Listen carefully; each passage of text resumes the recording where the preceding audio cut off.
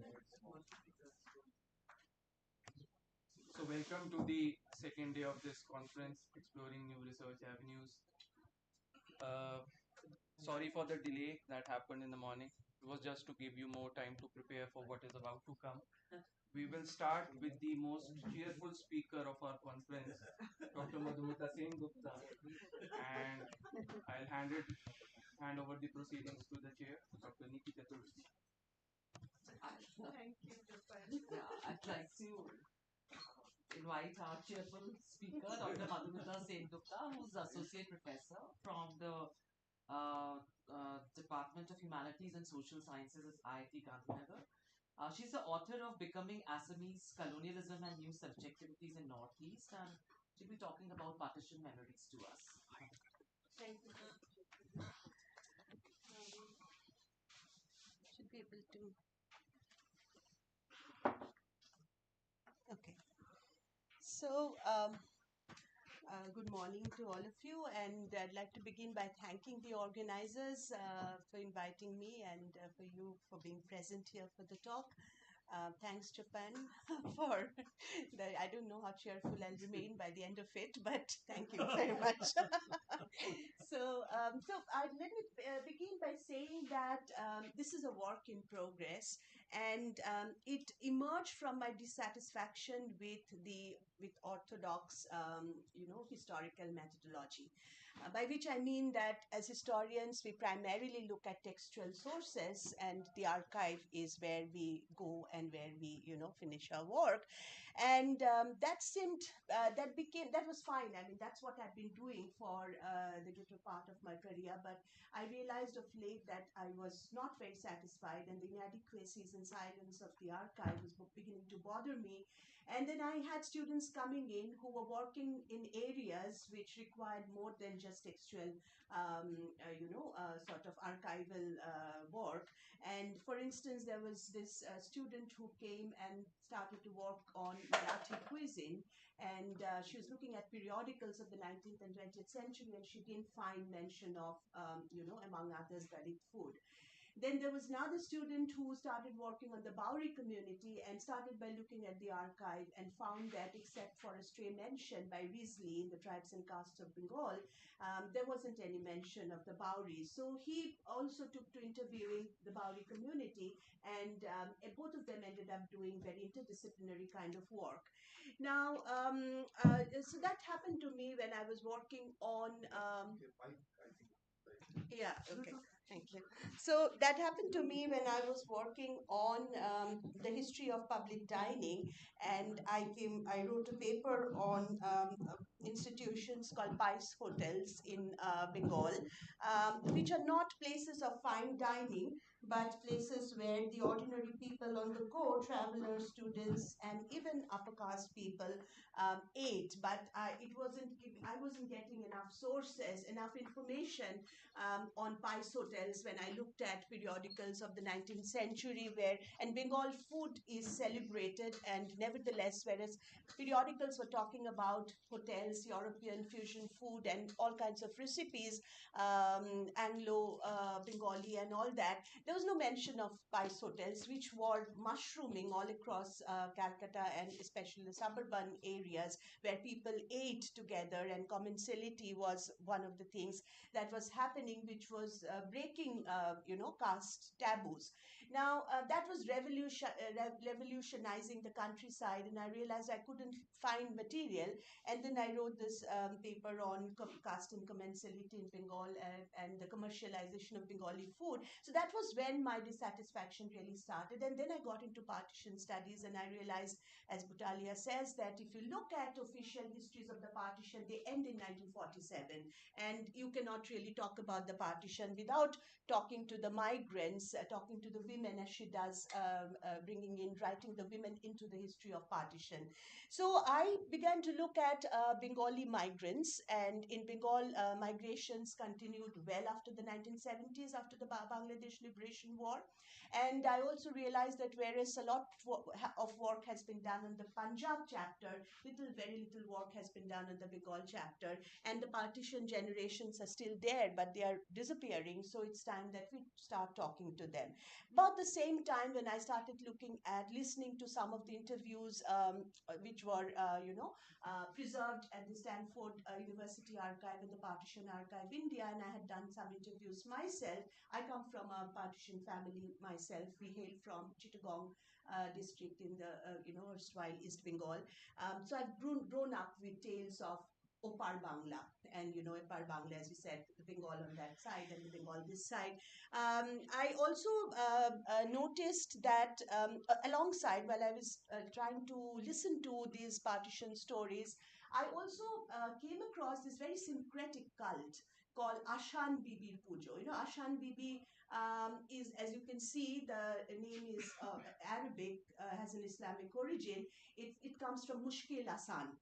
And Ashan Bibi's worship, that cult, I found after talking to some people, was being practiced by married women from East Bengal migrant families. So this was the observations, and what I found with the Ashan Bibi's cult resonated with some of the things that my respondents were telling me in their stories of the pre-partition days. So together, so there are two parts to this talk. On the one hand, I'm going to talk about the partition interviews, the interviews with migrants who were very young at the time when the migration happened. And on the other hand, I'm going to talk about what I found with the syncretic cult and how the two together tell us something about the role of violence. Because if you look at the partition histories, that it's violence that is the big picture there. But what I found was surprisingly different, and that is what I'm going to talk about today. And since we are talking about the heterodox, I thought this would be the best forum to talk about and I would love to have your feedback, of course. As I said, the work is still in progress, and I think the ideas are still half-baked, and I have to do much more work. But nonetheless, let me see what I can do with the material that I have. Now, when I talked to the partition, when I conducted interviews and when I listened to these stories of people who had migrated when they were very young, they were not talking about the freedom struggle. They were not talking about a lot of the things which were being written about in the history books. They were talking about instead about the, about the loss of wealth, loss of friendships, home, familiarity, as well as the challenges that they had to face in their new adoptive home.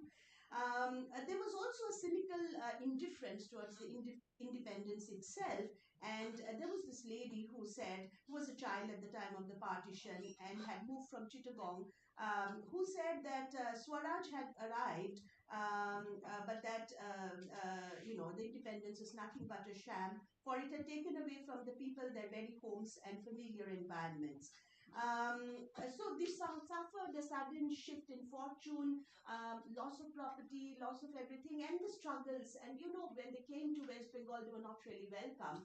And then in Bengal, there is this Khoti Bangal divide, which is pretty strong, in fact. And the people of West Bengal were not particularly happy to see their places, inundated with the refugees. Now, some of the interviewees told us that they saw the migration as a temporary aberration, something like an abnormal situation that would be corrected in due course and that they would go back home. So they did not regard it as a permanent thing. And they just moved to wait out the violence and the communal riots. There's this lady, Monica Banerjee, who mentioned in her interview that her grandfather was convinced that the family would return to Kumila, their hometown, once normalcy was restored, and he refused all requests for property exchange and eventually had to lose his property in East Bengal without any financial compensation. Then there was this man called Anshu Shur, whose family migrated to North Bengal from Kumila in East Bengal, and he recalls that his father had continued to hope till his death that the ancestral house and the land belonging to the family would be returned, and he too refused any compensation. Now, The views of both Banerjee and Shur corroborated what we had heard from our grandparents in the family, who had steadfastly refused to be labeled as quote unquote refugees. And this is also something that we see that it was not, that there was an agency, in whether or not they wanted to be labeled as refugees, although in the technical sense of the term, all of these were displaced people. And, but if they were not staying in the camps, refugee camps. They didn't want to be called refugees, but all of them had been displaced. Some of them had used family networks to move into houses they knew, or had found places where they could stay, and they refused to be called refugees, and they definitely decided refused to take compensation. And this was certainly happening. The limitation of the study, of course, is that there would be perhaps a caste bias here, and I'm admitting it openly because all of these there could be different stories, but then they are not the people we have interviewed and talked to. All did not, hail from either Brahmin or the so-called upper caste in Bengal. They were intermediate castes as well. And so, while talking about those ill-fated years, conversations did move towards the issue of violence, and that was what I was really interested in. But mostly when pointed questions about violence were asked to the interviewees. Otherwise, they were not talking about violence. Even then, the recollections were not what we had anticipated. The following interview excerpts will illustrate this point. Now, Shekhar, who's an 82-year-old person living in Calcutta at the time when we interviewed him, he had migrated from Borishal in West Bengal in 1948 with his family. And he came from a zamindari family in Borishal, and the family had lost a lot of their ancestral properties and had only been able to come away with a few pieces of jewelry. And they came to Calcutta. Their family ceased to live as a joint family, and they did not find, appropriate jobs. It was a very difficult time for all of them, and they had to suffer each other. The lifestyles, etc., changed. And he told us when we talked to him, and I quote, local Muslims, that is Bengali Muslims, they never fathomed Hindus would go away from here, that is East Bengal. But later when they heard, meaning when they were told, some of them said, look, if the Bengali Hindus go away, you Bengali Muslims will get their land. They were provoked to start anti-Hindu war. So what he was basically telling us was that initially, at least, the people around them who were Muslims did not want them to go away. But there was the political leaders came and convinced them that they should welcome this opportunity, and that was when they started being targeted. Our interview claimed that many Bengali Muslims were tempted by the prospect of material gain that would befall them if they drove out the Hindus from East Bengal, to participate in the riots and targeted violence towards members of the community. Now, it was very curious for me to see a partition migrant ascribing economic motives to violence rather than to religious factors and loyalties. It revealed that the victim did not perceive that the rioters during the partition were caught up in a mad frenzy of communal hatred. There is a glimpse here of how the violence was manipulated by a select few and not by a multitude, and that is what the perception was. Now, another person mentioned that violence was more in Punjab than in Bengal. His family had migrated from Chittagong in the present day Bangladesh in 1946, and he believed that much of the violence was instigated by the Punjabis in Bengal and not by the Bengalis themselves. Son of another landed family, he was forced by the partition and his father's adamant refusal to leave Chittagong to stay with his uncle in Imphal. His mother, who had migrated to Calcutta with her 4 daughters, did not have the means to support the son, but wanted him to receive an education and sent him off with his uncle somewhere in Manipur. And it was not easy for this man, for the child in Manipur, because he was not treated very well, and often he went without food, and that was really an experience that he didn't want to sort of recall. But he nevertheless said, I wouldn't say that the Bengalis rioted that much. It was people from other desh, other places, other people who rioted, but not the Bengalis. Now that this was curious, for here was an attempt to exonerate the perpetrators of violence in East Bengal. The respondent fondly remembered a Muslim retainer who had looked after him as a child. Another respondent from Chittagong mentioned that Chittagong had not witnessed any communal violence at all of it was in Noakhali. And he stayed back a few years after the partition and he said that all his best friends were Muslims. Now, this was interesting. Again, in his interview with the Partition Archive, Onshu Shur, whom I've already mentioned, stated that before fleeing from their home, they had heard stories of violence taking place in neighboring villages, not in his own village. And friends and relatives came, talked about violence happening somewhere else. And that was why they decided to migrate because they felt that it might come to them, but they had not experienced violence themselves.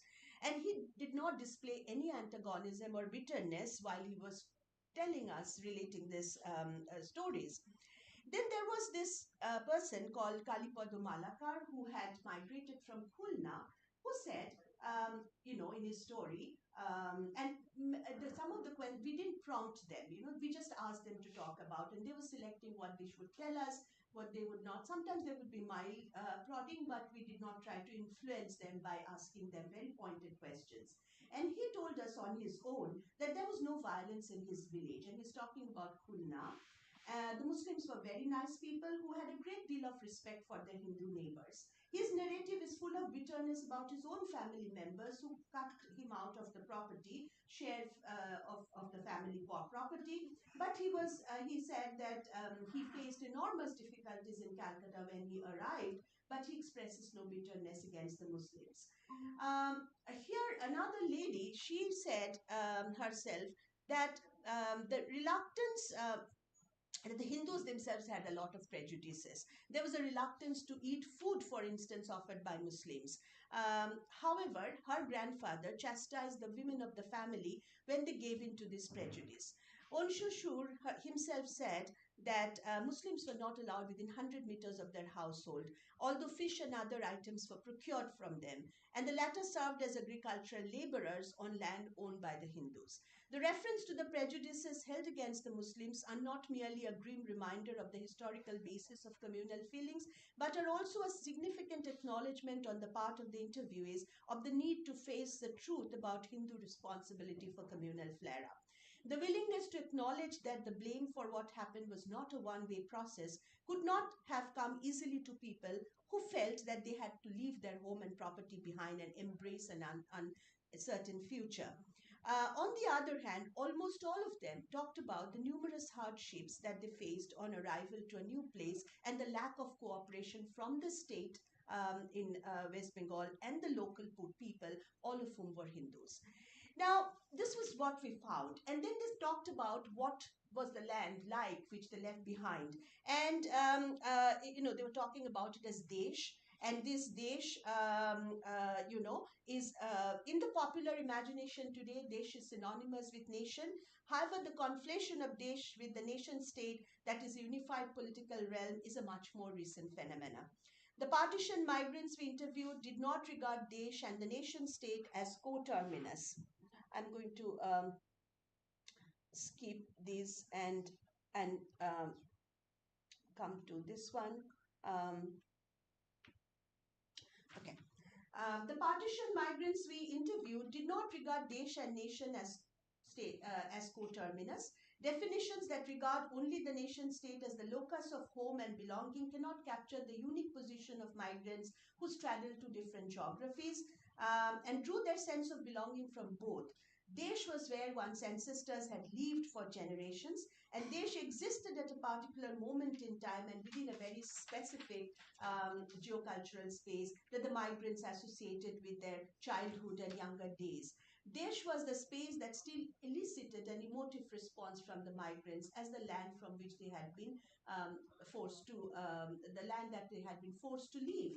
And one of the migrants said, in my Desh's house in Bashonda in Borishal, during Durga Puja, laddu and coconut laddus used to be kept. And after the pujas, Muslim boys from various villages would come and say, Thakurain, please give us some sweets. And they used to come and get the sweets from us. Now, these were interesting. There were some interesting patterns in these interviews that we could detect. And there was another migrant who kept saying who was from one of the zamindari families, and the Muslim retainers kept wanting them to come back when one went back, sometimes for some furniture, sometimes just to look after the ancestral home, the retainers would ask, when are you coming back? Korta, Kobe Filben, when will you return? So this is interesting. A significant point that we noted was that people's sense of Desh was not tied to any particular religion. Desh was invariably remembered as a place of incredible diversity and intercommunal, faith, tolerance, and respect. It was Desh and not religion from where ordinary people derived their greatest and most intimate sense of belonging and community. Although partition did fix the concept of belonging in a countrywide context and through very fixed identity categories. Oral history showed that the links that were made between religion, community, homeland, and nation state at the center were absent at the margins and did not reflect most ordinary people's sense of belonging. While nostalgia for a lost place is inevitable and should not, ordinarily speaking, induce amazement, what seems astounding is the part that it was remembered as multicultural and harmonious. Coming on top of partition trauma, partition-induced trauma, this particular aspect of partition memories examined by us undermined views about the universal pool of communal sentiments in the sordid saga of the partition of India, although all official histories of the latter tend to accord supreme significance to this particular aspect of partition history. Now, this is one part of the talk. Quickly, I'm going to talk about Ashan Bibir Pujo. We were in Jadavpur University campus when a lady invited me to participate as a married woman, participate in this puja. I had never heard of Ashan Bibi before somehow, and it required seven or eight women probably. And this was a lady who had lost her brother in the Kargil war, and one wall entirely was filled with pictures of her brother. And we were made to sit around a table on which was placed a single plate that had vermilion, jaggery, and chickpeas. There was no ritual chanting, but we were asked to be silent. And then the next step was the reading of the Vrat Katha, which typically in Bengal takes the form of a narrative in verse form, describing the story of people being converted from faithlessness by some miracle to a deep faith in the power of the deity. Now, the Brat Katha of Ashan Bibi that our host read to us was about a woman called Shirin who had lost her brother. This was in the Middle Ages, and she had prayed to the deity, and somehow the life of her brother was saved. And it left an indelible mark on my mind, because at the point when she was reading about the torment of Shirin over the fate of her brother, our host began to weep, very violently, and she continued to cry till the rituals ended. And later on, I found that Ashan Bibi pujo was being done by plenty of women, and most of them were not from West Bengal but hail from East Bengal families. And in Delhi, it was especially popular, and Delhi has a lot of Bengali migrants who came from East Bengal. I've seen it being done by my aunt-in-law, and in various situations, sometimes when she's doing it as a Thanksgiving thing, sometimes when she is going through a troubled time in her life, and she's doing it. And I was curious about this. And as I said, the word Ashan has an Arabic origin, being a variation of the word Asan, or easy. Most of the internet sources I had to explore reveal that Ashan Bibi comes from the bigger expression of Mushkil Ashan, or Mushkil Asan, meaning the resolution of problems. The concept of Ashan Bibi's puja or worship, we are told, emerged in medieval Bengal and had something to do with Isa Khan, the ruler of the province of Bengal in the 14th century, and his daughter Shirin and her brother Chand, who are the principal protagonists in this story. And all my sources reveal that the deity was one of seven such female deities worshipped in villages in East Bengal. One of these was which was the popular goddess of chickenpox, or Ola Bibi, who was worshipped also in West Bengal. But Ola Bibi and Dakshin Ray are worshipped in the Sundarbans and in many places, but Ashan Bibi is not. And Ashan Bibi is worshipped by families, most of whom are from East Bengal now, in Pune, Delhi, and even in Dubai. When I looked at search for it, I found that these are mostly from East Bengal, and that struck me as curious. Now, what seemed what seemed to sort of stare at me, and something that I could make out is that Ashan Baby is not really a it is not really a Brahminical a mode of worship with priests and elaborate rituals and chanting and all that. And the deity cannot be appeased through individual prayer or propitiatory rites. She has to be venerated collectively, but with minimum rituals and absolutely no chanting. Nor does it involve offering of elaborate food and flower offerings. The deity seems to require very less for her satisfaction, although the tone of the Vrat Katha seems quite somber.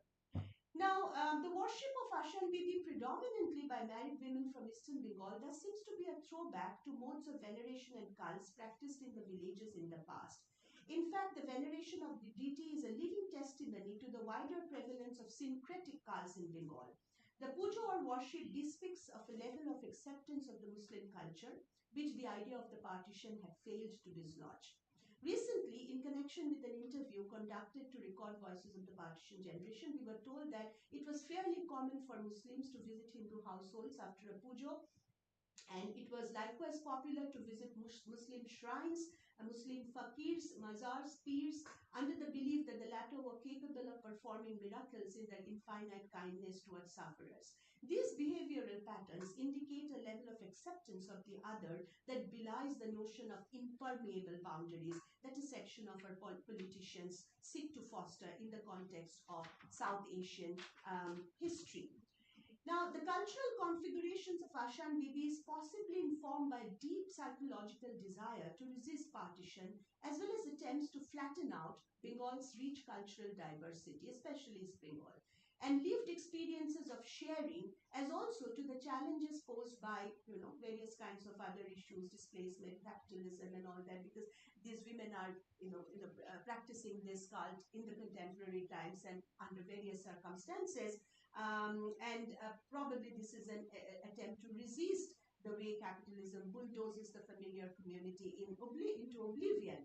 And Bengal's rich religious syncretism is a very well-known fact. Many medieval Muslim poets adopted Vaishnavite names in their verse and invoked a host of Hindu deities such as Shiva and Parvati, Krishna, Radha, Manasa, the snake deity. A whole range of local cults may be said to have emerged from the lived experiences of interactions between Hinduism and Islam. One of the most popular of these cults is that of Satyapir, worshipped among Hindus as Satyanarayan and among the Muslims as Satyapir. And Satyanarayan is considered as an incarnation of Vishnu. Now, Dijendranath Neogi, in his Sacred Tales of India, has argued that Satyapir and Satyanarayan were one and the same, and that it is difficult to ascertain which came first, the Pir or the Hindu deity Satyanarayan. It is possible that Hindus in rural areas were worshipping Satyapir, which was later changed to Satyanarayan. Now, this is the picture I had forgotten to show you. So this was the this is Satyapir. It is possible that Hindus in rural areas were worshipping Satyapir, which was later changed to Satyanarayan by interested factions who wanted to salvage the pride of the Hindus. Alternately, Muslims in rural Bengal may have been participating in the Hindu worship of Satyanarayan by changing the name of the venerated one to Satyapir in order to keep up their pride. What the case may have been, there is no doubt that the two had a common ancestry. And syncretic cults are said to have evolved in Bengal in the 16th century with, the Hussein Shahi dynasty, especially Alauddin Hussein Shah, who was venerated as an incarnation of Krishna by many of his Hindu subjects. He was called the Nrupati Tilak, the chief of kings, and Jagat Bhushan, jewel of the universe. The Bauls from Bengal represent a very syncretic tradition in their invocation of both Vaishnavite deities, Radha and Krishna, as well as occasionally Allah. Lalan Fakir's poetry constitutes one of Bengal's rich cultural legacies. However, Ashan Bibi's pujo stands out from Satyapir and all other such syncretic deities not only in its rejection of Brahminical rituals but in its transmogrification into an urban phenomenon. The worship of Satyanarayan, by contrast, has been Sanskritized and involves the performance of rituals and chanting. It is not uncommon to call in a Brahmin priest to conduct the rituals. The Vrat Katha of Satyanarayan is also purely Hindu in its tone and tenor. Ashan Bibi, on the other hand, represents a truly syncretic cult, not only in her invocation of a narrative that is purely of Islamic origin, but in her total rejection of rituals, the social significance of which need not be exaggerated. The persistence of her veneration among urban women also gives her a distinctiveness that is worth considering for its social and historical implications. And I'll conclude now. So you see, I can see this. What I'm trying to say, therefore, is that what I found from interviews resonated strongly with what I found from the worship of this syncretic cult. And these were East Bengal migrant families. They were talking about, they had not rejected a predominant deity which had an Islamic origin. There's something there they are trying to retrieve post-partition, which is surprising given that we would ordinarily expect bitterness to be the only effect that remains after the trauma of displacement. In this case, however, something entirely different is happening. Unless they are being prodded to talk about violence, these people are not talking about violence. And even then, when they're talking about it, they are talking about it as having taken place in some other village. In Chittagong, especially, they said there was no violence. And that was strange. And in many cases, they're also blaming the Hindus for what happened. And that seemed odd. You can say that the sample size is small. You can say that I'm looking at only certain people and not at the entire population. But I nevertheless thought that this was significant to talk about, no matter how small, no matter how, because I myself was surprised, pleasantly surprised by what I found. And I'll conclude here after. So this is one thing that some of the slides, local Muslims never fathomed that Hindus would go away from here. But later when they were told that you would get the land, they then started to, then somebody saying the Bengalis did not riot very much. It was mostly in Punjab. There were no riots in Chittagong. We were friends with Muslim boys of our locality. Nobody gave us any trouble. Yet there was some uncertainty at the time, but it did not affect our neighborhood at all. And this is being said by a person who migrated when he was in class 7, continued to stay in Chittagong some years after the partition. Now, Muslims were very nice people who had a great deal of respect for the Hindu neighbors. Hindus did not eat food offered by the Muslims, it was not the other way around, and so on. Then in my Desher Bari, Muslim boys would come for prashad and all that, and the Muslim retainer asking, Kotta, my lord, when are you going to return to your ancestral house? And with that, I go to the first, so this is my conclusion. What I presented here are some vignettes from a larger study that tries to make sense of the emergence of a syncretic cult in the devotional lives of some East Bengali Hindu migrant women, and how such religious syncretism resonates with the reflections and recollections of other migrant subjects. The ability to look beyond violence despite displacement and ability to seek solace in a syncretic cult is cause for hope about a future of peaceful and respectful coexistence with diversities. The desire to remain rooted in the cultural blending of pre-partition days is in itself a denial of all that partition stood for. Their image of the past is by all means that of an intermediate past situated in between the two images of communal antagonism and absolute harmony. In today's worlds of travels and relocations, most identities are hyphenated. Once, to the original partition migrants, their performance of hyphenation was in itself a tribute to a wall not torn asunder by narrow cultural loyalties. And this is where I would end. And I'd just like to remind you all, if just 1 minute probably, of the abstract that I wrote here.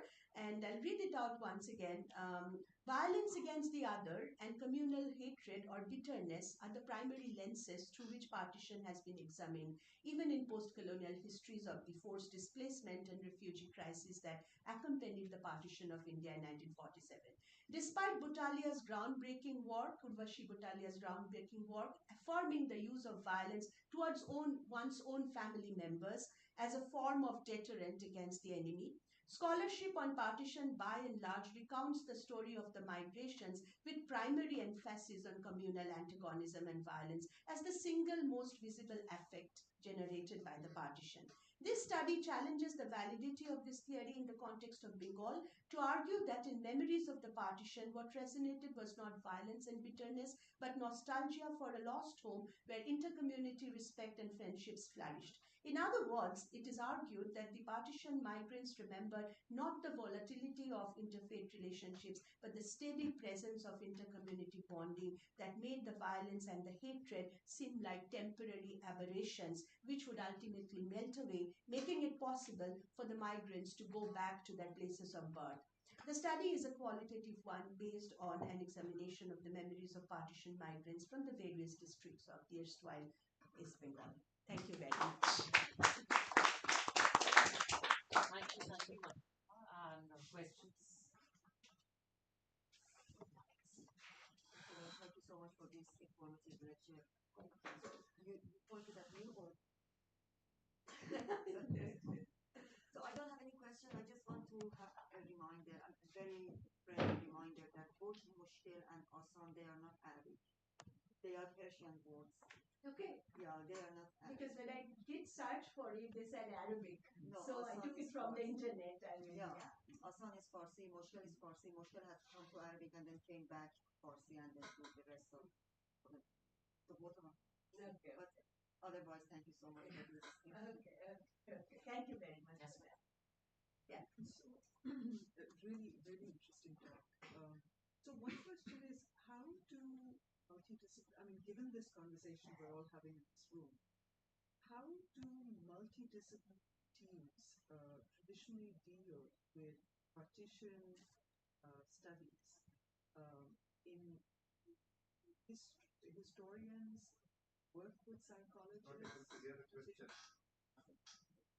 Sorry? Not able to hear the question. Oh, okay.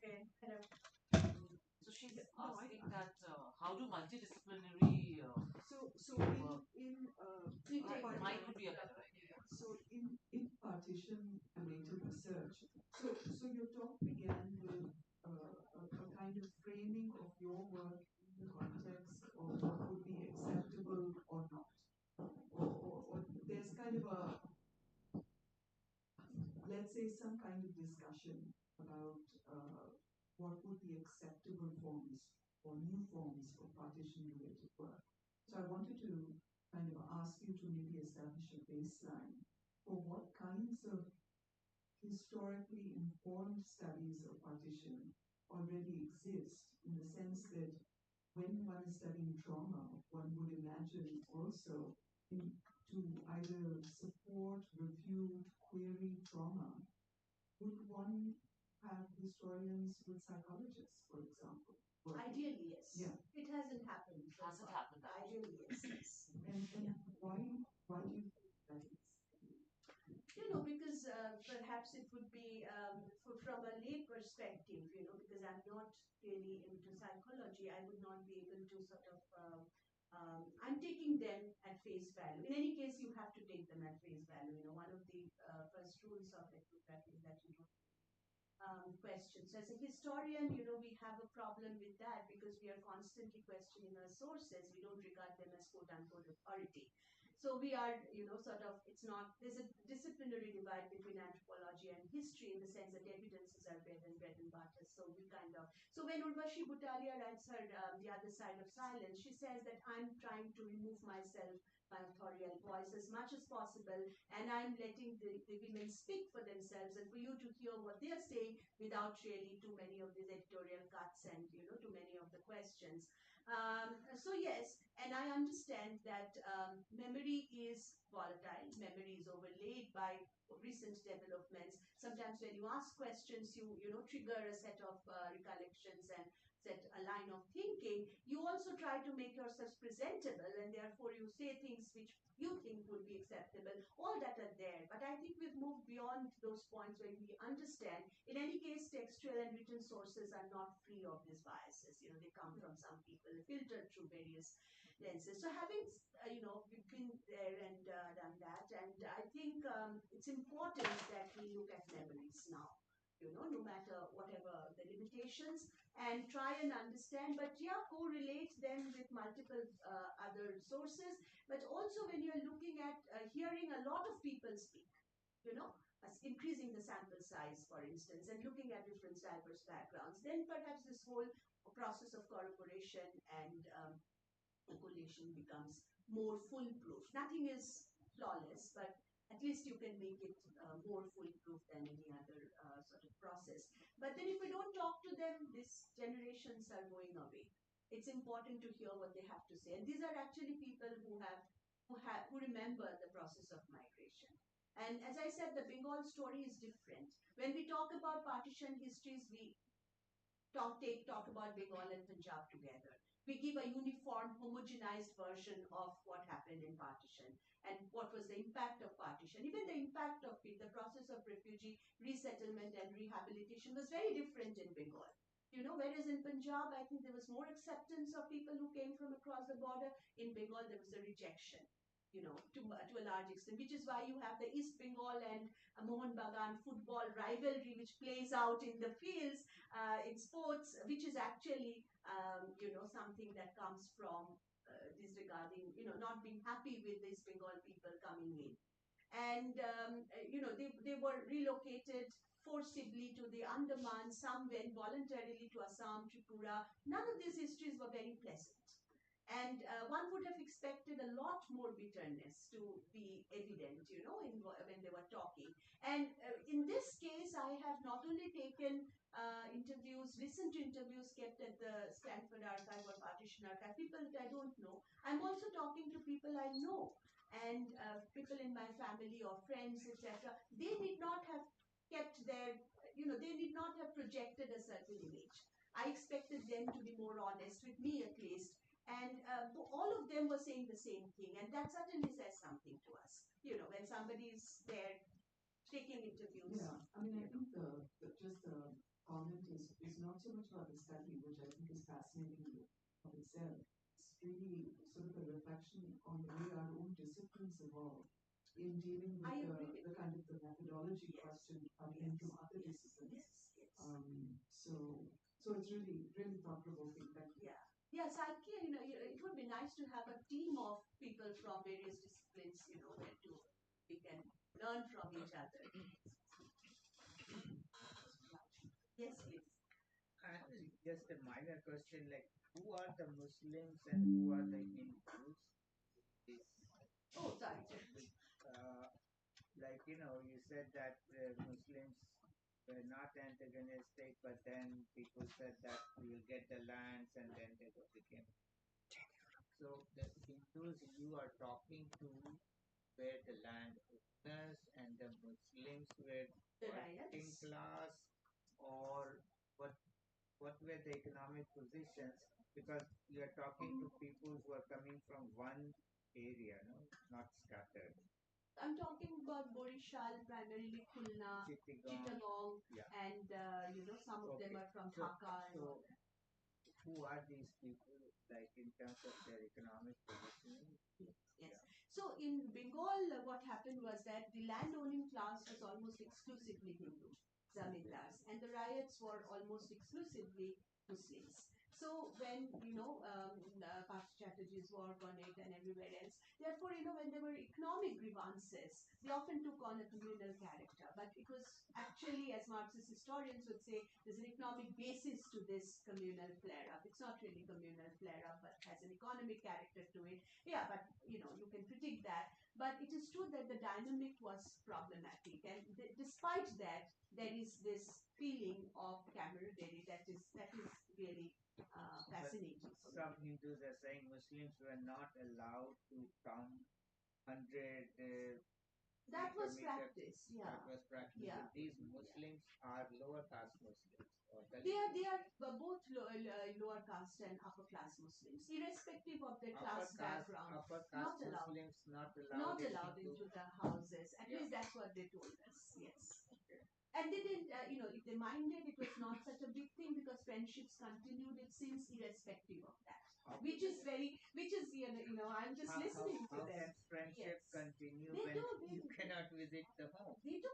Almost almost all of them have said the same Where thing. would they meet? No, they would meet outside. The Hindus would go to the Muslim households. Oh, But they would not come to their, would not be allowed into the kitchen, heshel, or the house where the caste taboos were very strictly, and religious taboos were very strictly followed, probably. So this is like, taking the blame and realizing that it's not just about the other, but saying that the blame must be portioned to the Hindus as well, which is interesting. So I'm just talking about the narratives and what they tell me and how what kind of picture comes out of them.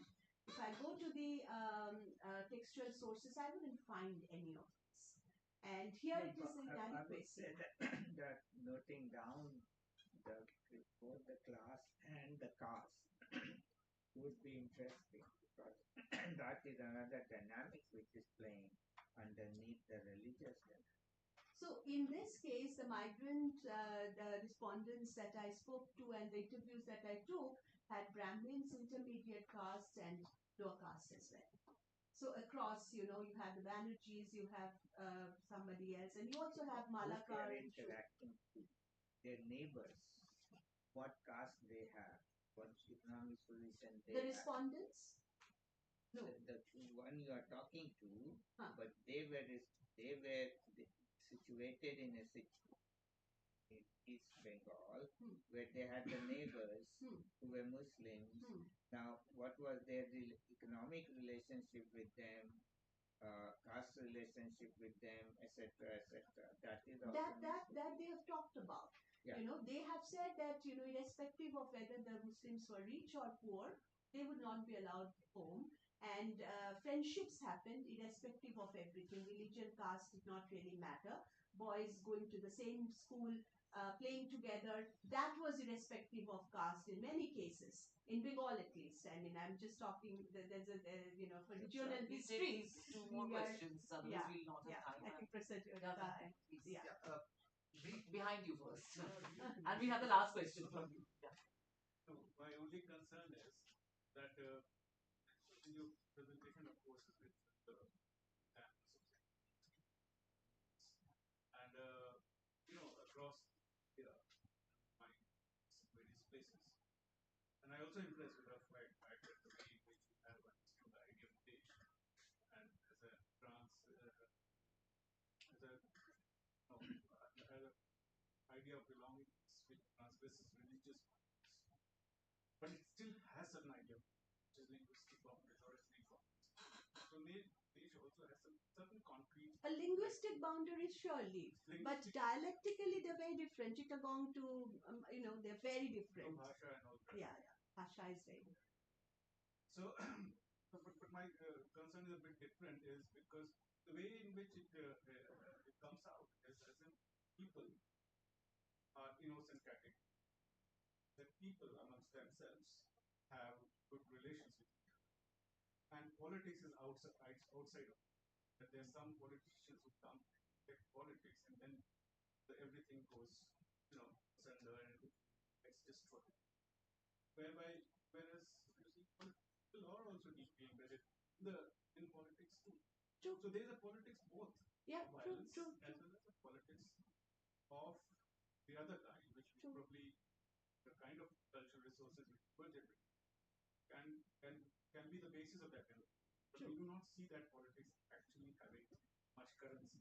Whenever the other kind of politics emerges, all these kinds of relationships which inform the everydayness, going to the mazar, etc. Suddenly They disappear. Yeah. We are all Hindus, Muslims, this caste, so that. How does that happen? That is something. No, that's something that when you read George Roudet's The Mob in the French. No, I understand. A completely legitimate concern, actually. It's not that I've kept it out of my frame. It's just that it's been done to death. I mean, politics is all that of this kind is what we talk about all the time. And George Rodin's Mob in the French Revolution, where he's talking about the mob psychology that takes over, and ordinarily in the everyday, people would be behaving in a very different manner. So I think, when they're talking about the violence as a temporary, sort of aberration, and we can go back. This is something that happened just momentarily. Otherwise, it was all fine with us. This is also something that needs to be taken into account. Probably it was the very same people who would have done something at different moments, etc. It's not to rule out that bit of it. I'm not saying, which is why I say that, the memories are overlaid by recent developments. Now we talk secularism and all of this. Maybe they think it's presentable to talk about it in this manner. But when a large number of people are saying the same thing, that for me is corroboration and the evidence that I'm looking for. And that's the pattern that seems like a uniform thing for me, and not one of them are saying anything different. They're not related people. Some have got interviewed years back, some are just interviewed. So all of that. For And example, sorry. But yeah. this set of interviews were in the context of a violent eruption. It would be different, probably. Yes, that possibility is always there. I'm not saying people are innocent category. After all, you just don't have politicians taking part in riots. You would have a limited number of agents there. It's the people who participate, and frenzy can be, sort of whipped up. It's the same people, very much so. But to talk about this is to remind that frenzy can be, politically also ignited. People can be, sort of, motivated or indoctrinated. And it is perhaps time to remind that the role that politics plays, and the fact that people left alone would also prefer to live their lives. Ordinary people would love to live their lives in men. This is not to say that there is no awareness of the other. This is not to say that everything was hunky-dory. No, because clearly, there is this not allowing Muslims to come into the household is clearly a very sensitive thing there. That's happening. But friendships survived that othering, that kind of othering. But the othering here that I'm talking about is a permanent one. A communal rivalry, a communal antagonism that we write into history as the most important factor that happened. Not to say that violence did not happen. Everybody knows that violence happened. But we've talked about violence. I think these are also evidences that need to be foregrounded. And Butalia is talking about how family members kill their own women. That's another kind of violence. The patriarchy decides, what to do with the women. And she was the one talking about it for the first time. Otherwise, we were only talking about violence between communities, right? Not violence by one's own family towards the women. So I think these other kind of incidents also need to come out. Thank you. Kind of slightly odd because I'm going to ask you to be more historian. Yeah, 2 points. One is obviously Punjab and Bengal are very different, yes, but they're also very similar. I think we need to kind of look at two realities comparatively. Yeah. So there are many things what you said are very similar to the kind of stories I have heard from my mother or my families. We are also partition family, and very very similar kind of I've heard narrations some of the of interviews. those Yes, things. that's Yeah, true. but also there are significant Yes, differences, and I think yes. we need to perhaps maybe partition scholars are already doing this, but that needs to be taken more seriously. A comparative kind of analysis of regions, and that would give us some very interesting kind of understanding of the whole process. My substantive point is about your categories. I think the word syncretism, for example, going back to Tanvir's question, also question of culture and desh, and kind of we translate desh into nation state, which it is not. I mean, desh word is like later translation. And the moment we talk about nation state, we can't really talk about nation states in South Asia without talking about colonial history. Yes. And the colonial imaginings of social collectives. True. And how those imaginings are being transformed by the colonial policies and colonial processes. And I think this whole thing about Hindu and Muslimness being distinct communities, the kind of boundaries did exist, but the quality of boundaries undergoes complete change during the colonial period. Absolutely. So if we were to go to pre-colonial period, True, you would not think of words like syncretism. They lived together. they live together. They were similar. Yes. They were different also. Yes. But the similarity kind of was very obvious. Their Yes. differences were like Yes. between men and women. They live together. Yes. They are from the same religion, but Yes. they are also different. Yes. So I think that kind of historicization would perhaps give us an understanding, and then not confuse. Culture becomes something very different in a nation state context. True. Muslim becomes culture, but Muslim in the village or desh or pre-colonial period or even during colonial period is something very different. And one should not. So these categories of religion, culture, they are Western categories. They are Western We did not categories. have those categories in No. India. We did No. have faith systems. We were different, but we were also similar. Yes. Farid comes into Guru Nanak's life and becomes part of Guru Granth. True. Who is Farid? Yes. Right? Nobody questions that Farid was Muslim. Yeah. You ask Farid anything, they would never even Shakar. imagine Yeah. Farid being Muslim, right? Yeah. Yeah. So these are not really distinctions. So these political communities are produced by colonial narratives. True. And unless we foreground that, then we will be misusing this. I mean, we will be perhaps, we need to historicize these categories. And that will perhaps help us understand some of these problems, which we try to then kind of, in a kind of positive way, project as syncretism. Syncretism is a kind of very strange word, right? So they were fighting, but they would be fighting on caste lines or class lines. There were differences, there were hierarchies, there were exploitations. So I think that also then gets kind of hidden from the past. True. Past was also hierarchical. Past was also violent of very different kind. But then, yeah, no, I completely agree, and a lot of work has already been done along this line. I myself I have worked. There's a paper called "Becoming Hindu: Writing Religion in Colonial Northeast India," which came out in the Contributions to Indian Sociology, where I talk about how becoming Hindu, the census takes over and makes these categories into sublime categories, impermeable boundaries. So a lot of work has already been done, and historians do understand that these are the outcome of census making and very flawed processes, basically.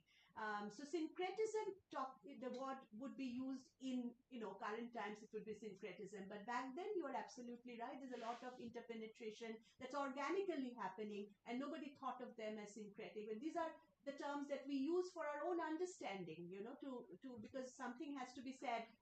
How do we use it? Languages that are terminologies or vocabularies that are more familiar to us. But yeah, it is an anachronism to use them for the pre-modern. I completely agree with that. But thank you very much, all of you, for your comments and suggestions.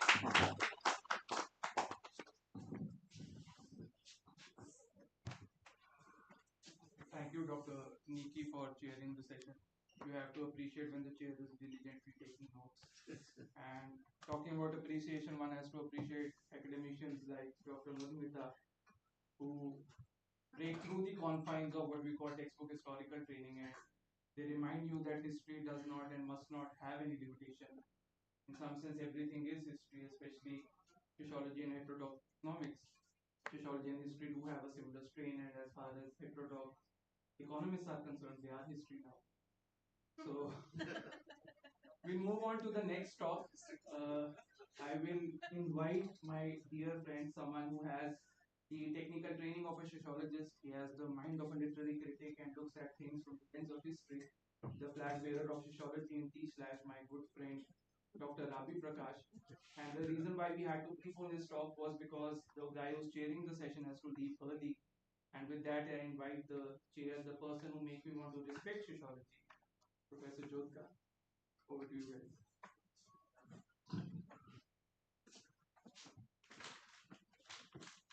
I don't need to introduce you. Yeah, no. Straight to the start. Although he needs an introduction.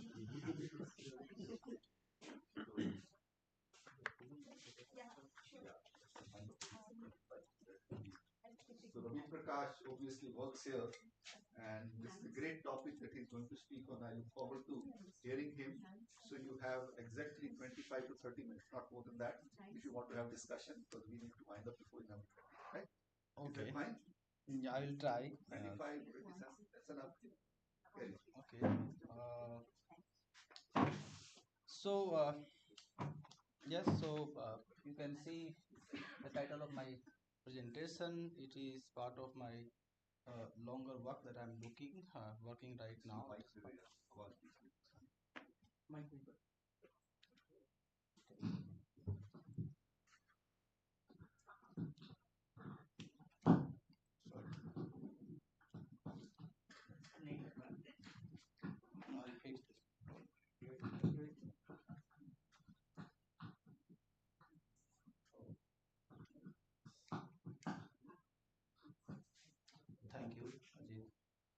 So what I'm going to do is I'll talk about some bit of a sociology categories, and then I want to place it in the pre-modern discourse on caste and political power. Uh, so let me start with this. So as we yesterday had talked by Professor Jolka, in which he talked about a lot on caste and rural categories, but he also talked a lot about Orientalist constructions and colonial constructions about caste and identities. And this is a very well established theories on how modern forms of caste have been constructed as part of the colonial political power and political discourse. And along the same lines is also that Indian sociology has especially sought to explain that what does it mean to understand social mobility and social change in Indian societies. And primarily we have two bigger categories. One is obviously very well established category called Sanskritization, which does to mean that lower caste people Sanskritize themselves to be to achieve social mobility. And the other side is, though this term, the Evan was initially used this term called Brahminism, Brahminization, that was to suppose that uh, lower caste people try to become like Brahmin, and that's how they seek social mobility. Uh, and then the other model that is also very popular is Kshatriyization. So for some of you don't understand, those who may be not familiar with this. So Indian social structure has this four Varna structure: Brahmin, Kshatriya, Vaisya, and Sudras, and organized along these four lines. So the second category is Kshatriyization, which is mostly a category which enjoys power, exercise power. So this that lower caste people can also be seeking to become like a kshatriya. So that is the kshatriyization model of social mobility. That is something that people would like to uh, enjoy power, exercise power, attain power, that kind of a thing. But what we do see that in the 20th century, Sanskritization is a very predominant categories in Indian sociology. But on the other side, what we see is that each caste, lower caste or any other caste, have this in 20th centuries has this mushroomings of the caste history, in which they all sought to explain that they are mostly Kshatriyas, and none of these lower caste people actually sought to establish themselves as Brahmins. So this whole range of texts, some of them I just put because this is the text that I work with. So in a sense that this caste history and the caste association is something that has become a very predominant debate in the 20th centuries, when the lower caste people have tried to sort their or claim their identity as Kshatriya identities. So that seems to be kind of a very predominant discourse in 20th centuries. And in that, so there are some, all of these, this is not even confined to Hindus, but some of even the Jainas have this history. They would claim that they were erstwhile Kshatriyas, and there are some historical conditions which they become Vaisyas. So in a sense that this Kshatriyization seems to be very predominant categories in 20th century's caste history. Uh, so in a sense that I'll uh, process is fast. In a sense that why is it so important to talk about Kshatriya categories and the power seeking tendencies among the lower caste people and other caste things. So in a sense that this two pairing of Kshatriyas and kingship is very important categories in Indian caste discourse, because whatever the colonial construction discourse that we have, there are two things that predominantly figure out in terms of caste history. Is one is this entire idea that what we have is there are some normative texts like Manusmriti, which have been rediscovered by the colonial things, and the colonial constructions of caste identities have been largely woven along some of the Sanskritic texts, which is what Orientalism supposed to be, or Indological construction seems to be claiming for. Uh, but there is a lot of the stories, there is lot more than one singular text or one singular discourse that could actually characterize Indian caste discourse. So in a sense that there is two slokas from Manusmriti, in which you can see that uh, there is relationship between dharma, kshatriyas, and kingship, that is Rajan, in a sense that who is a legitimate king, who is a legitimate power holder in Indian societies. In a sense that is that kshatriya are the only people who could enjoys, exercise the legitimate forms of power, or there are people who just possess the state by default or by hook or by any means, though somebody who has captured the state and he has become the de facto ruler. Is he also a legitimate ruler? Is it a legitimate king? So that duality, that binary of discussion is something that has predominantly figured it out. Here you can see that Manu Smriti very categorically would say that Kshatriya duly consecrated in Vedic ritual and has duty certain things is the only legitimate forms of king. But then uh, Manusmriti is not the only text that has come from the early ancient period to modern period, but a lot of things that have gone into in between, that's called part of intellectual culture about that. So in a sense that what do we see, that there is a established culture of commentaries on Manusmritis, which is that the different forms of commentarial traditions on the Manusmriti itself, which we see that Bhasya, Tika, Tiffany's and all of this. One of the earliest commentaries on Manusmriti is called in 8th century, 7th century text called Manu Bhasya, which is the expositions on the Manusmriti, which is by a Pandit called Medhatithi. It's one of the earliest commentary on thing. And there's this entire idea that what is the source of dharma? What is the source of dharma? Means this varnashram dharma. In the sense that what is the dharma of a Brahmin, what is the dharma of a Kshatriya, and is the only the source of dharmas and the epistemology of dharma, pramana of dharma, is something that only derives from or comes from this uh, authorial textual authority of Vedic text, or there are some other sources of dharmas. And then this discourse is very lengthy, but I will not go into that because it's not primarily concern. I'm just talking about. So in a sense that Medhatithi would say that other than Vedic texts, there are many other sources of dharma, but two sources of dharma are basically, one is the people knowledgeable of dharma, that is Brahmin themselves. They can actually also decide what is legitimate and what is not legitimate. And other is the achar, the good conduct of the people themselves could be a part of source of dharmas. So in that discourse, what we see is that the opening of the discourse on dharma and caste within the Manusmriti commentarial traditions that goes on from there. So you can see here some of the texts which are commentaries on Manusmriti that are written from 8th centuries to 12th centuries. And there are one talking about these commentaries is not just kind of a inform about this, but there is a purpose here. The purpose is that one of the important discourse and the political thought that comes is the category called Raj Dharma. Because Manusmriti talks about all sorts of things which is a jurisprudential text, so it has to talk many things.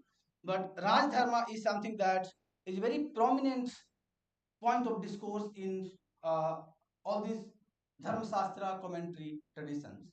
And why Raj Dharma very important categories from the 8th century, in the second millennium, second millennium, that is the hundreds, 9th century onwards till 15th centuries onwards, is that what we see is all of these commentarians, all these commentators are talking about is that who is a legitimate, what is the kind of a duty of a king, what kind of duties he should be performing into that.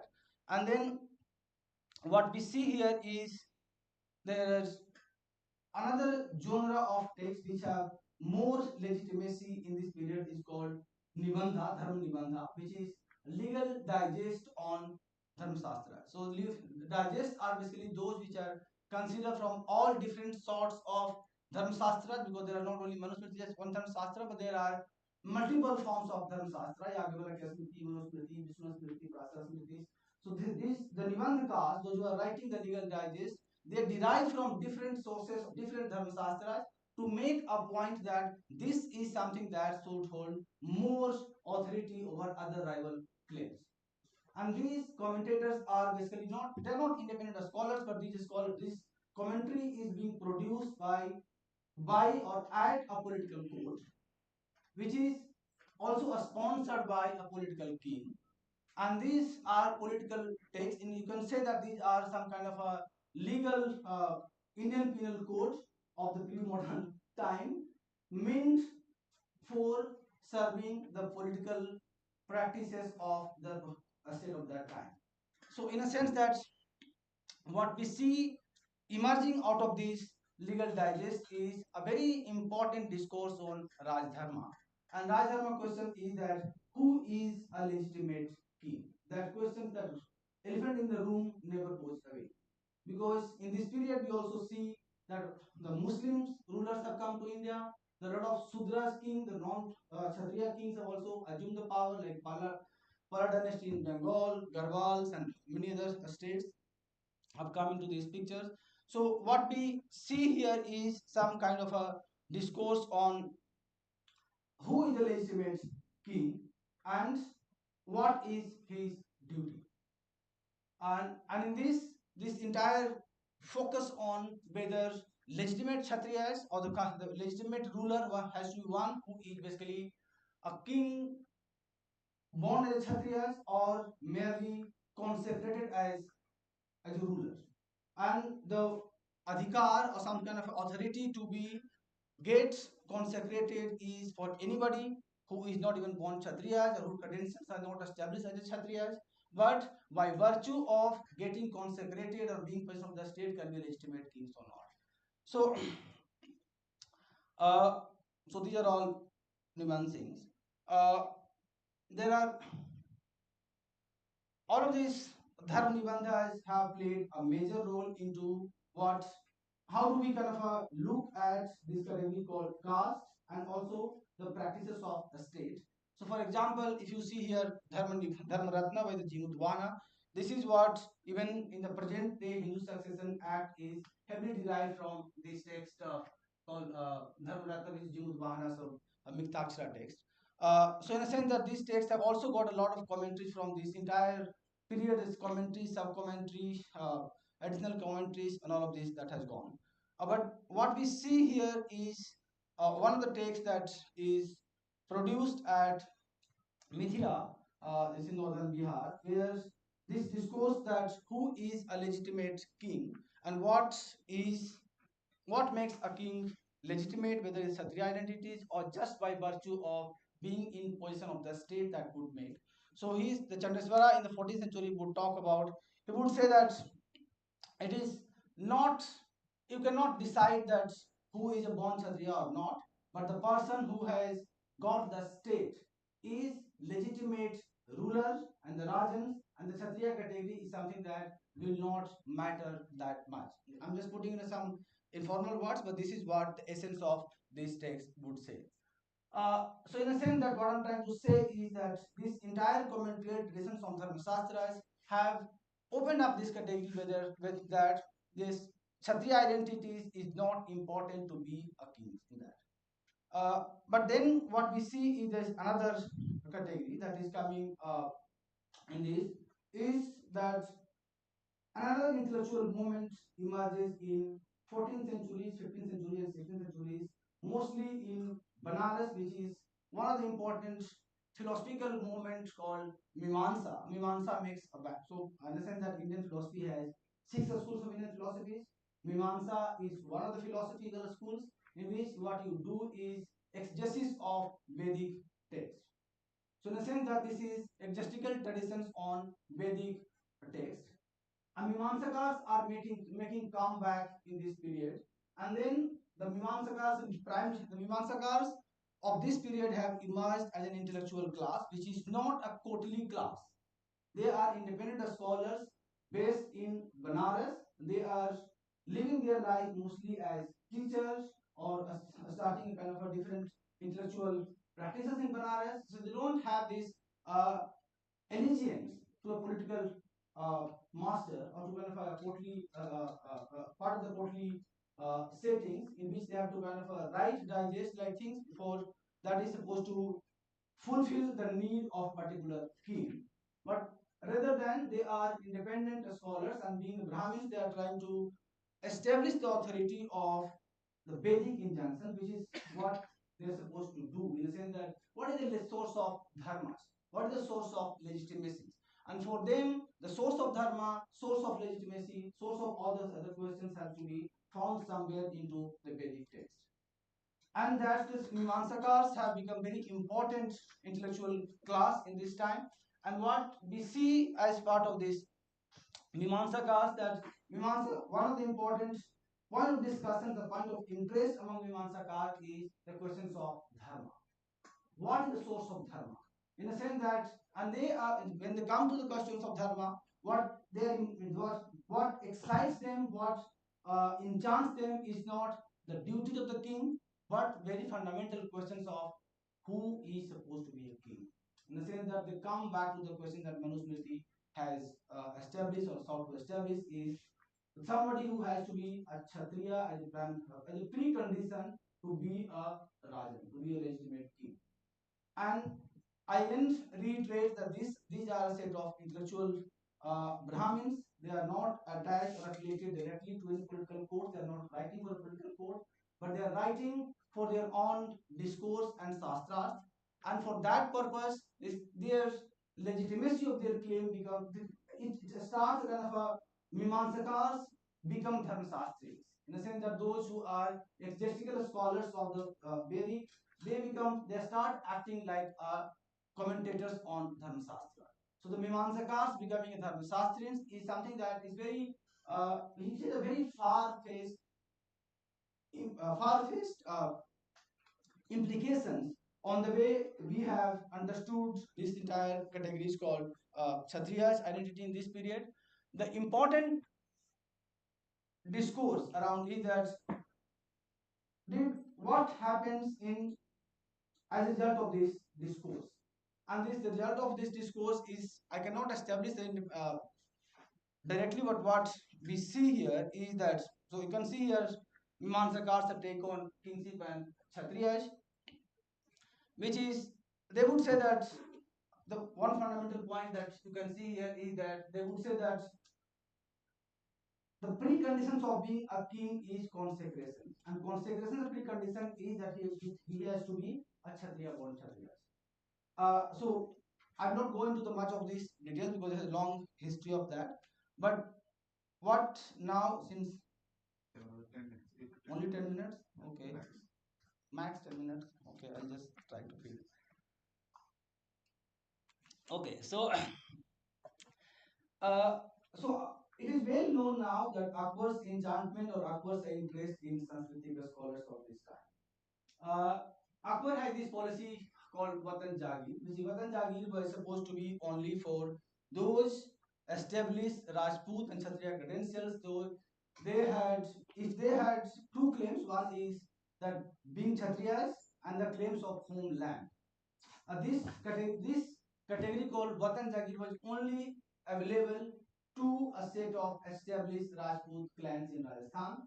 But then even that was not certain. So in a sense that what we see is that those established, so in a sense that what I'm trying to come to my main point is that a new literary genre in 16th centuries emerges in vernacular called early Hindi. Let's call early Hindi, in which what I'm calling is political hagiography.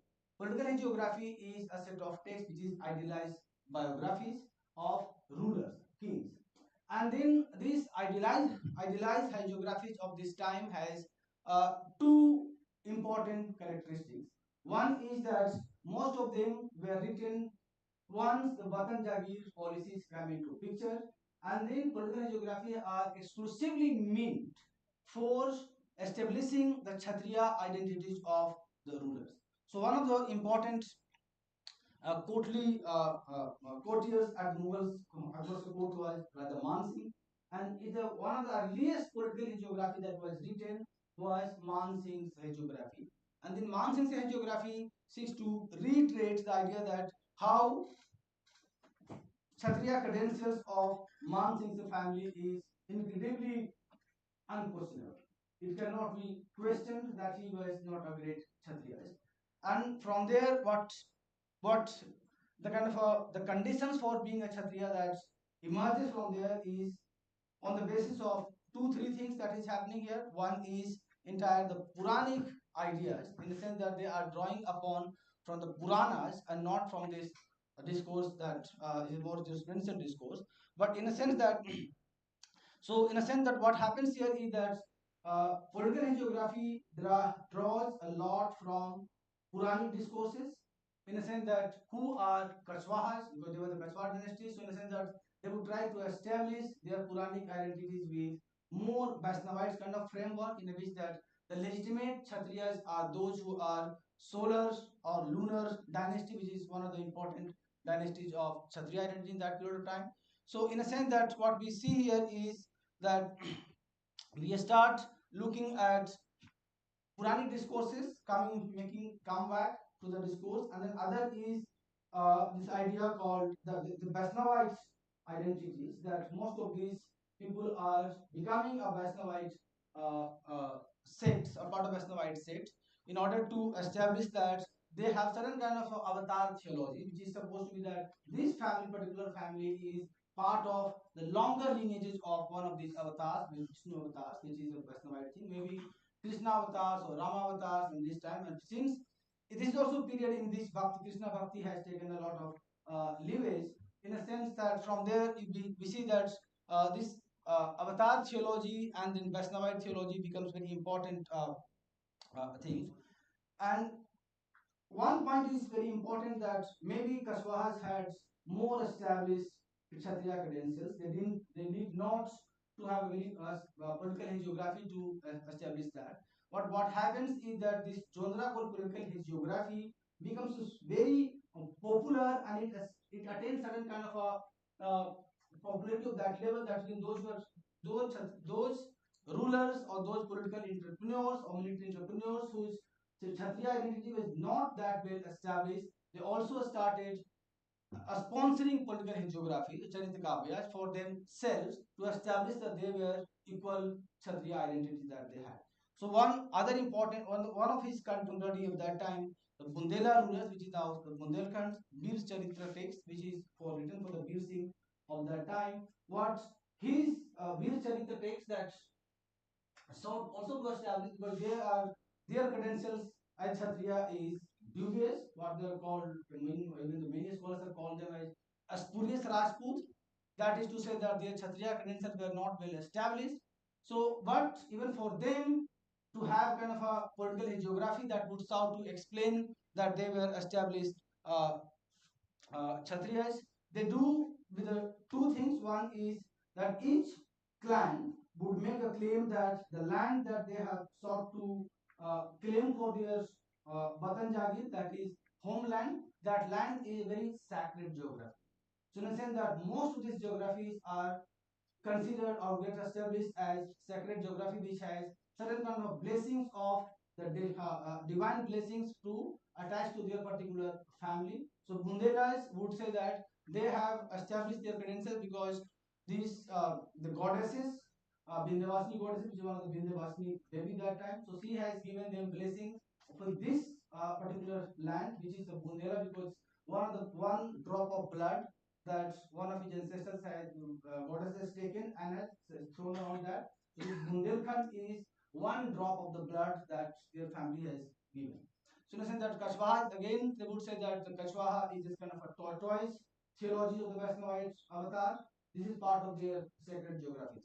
What I'm trying to make the argument here is that political geography seems to be making, and then after these two big hagiographies, we see that most of these erstwhile Sudras caste or non-Kshatriya caste start, or the rulers or the main political entrepreneurs start having a sponsoring or getting a political hagiography for their own family lineages. And this became a very predominant literary culture of this time. And then the implications of this is that you can claim a Kshatriya identities by virtue of getting written a political hagiography for your own family, for your own clan. And by that logic, what happens is that they start claiming for a Batan Jagir status. So this Bundela rulers had they succeeded by virtue of their making a political discourse out of hagiography to get a Batan Jagir in Bundelkhand, though the Aurangzeb later on withdrew. The discourse happened that there's a so the another hagiography was Chhatra Prakash. So I'll just wind up in 5 minutes. So what is important here is that what we see is that around this time one very big event happens is uh, what happens is that the Maratha ruler who was a Kunbi, which is very Shivaji, his credential as Kshatriya ruler was compromised and under questions, and that for that reason he sought Abraham's help to establish that he was a Kshatriya ruler of certain kind, and for that this a big ritual happened for them, and then one text that is written for him is Shivraj Bhushan. That is another political hagiography of his time. And then Maratha rulers of Bharatpur, they have Sujan Charita, the He rulers of Rewari, they have this their own things. And then Baghelkhand, the rulers, even the Muslim rulers are also trying to establish the Bunihar rulers in Banaras. Then all of them start seeking Kshatriya identities as matter of currency because that's what gives them legitimate kingship. So I'll stop here. Yeah.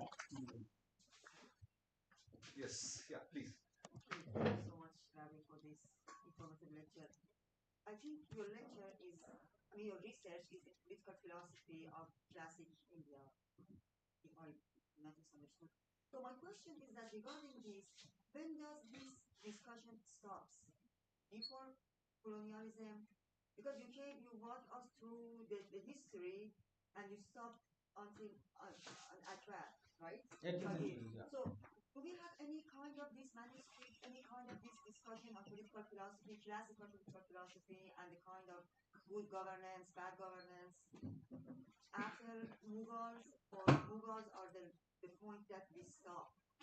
And regarding this, if it is the case, then we don't have anything, I mean, this kind after Mughals. So colonialism interrupted India from his history. That's my question. Yeah, it is a political philosophy in some way because this category called Raj Dharma, which is a political philosophy that what should be the ideal state, what should be the ideal kingship, is heavily informed with this discourse. And then Mughals have played a critical role into this because I didn't talk much about, but in the sense that political geography of these vernaculars were heavily informed with the hagiography of Akbarnama. So in the sense that Akbarnama is a text which seeks to establish the sacred kingship for Akbar. In the sense that the discourse and the language that Akbarnama carries in terms of that who is Akbar? Akbar is in a sense that divine, in the sense that he is kind of a god representing on the earth. He is also a king of dharma, in the sense that Sanskrit discourse will call him Dharmaraj, in the sense that so in the sense that the idealized kingship, sacred kingship discourse is in a sense that it draws from Sanskrit traditions, but it also draws from larger Illuminist philosophy, in the sense that entire Persian philosophy of the Illumination theology.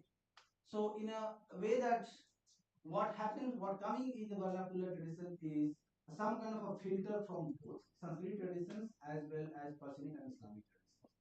So in the sense that you will see here is uh, they, they keep insisting on this idealized kingship in the sense that the text which is if any text or political geography which is supposed to be written for a Muslim pattern, they make a balance that he is also Vishnu avatar, but he is also somebody who has more illumination kind of a theology that is coming to play. So in the sense that they will also negate the caste identities of Muslims because they're beyond this category called Varnasrama. In the sense that they are not Kshatriyas, they cannot be Kshatriya because they're also not open for consecration, which is a ritual for being a king as per the Vedic injunctions. So in the sense that a king who is and has to be established as a legitimate king, but he is not entitled, he is not open for consecration for themselves. They have to have different kinds of language to establish their legitimacy.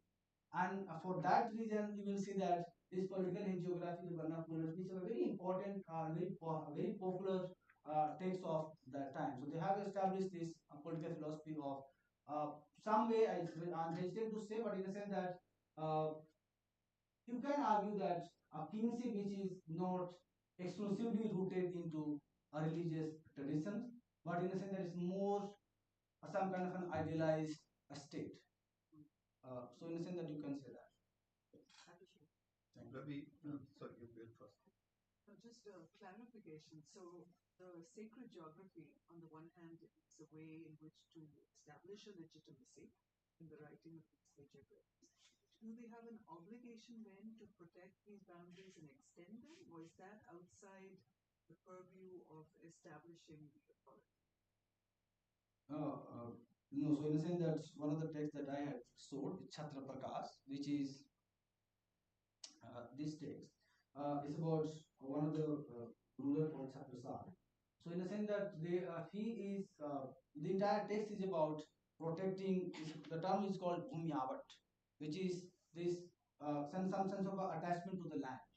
So in a sense that this Kshatriya hood is also some kind of a attachment and the authority to protect that land. So in the culture of Bhumyavat, in the sense that attached to be that land itself. The sacred land is supposed to be protected by any outsider that is encroacher on that land. That, they have this obligation.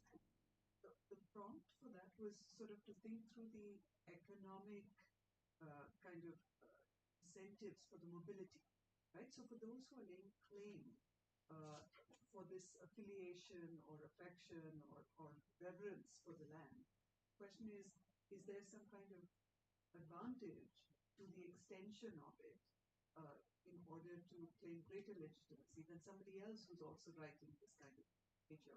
It's very interesting. This work is very, very interesting. Yes. I'm just curious about most of your texts seem to be medieval texts, but say work like Arthashastra devotes a lot of space for the attributes of a good king, a competent king, and so on. So, do you think what's the kind of epistemological whatever context in which you would put Arthashastra? And that's number one question. The second is when you talk about genealogical history and geography, do you think an ancient text like Kalhana's Rajtarani, is that a work on hagiography? Because I've seen Arthashastra, but I've not seen Kalhana. Yeah, so in a sense that Rajniti as a text, as a genre, is a commentary on Arthashastra. So in a sense that what we see is in the medieval period this genre called Rajniti, which is adaptations of Arthashastra in vernacular and also in science. So Niti and Rajniti are important political genre in this time. And both of these genres derive heavily from Arthashastra. And for them, you are right in the sense that all of this genre actually draws for the authority of the king from the two other texts. One is Arthashastra himself, but another important text is Kamshastra. In the sense, Kamshastra is this idealized human being. So the Nayaka, in the sense that who is an idealized human being to be the perfect? In a sense that Akbar would say, insan kamil, perfect human being, perfect insan. In the sense that perfect insan, so the idealized human being, the ideal human being, who is it? Somebody who has a lot of literary traditions, a lot of literary sensibilities, ethical sensibilities, moral sensibilities, artistic sensibilities, literary prose, and all of these will put together will make somebody a Nayaka. So in a sense that Arthashastra and Bhakti tradition, when they meet, the Krishna becomes an important Nayaka. But Krishna is also an ideal ruler of that time. So most of these people, those who are writing these texts, they have this in the Krishna is a way Krishna or the Rama, or that's what this Avatar theology comes from. Because they are part of this longer family genealogies, which is family of perfect beings. So by virtue of being a family of the perfect beings, they have to be cultivated themselves as a perfect human being. So Arthastra's contribution and this period of time is constructing a discourse of the ideal. as far as Rajasthani, yeah, it is a whole genealogies. But then this is not a political geography in a sense that of this kind, because this particular geography has a particular purpose. And then Rajasthani is also something which is uh, very different text in a sense that that is not anchored into the language of Puranic tradition, but it is more anchored into genealogy, which is trying to create or construct a territorial history that is limited to the Kashmir as a country. So it's more local history for than a Puranic history, universal kingship. So Thank that's you. the question. Thank you. that see these are groups. This is a first set of located with certain kind of caste location, which is not Kshatriya, claim a Kshatriya status on as because otherwise their claims of kingship will not be considered valid. Now, well, this is one process on one hand, and geography is, but much of this claim would also rest on how the claim is accepted. So what happens around that time? Are there other kinds of texts which either contest this claim or somehow endorse it beyond the hagiography? That is one question. And second, my concern is about, see, history is as much about the past as it is about the present. And as we see, this claim of Kshatriya status by these lower caste groups, how does it now, in a situation in which you have various different kinds of entitlements which are there, based on your middle or lower caste status. Now, doesn't it contradict that? And how do the communities then respond? So I don't necessarily look at it just as a. Let me also add a few points and then you can take your final. Something related to it. See, when you have this hagiography to celebrate or legitimize, first of all, Kshatriya Varna is an ideological construct. It's not an empirical category, right? Something that is notional. Empirically, anyway, there is nobody who's Kshatriya to have their own caste community. So there is a text which is legitimizing their kingship, but there are also texts which are criticizing kingships or specific kings, whether it is Kabir in UP or Nanak is writing Kabir Nama, which is abusing the king, which is telling the king that you are actually illegitimate king and you don't know what it is. The second is a more substantive point that this notion of Kshatriya is a very North Indian notion, and that's something that all through your presentation you did not localize it. So I feel the Magad region will have its own history of kingship, which might be very different from Rajputana region, Rajasthan, or even in Western India. South India, particularly, entire South India, you don't have Kshatriya category. The Kshatriyas are not there. So what is the reference point for kingship in Tamil Nadu or in Kerala, where Kshatriya doesn't really exist as a Varna category at all, empirically or kind of, theologically, and perhaps also, I don't know much about theological, but it certainly is not a category of reference point. In Tamil Nadu, for example, you have Brahmin and non-Brahmin and Dalits. There's no one Kshatriya. In Kerala, Kshatriya category becomes available only after colonial census because that becomes available for enumeration, but otherwise there is no category called Kshatriya. Parshuraman is not Kshatriya, and it actually is kind of they are thrown away from the region. Why? So how would you react to those kinds of questions? And you can take these points together and we'll wind up. 2 minutes. Okay, so I think we have 5 minutes. Okay, good. So yeah, so I will start with. It's a very bold attempt. I really compliment you for your work. Excellent. I mean, it's not to kind of undermine that. No. So let me start with you. Yeah. In a sense that one thing that I'm just looking into vernacular text of Brahmasa, early Hindi. So this has geographical limitations into that.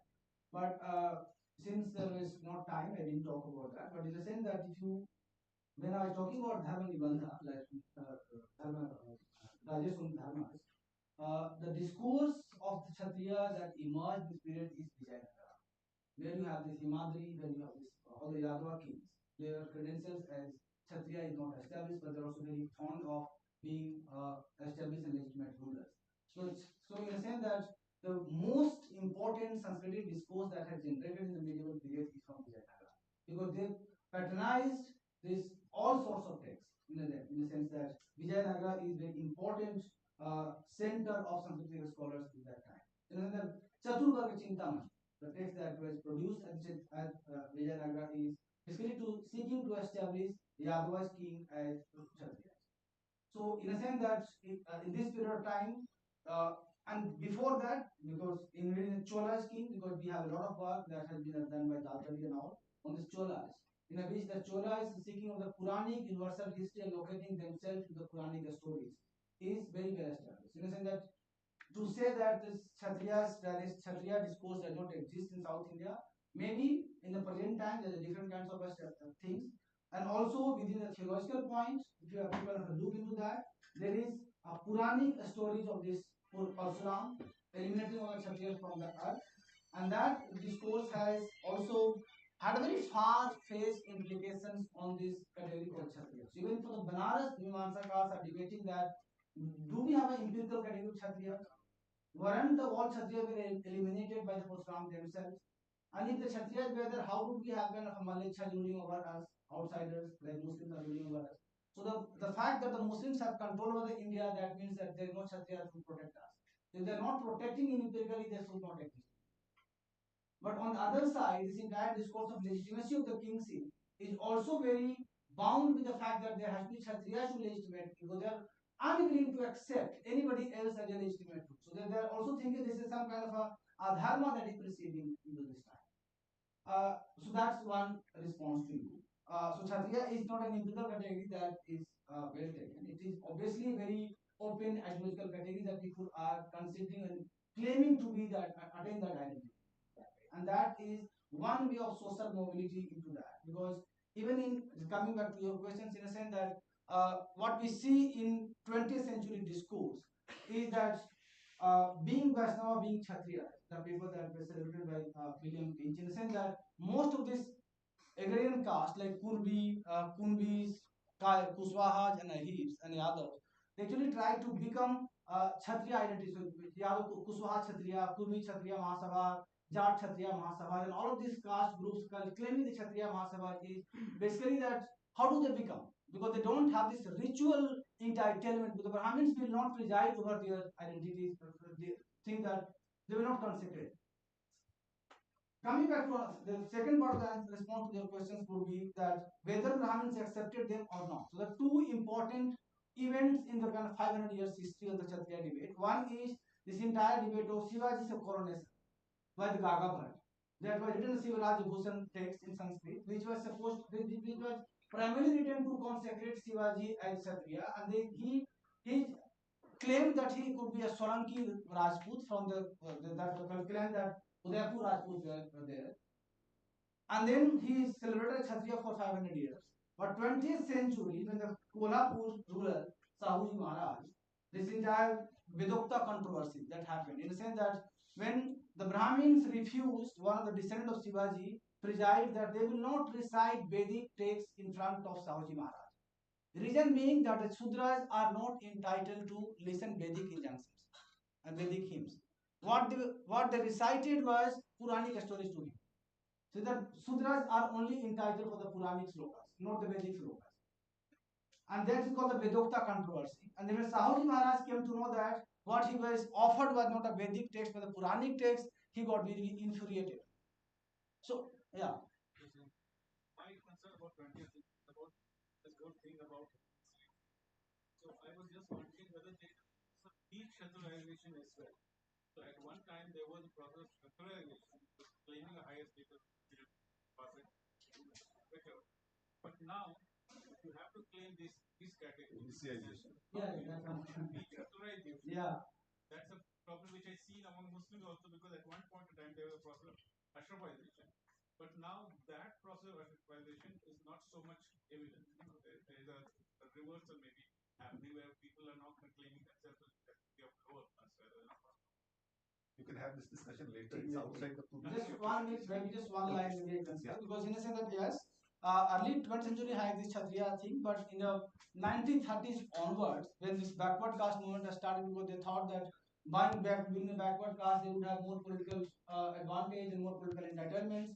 So there is a shift from that. But if you look at the kind of a self-image of these caste groups that are still with Kshatriya, will be very important. I think cultural sphere and the administrative sphere, people Yeah, can separate the two very easily. Yes. But also, I think the post-colonial state enumeration and nation-state imagination of caste hierarchies, notion of Varna undergoes a complete change. Some sense now it is becomes a general OBC, SC, that becomes the generic classification of caste, and that's a substantive classification. One should not undermine this.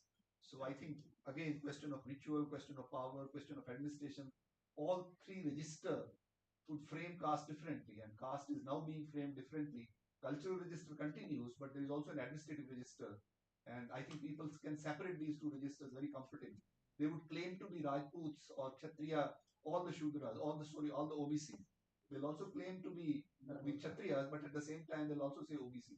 In Punjab, for example, there's a category called Rajput, and Rajputs are listed as OBC. It's not like they are not Rajput any longer. So substantive, why would they demand for a separate SC status? Yeah, because economically they are poor. Economically they are poor. They don't demand. They have been listed by the state system anyway. No, bifurcation of SC status, because some groups would demand that. Yeah, so these are different kinds of registers. These are for entitlements of different kinds. So I think ritual entitlement also has some appeal for some people, not for all perhaps. So they would also say that, Potu Chamara, there is also a sense of pride that we have historically, we were Brahmins or we were Kshatriyas, we were cheated by these people, and that's how we can. So I think if you talk to these people, their self-narratives continue to refer to the Varna kind of notion, but at the same time, they would also make claims over state resources, which they don't think is contradictory each other. Thanks. Thank you very much. Thank you. You know, before we leave for tea, I just want to talk about this talk for 2 minutes. I guess it's my duty as a historian to say something about it. Yes, there is something very interesting here, and because there are young scholars present here, we can explore new research avenues through it.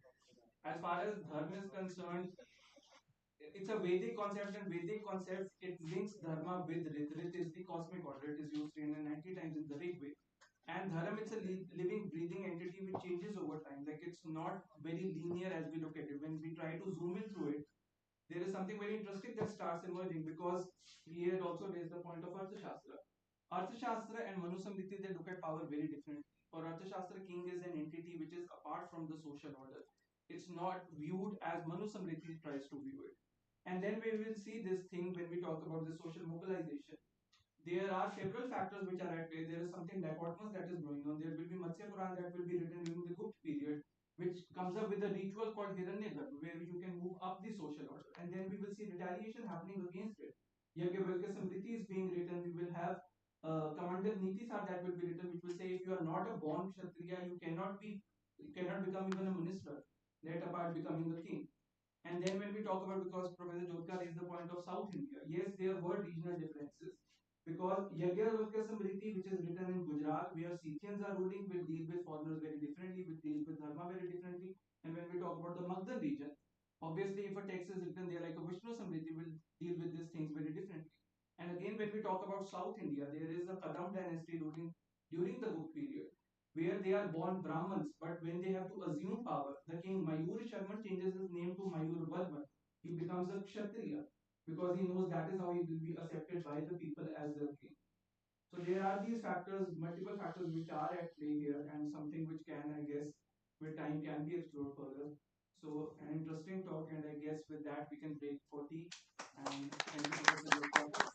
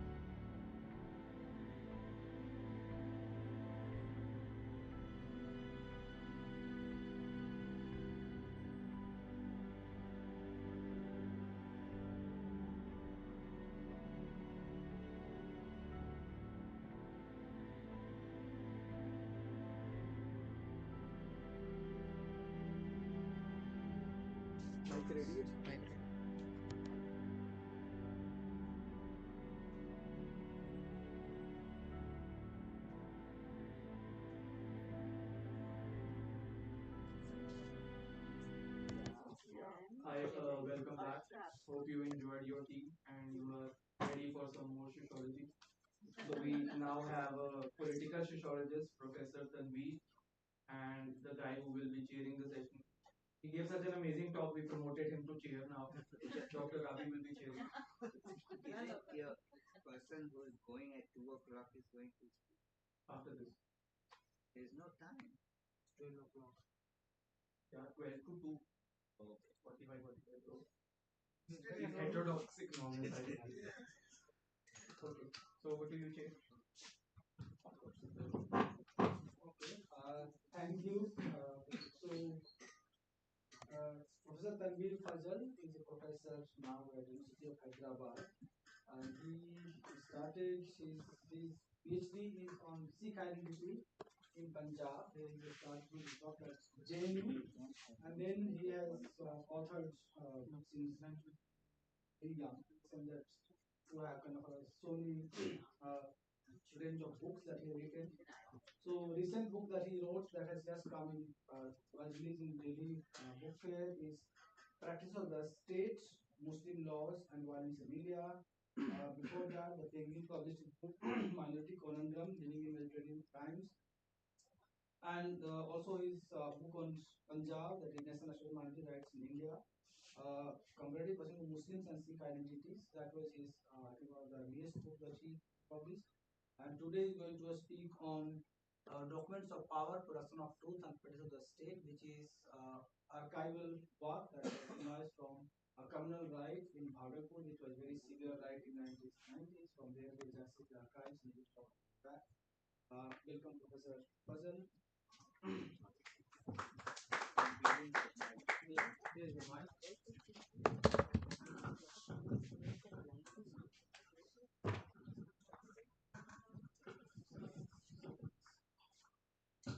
Hello, am I audible? Well, I'll say 5 minutes past 12, so good afternoon.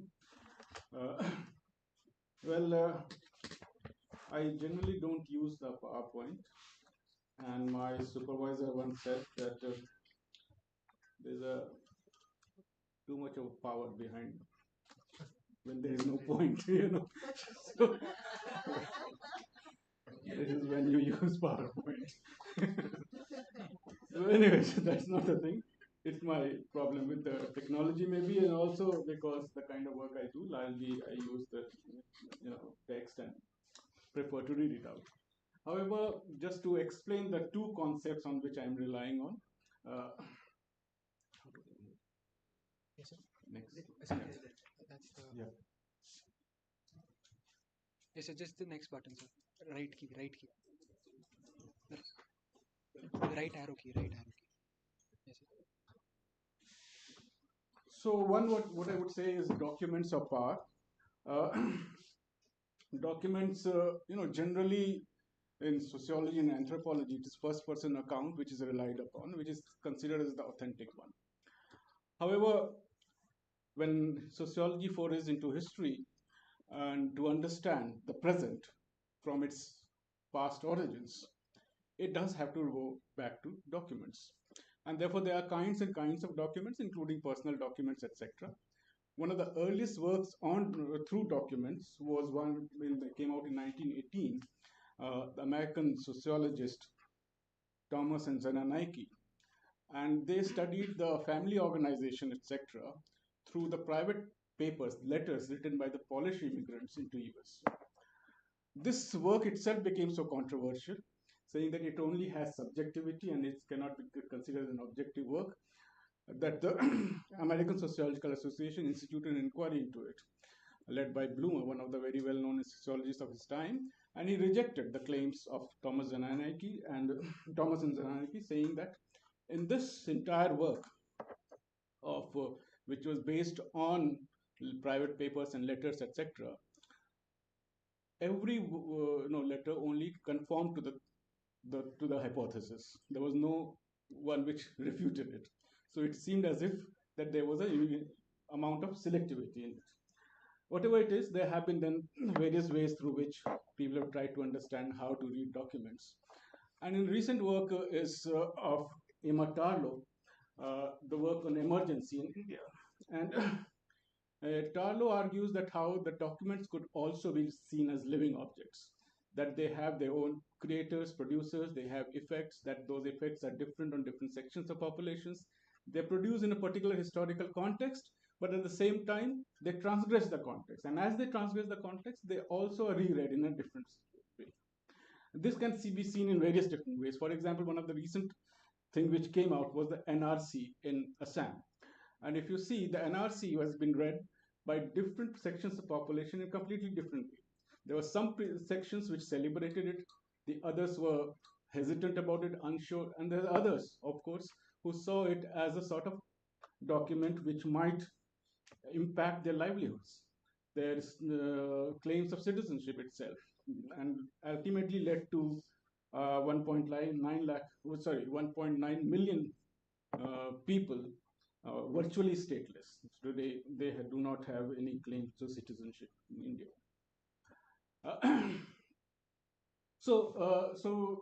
What I argue is that these personal papers should be separated from what is considered as documents of power, which are like have state origins, instituted the state, and they have immense amount of power in the sense that they can impact large sections of population in different ways. At the same time, they have certain claims about truth, and which also becomes important for scrutiny.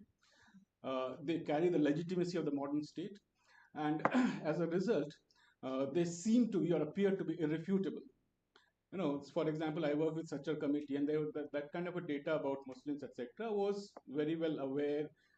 Populations which lived under situations of marginality were aware about the backwardness. But once the official stamp was there, it acquired a different kind of a status altogether. So similarly, that kind of a thing which such documents create is something which needs a different sort of an understanding and treatment from anthropologists and sociologists if they're working on documents. The second concept which I wish to introduce is the idea of the everyday state. This is an idea. So the state is seen otherwise in literatures on political sociology as well as political science as, if we go back to Weber would argue that state is a system as an institution, well coordinated, etc., with rules, bureaucratic order, etc. At the same time, it has monopoly of violence, legitimate violence. Then you have, if you go back to the earlier times, social contract theory, Hobbes, etc., sees state as a leviathan. In all such understanding, the state is a singular system, singular institution, well coordinated, with various different kinds of, for functional purposes, different kinds of organizations and institutions. On the other extreme, you have anthropological kind of a construction of the state, which which takes a little bit of postmodernist direction, and completely refutes the existence of state as a system itself, as a concrete entity. As they would argue, like Philip Abrams would argue that state is an idea, and not beyond that. Otherwise, it is a multiplicity of institutions, etc. But a single entity called state is simply an idea, which exists and reinforced in the minds of people. So these are the two concepts which I wish to introduce and to argue that when I see state as, I'm trying to not take neither of the extreme positions and try to see that state do exist, because there is an idea of a state. When you go to there are various, even in the legal documents, etc., you would see the state versus something. So there is certain understanding of what a state as an entity is, and it so that is, there is a self-fashioning or self understanding of a self-image of a state, and there are state officials, etc., who occupy positions and define its role, etc. Now, but at the same time, the state may not necessarily be simply a singular entity, because there are also internal contradictions. There are various different levels and layers, and not at all times they may necessarily be in perfect coordination with each other. So while some sections of the state may have, a different kind of a relationship with the people, uh, say the difference between the police and the government doctor may have a completely different set of relationship, and therefore the people may see the two as different kinds of institutions, and their vision of the state and experience of the state could be completely different. Well, with this two concepts, then I try to understand uh, this particular occurrence of violence in 1989 in Bhagalpur, Bihar. This uh, episode of violence is also important various ways. One, it marked the end of a particular kind of politics in Bihar. For example, the Congress politics since has ended, and it also and one of the reasons people would say is the emergence of is the post-violence kind of politics which emerged. Uh, then you also have at this mass level, you there are very few examples as such. Maybe 2002 Gujarat violence, or before that the 1980 war anti-Sikh violence could be of a similar scale as the Bhagalpur riots. The Bhagalpur riots also in the riot, studies, it marks a although it has been understudied, but in the riot studies otherwise you will see it as a important departure in the sense that otherwise riots were considered as urban phenomena. Ashutosh Vashne in 2004 published a book where he furnished data from 1947 onwards, 50-year data based on newspaper reports. And from that data, he tried to argue the riots are largely urban phenomena and largely concentrated in 8 different states of India. And even within those states, only certain cities were prone to riots. But Bhagalpur, has a different history. Violence, of course, started in Bhagalpur locality, Bhagalpur city limits, but it spread to its 200 odd villages and continued till for not less than 2 months or so.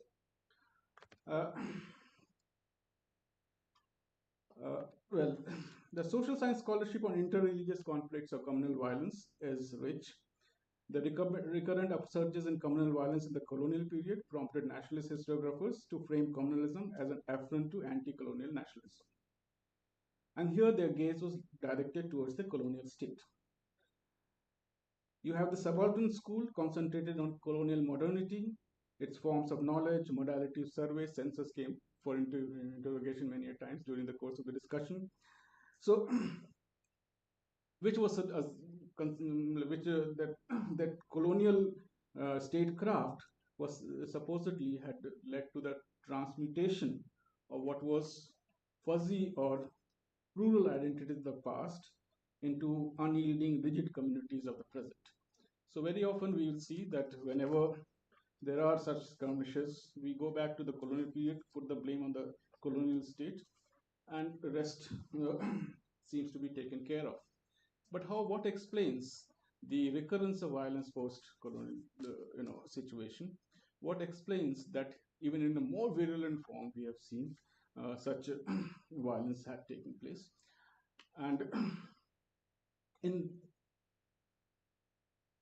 despite such frequent occurrence of violence, you do not see the same amount of integration of the state practices as it was in the context of colonialism. So we will see that Marxian scholarship, for example, has insisted on how market and the competition between the different entrepreneurial classes of different communities lead to violence. Basically, it is a competition over market control. There were various examples like how Aligarh, Meerut, etc. were prone to violence because of the mercantile classes amongst both the communities competing with each other. Instrumentalists put the blame on the elites and argued that how elites mobilize symbols in a certain way and led to people seeing each other in terms of enemies and foes, and as a result, violence took place, and in which the elite benefited, whereas the others suffered. Rarely have we seen the state itself being, taken into consideration as a category to be studied and its practices to be evaluated during the course of violence. There are some works, of course, but there is more on the politics of violence, but not the state as an institution. Uh, Now, documents uh, are important because documents are considered as lifelines of the modern state and its bureaucratic order. They encapsulate rules, procedures, decisions, legal processes, judicial orders, testimonies, reports of commissions of inquiries, FIRs, and so on. These are therefore documents of power that, with a stroke of pen, could inject or extinguish lives and livelihoods, uproot populations, or bring succor to millions. In contrast to the embedded intellectual whose surrender of criticality reproduces official histories, catalogues, and narratives, and against the grain reading of the documents helps the researcher decode the mind of the state at various levels, to contrast the official truth as against that lived by communities, and to unravel the power laden settings in which written records are authored, maintained, and transmitted. The study of the 1989 Bhagalpur riots and the commission instituted inquiry into it, for example, takes us through this labyrinth of truth production by the state agencies, muddied and contested, that ultimately results in the exoneration of the perpetrators of mass violence. Yet the inquiry reports themselves, as an artifact, could constitute a field of scientific inquiry. Testimonies of police officials accused of siding with perpetrators divulge how Muslims, as a constitutive other, come to be portrayed as criminals, fanatic, and violent through the discursive practices of the state. This is fractured by versions of civil officials, social activists, and community elders in their depositions to the commission. It is amidst these contestations and discrepancies that the researcher finds an opening to study violence and corroborate it through various different sources. Given the fact that reports of most inquiry commissions have been allowed to gather dust, the institution of an inquiry commission is very often seen as an effort to simply assuage pent up resentment amongst the sufferers of violence or to deflect mounting criticism. The appointment of a commission, it is argued, serves the state's sublime functions as opposed to its more profane ones and helps in the restoration of its lost credibility. On the face of it, Commissions of Inquiry Act 1952 confers on the Commission the status of a civil court with powers to summon and seek the testimony of anyone it deems fit or to procure any official paper, correspondences, report of field officers, FIRs, etc. The depositions made to the Commission are protected from prosecution or judicial action. The Commission is expected to submit a report of its findings and set out recommendations for future deterrence. Although not mandatory and exceptions are quite a few, inquiry commissions have generally been headed by an incumbent or retired judge. Nevertheless, in terms of its scope and ambit, the difference between the Commission of Inquiry and the Court of Law are profound. A strict hierarchy of procedures and laws of evidence do not bind the Commission, as it sets out to unravel broader mysteries regarding systemic failures, administrative apathy, and complicity, historicity of the problem, rather than fixing individual culpability. It is more appropriate to say that the truth that inquiry commissions set out to seek are entirely different from the legal truth pursued through the process of prosecution and punishment. This could be one of the reasons why the findings of the inquiry commissions have rarely corresponded with what the prosecuting agencies and the courts come to conclude. It follows, therefore, that the criminal proceedings are not substituted by any commission of inquiry, nor should ideally be delayed, as the two inhabit entirely different domain of the idea of justice. Now, in the Bhagalpur case, something more remarkable was that the institution, though the inquiry commission was instituted immediately after the violence, but as it has happened in most inquiry commission cases of inquiries, that it went on for multiple, extensions, which was liberally granted because the regimes also didn't probably were interested in finding the truth or were not necessarily you know, eagerly awaiting it. But what is, and this is not something which is different from other inquiry commissions also. But what is different in the Bhagalpur case is that the same inquiry commission, uh, based on same kinds of depositions, furnishing of truths and evidence, came out with two entirely opposed reports. So the chairperson's report was completely different from the reports of the two members, and which only shows as how contested the truths or even official truth, the process of production of truth itself is. Over 2,000 people were killed and nearly 40,000 people took refuge in makeshift relief camps. Most of the silk weaving looms that earned Bhagalpur the epithet Silk City were burned down, leading to virtual decline of the industry. A sizable proportion of the Muslim population in the city comprises of weavers or ansaris in the silk, largely employed in the silk industry. They lost their livelihood as well as lives. Given the enormity of violence and suspicion around the role of the district administration, the facts of violence were virtually impossible to retrieve. How, how do we write the history of an event, Gyan Pandey wondered, when in the state's archives, those official sources that are treated as core accounts, more reliable than any other source, had themselves gone missing or tampered with. The process of the production of official truth involved omissions, obfuscations, and deliberate oversights. The institution of the Inquiry Commission to unravel the truth, its proceedings and findings actually bear testimony to it. The Bhagalpur riots inquiry was fraught with various other obstacles as well. Court cases, reconstitution of the commission, and finally an intractable disagreement between its members and the chairperson. The commission examined some 209 witnesses, 1,038 exhibits, identified 512 incidents of communal occurrences, and estimated official figure that nearly 900 Muslims and about 100 Hindus had been killed during the riots. The Bhagalpur riots inquiry is notable for it ended up with two, as I said, two contrasting reports altogether.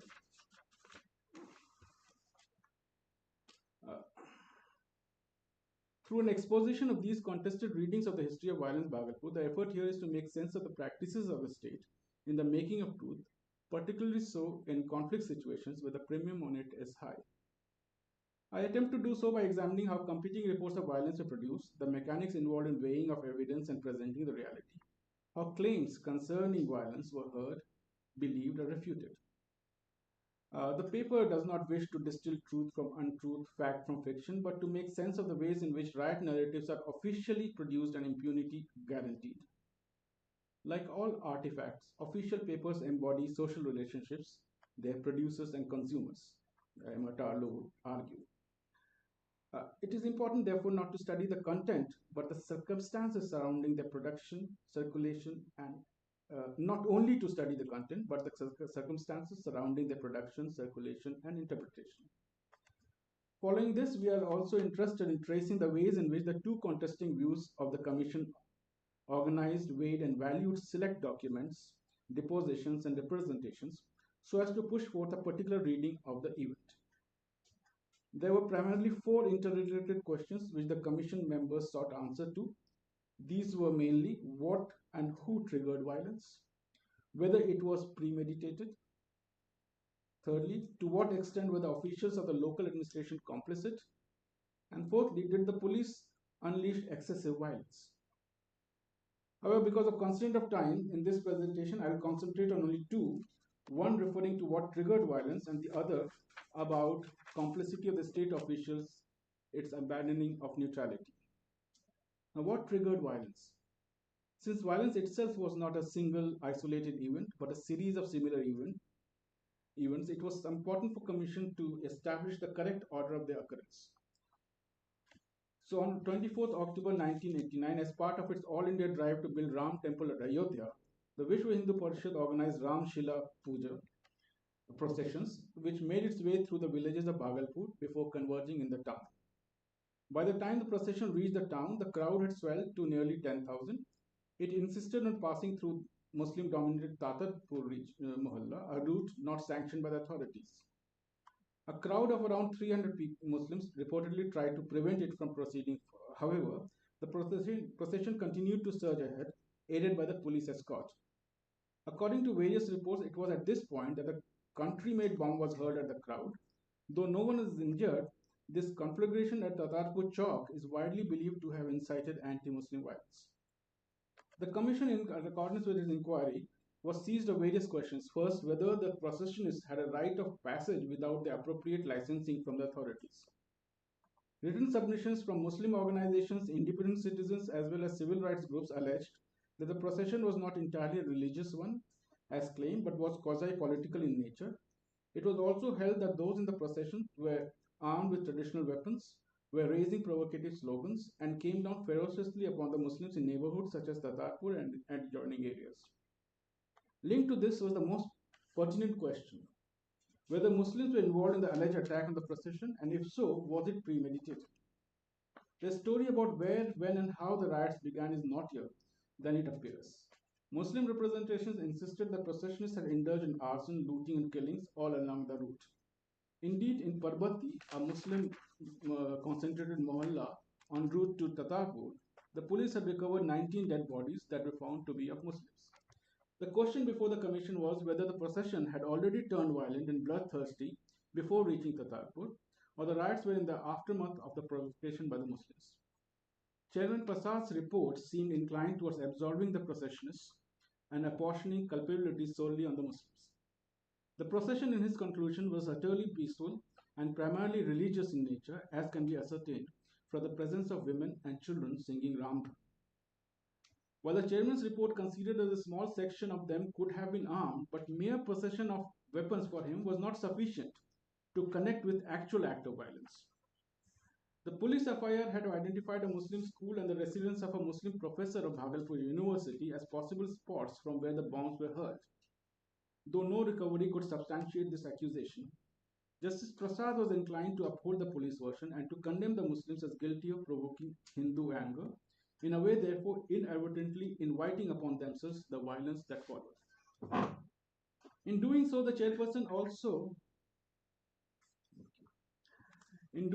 chairman also questioned the killings and discovery of 19 bodies from a well in Parbati. A miasma of suspicion hung around the identity of the bodies. The unearthing of these dead bodies had fueled rumor mills that these were of Hindu students living in lodges owned by Muslims. The local media too carried news stories that confirmed these speculations, resulting in the aggravated fury and violence against the Muslims. The Muslim complaint was against the SHO of Sadar Katwali, who it was alleged deliberately did not clear the air by disclosing the identity of the victims. Chairman Prasad's report instead questioned the Muslim inhabitants for the unreasonable delay in reporting the crime, suggesting that the police complaint was an afterthought, essentially to harvest compensation. It rather upheld SHO Dubey's contention that the bodies had decomposed, making it difficult to identify by the time they were found. In this regard, the chairman's report stubbornly disregarded the official document that clearly identified the corpses as that of Muslims. Justice Prasad was convinced that the processionists comprised largely of peaceful participants whose motivation was not political but religious. The majority report authored by the honorable members took an outrightly different view on the subject. While agreeing that the procession comprised of primarily the devotees, it did not rule out the eventuality of a section of them being armed and raising exceptionally provocative slogans. As a result, it soon lost its purely religious character. In sharp contrast with the chairperson, the members found holes in the police claim that the bombs were hurled from the premises of the Muslim English school. Furthermore, it felt it was unfounded to presume that those who threw bombs were Muslims. In fact, it expressed suspicion that what was thrown at the procession was indeed a bomb or some missiles and crackers from somewhere in the vicinity to create a mayhem. The members were convinced that the processionists had targeted Muslim shops and establishments and also indulged in killing of Muslims at Parbati, while a section of it entered into a conflagration at Tatarpur. It stated that how a mob of some 2,000 processionists looted Muslim shops and burned them down. The commission members praised the ASI of that region for his uprightness, at the same time deplored that many constables of his patrolling team joined the marauders. It also took the district administration to task for neither examining nor exhibiting the FIR, so revealing, filed by the ASI. We have no hesitation in saying that this is not an omission but deliberate design to conceal a serious incident, the members reported reportedly means no words. Uh, well, I have a lot of material and 5 minutes left, so I would rather rush the conclusion. So instead of 2 or 3 questions which I wish to deliberate upon, I'll skip that to go to the conclusion. So the truths at war. What we could discern from the discussion above is the multiple truths that seem to be at odds with each other. The two reports of Commission of Inquiry offered different sequence of events, disagreed on the causes and the consequences, had contrasting views on fixing responsibility and judging administrative lapses and official involvement. Besides, the conflict within the committee was the version of events offered by the district administration and the police officials. Barring a few depositions, the officials in charge of maintaining law and order largely put the blame on Muslims for initiating riots and took refuge in arguments that mobs taking to retaliatory violence comprised of unknown people. Further, these contesting versions of truth had yet another test that in the court of law, where shoddy investigations, tiresome and protracted processes, systemic crisis, and judicial insensitivity resulted in large scale acquittal of the key perpetrators. A total of 595 FIRs were registered by the police, each of them referring to a certain incident of violence. The FIRs reportedly covered only 354 of the listed 982 deaths. Rest were simply not investigated. Of these 595 FIRs, only 170 odd had named accused, the remainder being against unknown perpetrators of violence. So no one could be held responsible. The shoddy investigation carried by the police is apparent as only 140 FIRs actually reached the court, while the police could not even file charge sheets in the remaining 400 plus cases and prayed for their closure. As a result, nearly 119 deaths from amongst the FIRs filed were not investigated. In total, therefore, of 982 deaths that were officially estimated, more than 650 cases of killings alone were not pursued in any court of law. Range against these power-laden contests in which truths were being produced and reproduced has been the truth of violence preserved by the victims. In a situation in which almost all supportive institutions seem to have collapsed, expressing truth becomes a risky business for the survivors. Speaking against perpetrators and collaborators who have enjoyed absolute impunity amounts to clear and present danger. In a more lateral sense, it could mean revisiting a horrific past that most would like to leave behind, or worse still, it could also amount to scarring social relations that emerge post violence.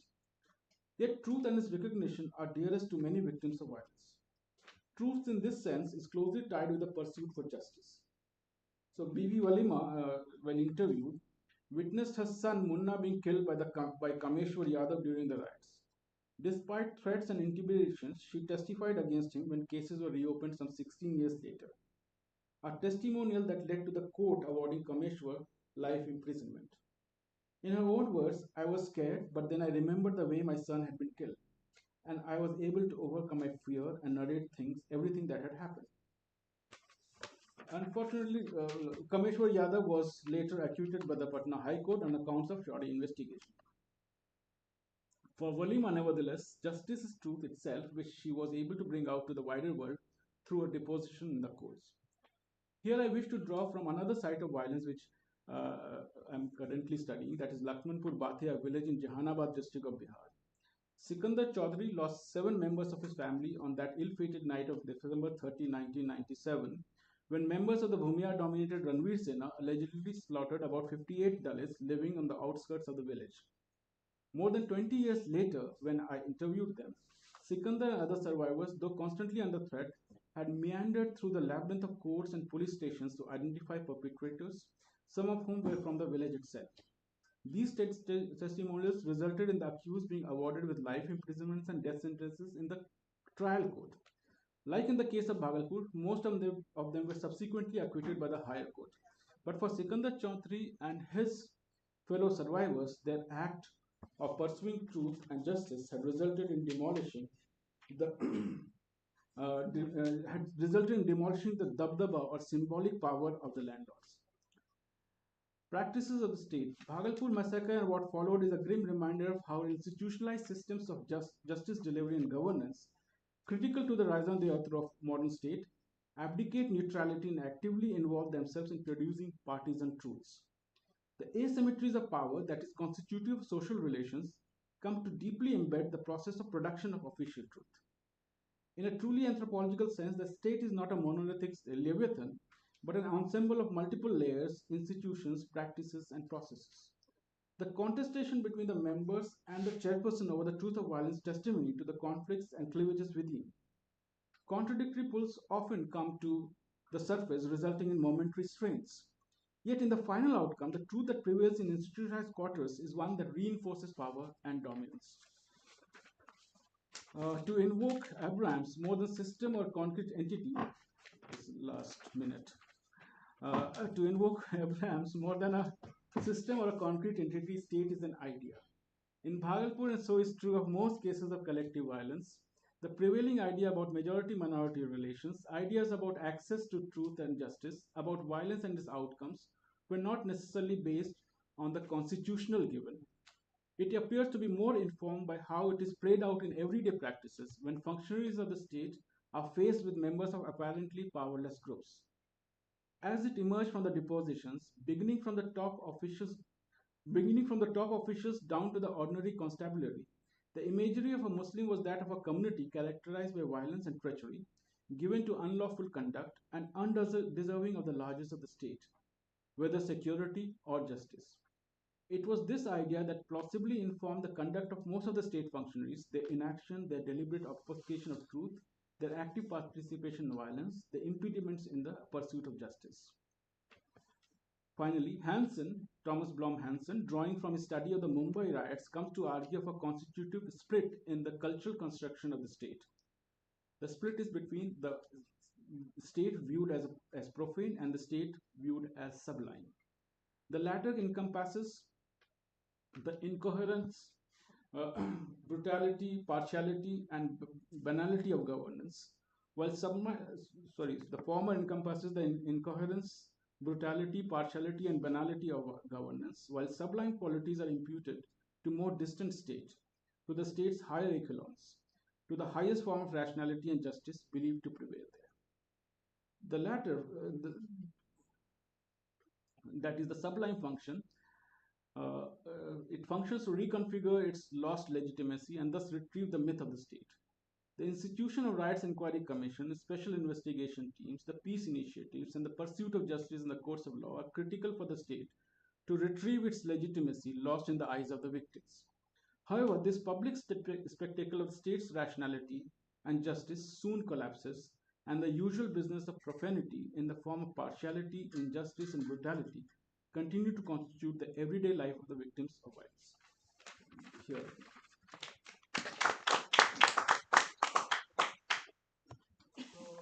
Thank you for this great presentation. We have time for only one or two questions. So, quick questions.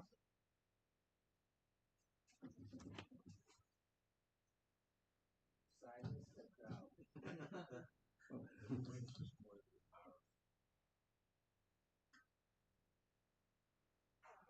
Questions? Yes.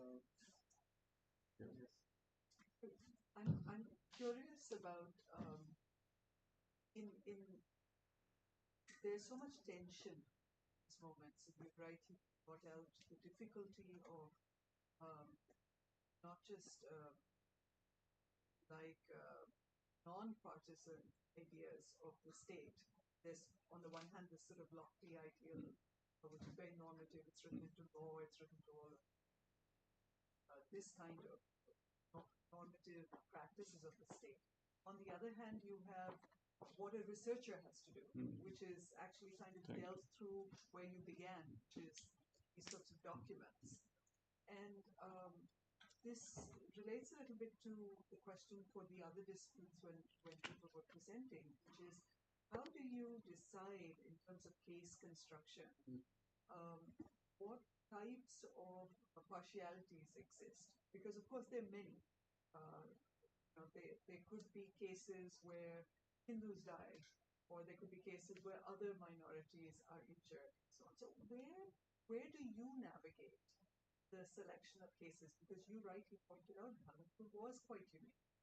So how do you look at documents? Where does the discipline stand its debate on this? Yeah. Well, there can always be. So, so one of the sociologists who started studying violence as an intellectual category, after some time, withdrew, saying violence cannot be studied. It cannot be objectively studied, citing similar kind of reasons that there is no possibility of, and there are various other reasons as well, because it sometimes, and during the course of violence, the researcher's life itself is threatened, because, and even post violence, you could be accused of, reviving those kinds of tensions which are otherwise have settled.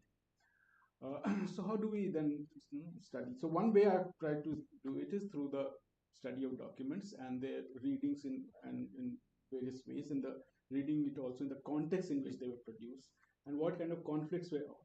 So it is not simply the content of the document, but the process of the production of the document, the context in which it was produced, who were the producers, what kind of tensions and contradictions existed. It requires, apart from reading the document, other kinds of investigations as well, including some amount of anthropological exercise such as interviewing, etc., newspaper reports. So, yeah, one has to go apply multiplicity of method even to read a text. So even if my core source remains this, in fact, my object of inquiry actually right now is the commission's report. But to understand this commission report in its entirety, I have to go to different kinds of sources of information too. Now, about Bhagalpur, it is very that violence had a certain kind of complicity of the police itself. If you read the history or the local history,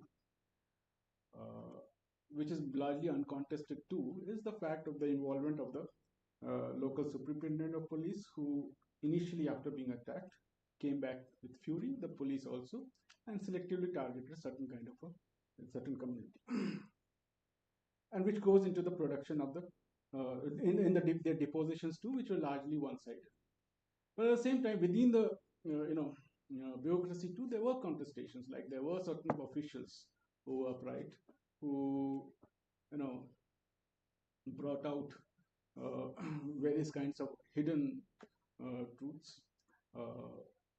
One of which was one official who actually wrote a report about certain police officers who refused to provide protection to villagers when they asked for it. And not only did they do that, they handed them over to the rioters. But so these contestations also were available, and we have those information in certain archival, form, not necessarily in the state archives, but newspapers and other places you can retrieve them. So yeah, one has to rely on different sources to be able to, but still I cannot say that I have got the entirety of it, because violence is complex as a phenomenon, as is most social phenomena, but violence, there is an added complexity to it, because everyone seems to be having some kind of a association with violence, some kind of subjective association with violence. Yeah, sorry, you had a supplement. No. I actually wanted to make sure I'll talk to you. Take 2 minutes, I can allow. No, it's an innocent question. It just came to my mind. You see, the Hindu society is so badly divided, and so much of conflict is there, and hatred is there among castes. We do get violence against Dalits quite often, upper caste or even middle caste, but we seldom hear it is modern, like Yadav versus Brahmin riot. or Yadav versus Kshatriya, Rajput riots, Kumihas, right? But don't have riots happen, but they hate each other, they fight quite a lot. But we hear this idea that, upper caste having riot and go and kill a lot of Dalits. Dalits get killed quite often, everybody, when Muslims do. And then Hindu Muslim. So what is the dynamics of that? That why there is no riots among two castes who hate each other as much, but don't indulge in this kind of violence. But when it comes to Hindu Muslim, this sort of violence happens. Has a different scale and proportion altogether. Maybe if you could just respond in a few seconds, maybe we could already. It's actually a question on which a lot of thought needs to be applied to. But at the immediately I can say that there are of course violence amongst middle class as well, and not at the same scale as such. But say for example in Bihar itself, it has been a theater of violence in the 80s and the 90s. 2000 onwards, there is some sort of a scaling down. It also depends on what kind of politicization is taking place amongst groups, vis-a-vis whom do they see as their perpetrator, oppressors, etc., or the other or the enemy. The history in the Hindu-Muslim case, there's a longer history. It's not just partition history, but before that as well, and which has led to the cementing of this idea about who is a Muslim and who is a Hindu, despite the reality of which, if normal times, if we investigate, there are so many of commonality of practices which Madhumita has already pointed out. So much of cultural exchange, but despite that, there are also these violent mobilizations, boundary making, and very often in the case, some cases we can also see the political nature of it, because it precedes very many times any major electoral or political event too. So we cannot avoid completely take our eyes away from that. Maybe, sorry, I just want to add one thing. Maybe it is easier to divert the violence into outsiders. Yeah, but that's outsider thing, but there are many outsiders in India. Insider and outsider are difficult questions. Yeah. Maybe I'm Thank you just so saying. much. Thank you.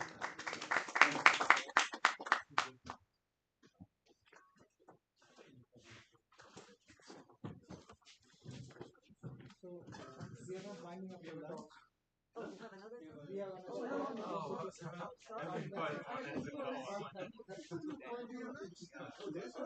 Sorry. Oh, I can't.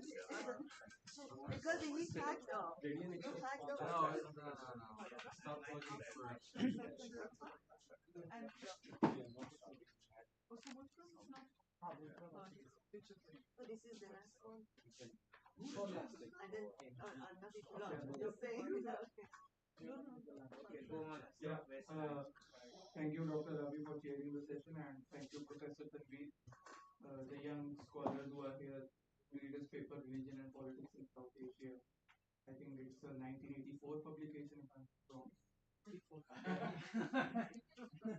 was not born. His father wrote it. Professor Tanveer was his father. So, doctor, not a professor. and I guess I can see it from your faces. You all are thinking, where's history?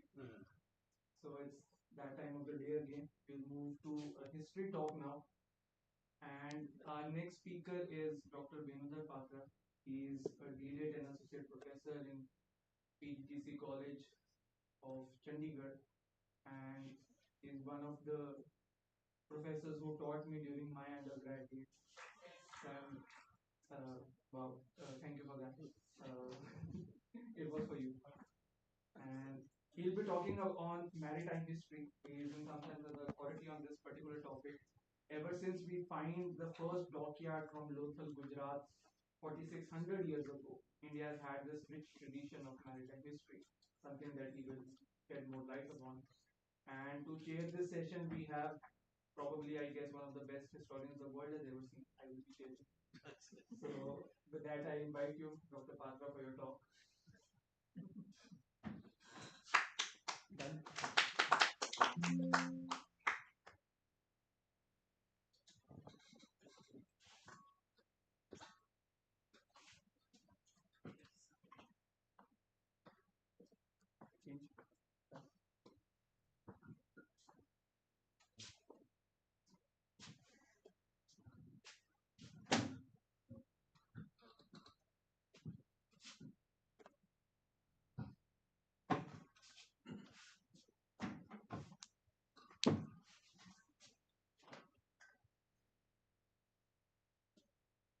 Thank you, dear friend Japan, for your kind words.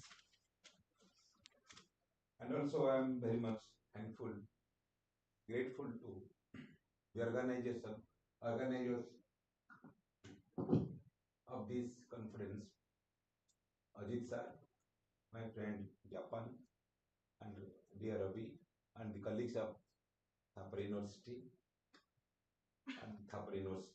for giving me this opportunity to share my feeling, share my views before you. The topic of the seminar conference, that is exploring new research avenues. A conversation among heterodox economics, sociology, and history, I think, is befitting nowadays. This should be the order of the day. And I remember Anal School of Historiography in the late 1920s, when they started the writing of history with socio-economic approach. Earlier, history was written from political perspective or political history they were writing. But 1929 onwards, there was a drastic change. Now we are following that is interdisciplinary approach. And my today's topic is exploring maritime heritage of early India through the lens of text, tradition, and archaeology. It is very lengthy, but I will try to confine my deliberation up to the Chola period, starting from Lothal, what Japan told, from the Harappan civilization to the Chola period. Main points I will touch upon. And you know, Indian history, particularly maritime history, is as old as its civilization. The maritime history of India can be traced back to the Indus Valley civilization and flourished during early period to the early medieval period, that is up to the Chola period. The discovery of Lothal, the discovery of some seals with the figure of anchor, with the figure of boat, with the figure of direction giving bars, and Rigvedic literature, if you see, that is also replete with references to the maritime trade, and so on and so forth. Indian history, or the scholars, they have thrown light on different aspects of Indian history, but so far, of late, there is ignorance or neglect of the writing of maritime history. If you see, the coastal belt of India, main part of India is more than 6,000 kilometers, which is on the sea coast. In an ancient times, starting from Bharukach, Broj, Mujrish, Arikamedu, Kalingapatnam, up to Tamralitti, a number of ports are there. It is said that India had colonies or contact with different parts of the world, with Mesopotamian civilization, with Africa, with Indonesia, with Sri Lanka, with Japan, with China, across the sea. But unfortunately, scholars they have neglected, or on some grounds, maritime history of India, rewriting the maritime history of India is neglected. Number one, some scholars they say that India was not a maritime power. Number two, some scholars they deliberately ignored writing the history of maritime history of India. Number three, those of works are there, these are very limited. Number four, we are unable to explore entire data. Number five, that different approaches. In history, we have different approaches: colonialistic approach, nationalistic approach, Marxist approach, subaltern approach, and postmodernism approach. If you see the colonial historiography or the writings by the colonial scholars, there is no even a single article on the maritime history of India.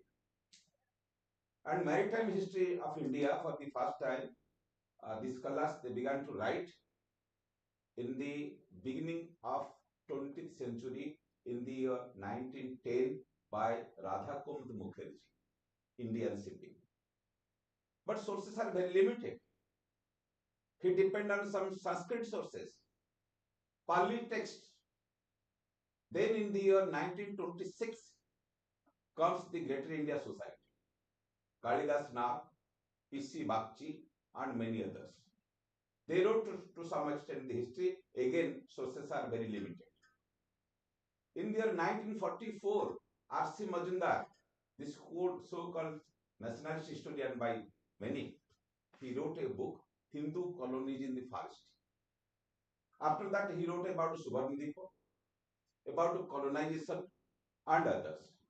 So see, till 1950, sources are very limited.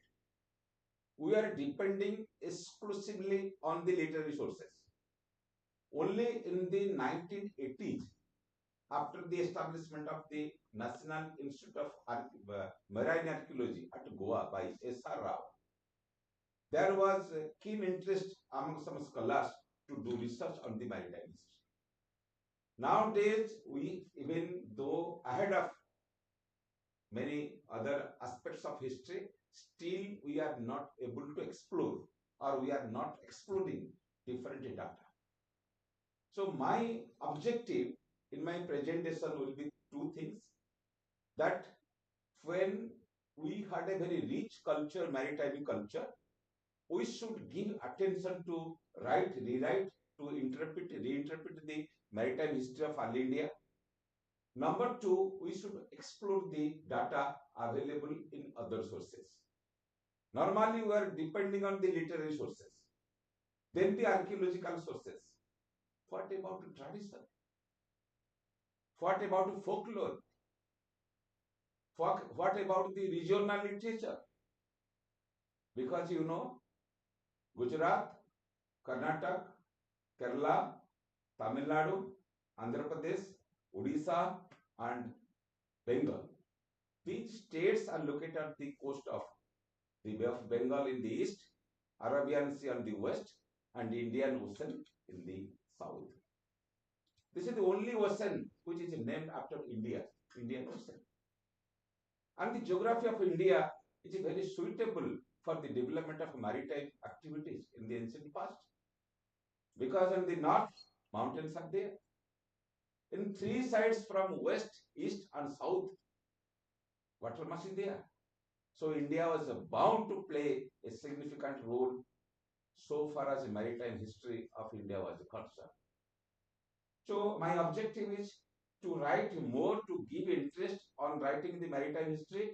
Number two, to explore more source. But in a nutshell, I will throw light. What are the sources? So far we have consulted the Hindu text, the Buddhist text, the Jaina text, the Arabian text, the Persian text, archaeology, numismatics, archaeological remains, inscriptions, monuments. Besides this, I will throw some light on tradition, because text, tradition, and archaeology. And scholars, they refuted that there was no maritime activities during the Vedic period. Sorry to utter the names like R.S. Sharma, great historian, Ranbir Chakravarti, another great historian, and Irfan Habib, another historian. They outrightly rejected that there was no maritime activities during the time of Vedas, particularly during the time of the Vedic period. But I have gone through Hindi, Sanskrit, and English translation of the Rig Veda. I have found many words, Samudra, more than 160 times. Varun is considered as the god of the ocean. Asin Kumar, son of the ocean. There was a shipwreck by Briju, who was shipwrecked. He was saved by Asin. There is mention about Nisk, Pony, the maritime traders.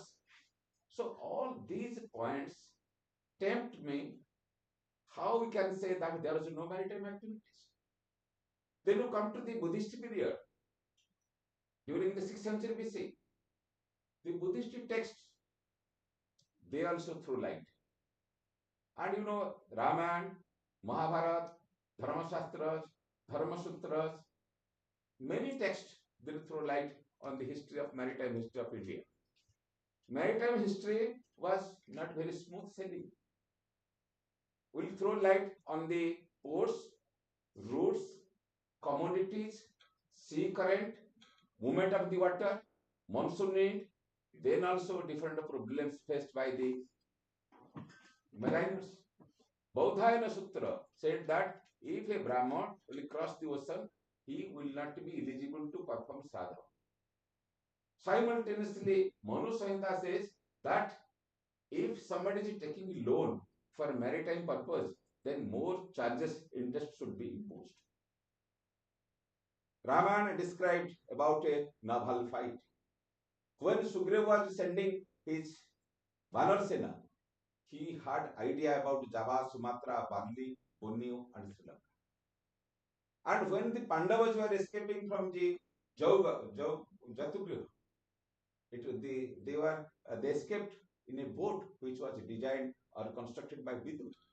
So side references are there, and subsequently Sanskrit texts, Dharma Shastras, Dharma Sutras, Artha Shastra of Kautilya, and some secular literatures, they also throw light. For example, Artha Shastra of Kautilya. There is a chapter on Navadakhya. He was the superintendent of ships, and he fixed the revenue. The tax would be collected. So there is a detailed description. Similarly, during the time of the Pala period, there is one superintendent, Naukadakhya. So Arthashastra described vividly about the maritime activities. And Kalidas, in his text Raghuvansa, he has described Mahodadhipati, because my study area is Odisha coast. Because I have explored different sources related to Odisha coast. So he has mentioned that Mahodadhipati, the king of Kalinga, was known as Mahodadhipati. He also described how Raghu took the help of the Navy. And in Abhikanam Shakuntalam, he refers to Chinese silk. Kalidas had idea about the Chinese silk. It means there was a connection, contact with also China. So likewise, Aryamanjusri Mulakalpo, a text of 7th, 8th century, described Kalinga Sagar, the Bay of Bengal. It is known as Kalinga Sagar. Subsequently, it became the Chola Sea, because it was dominated by the Cholas. So Sanskrit sources are replete with references to the maritime activities. How can you ignore? Similarly, the Pali text, Dipavansa, Mahavansa, Chulavansa, Dathavansa, Rajavaliya, these are some of the Buddhist texts. Mahavansa described the selling of the daughter and son of Ashok, Sanghamitra and Mahendra to Sri Lanka from the port of Tamil. Then Dathavansa described how Dantakumar and Himamala they sailed from the port of Dantapura to Sri Lanka with the tooth relic of Buddha. Dipavansa described how the prince of Sri Lanka married the princess of Kalika, Trailakya Sundari. Rajavalya described how Sinhabahu from the Bengal coast sent his son or banished his son Vijayabahu to Sri Lanka. Will you be surprised? The political history, the kingship in Sri Lanka was started by the Indians. The first king of Sri Lanka was Vijayabahu, who went from the east coast of India from Bengal coast. Similarly, Jaina text Uttaradhyana Sutra refers to a port of Pithunda on the Andhra coast. That a merchant came from Southeast Asia, he married here, and when they were returning back, he was blessed with a son known as Samundrapala because he was born in Samudra. So Jaina text, Buddhist text, and the Sanskrit text, we have a number of references. Many other texts are also there. Not only Indian text, also we have foreign accounts. Because at different stages of history, foreigners they came to India, starting from the time of Megasthenes, Strabo, Arian, Pliny, Diodorus, they refers to the coast of India. Pliny refers to Sri Lanka, also east coast of India. Then comes Periplus of the Irathian Sea, anonymous author, Periplus of the Irathian Sea. Vividly he described about the coast of west coast as well as east coast. I have identified a place referred to by Periplus of the Irathian Sea, that is Dosarin. Dosarin on the coast of Chilka Lake. He referred to a place known as Masalia on the coast of Andhra. Then came Ptolemy during 2nd century CE. Ptolemy, he came, Greek geographer, he came, and Jerini has done research on his geography, and he refers to a port, Pallur. It was on the coast of Kalinga. Now excavation is going on there. And there was a direct route from Pallur to Indonesia. Then came Phayan, Chinese pilgrim. Phayan came to India and he went back from India from the port of Tamilipti to Sri Lanka, and from Sri Lanka to Java, and from Java to China. Here you can see danger in the sea journey. There was a leak in his ship, and that ship was a very big one. 200 passengers were there. It proved that the sea building activities of the Indians. Otherwise, how could 200 passengers went in that big ship? Then came Wensa, the prince of Chinese pilgrims. He came through land route also, returned back from India through land route. And I have identified 3 places referred to by Wensa. One is Pushupokeli, another is Chelital. Both are in Odisha. Chelital port I have identified on the bank of Chilka Lake, and it has been identified with Manikipatnam. And Pushupokeli I have identified with Langudi Bihar, a Buddhist site, which has been also supported and praised by the late Professor E.N. Mukherjee. Because before writing my article, I have discussed with him at Santiniketan Vishwa. Then came East Singh. East Singh came from Southeast Asia to also the maps, the routes, all these routes. He came from Southeast Asia to India, to the port of Tamralipti. So Tamralipti was a flourishing port on the coast of Bengal, modern Midnapur. And on the east coast, we have a number of ports like Tamralipti, Kalkatapatna, Manikpatna, Barua, Pithunda, Kalingapatnam, Arikamedu, etc. On the west coast, we have Broch, Mujiris, and many others. So these ports are referred to by the literary sources. Then you see, during the 9th and 10th century, the Perso-Arabic geographers like Ibn Khurdadbi and the anonymous author of the Hudud ul Alam, they refers to a number of places on the coast of India. They also refers to a number of commodities, also refers to a different size of boats. There was also another traveler, Al-Biruni, then Marco Polo, then Ibn Battuta. They also slightly they have given reference to the maritime activities on the coast of India. So foreign accounts, Sanskrit sources, Buddhist as well as Jaina sources are replete with references to the maritime activities of the ancient Indians. They refers to a number of ports, I told you. They also refers to a number of routes. Coastal route was order of the day. There was no oversea route. It was only during the 2nd century CE, Ptolemy has referred to the direct sea route from Palu to Indonesia or Southeast Asia. Again, during 7th century CE, Icheng refers to a direct sea route, or he came through that route from Kedah in Southeast Asia to Thapar. So they refer to routes, ports, commodities, structure of the ship. For example, Periplus of the Rearthian Sea refers to 3 types of ships: Kutimba, Kolandia, Sangara. And Himanshu Bhushan Sarkar, in his book, because he is a great historian on maritime history also, next to R.C. Majumdar, he says that Kolandia or Kolandio Funta type of boats or ships belongs to Kalinga or the east coast of India. So reference about ships, about boat, about ports, about commodities are there also. Similarly, they also refer to different routes. Coastal route towards the west, towards the east, because when you analyze the the artifacts of Indus Valley civilization, it clearly proved that India had a contact with Mesopotamia, with the Sumerian civilization.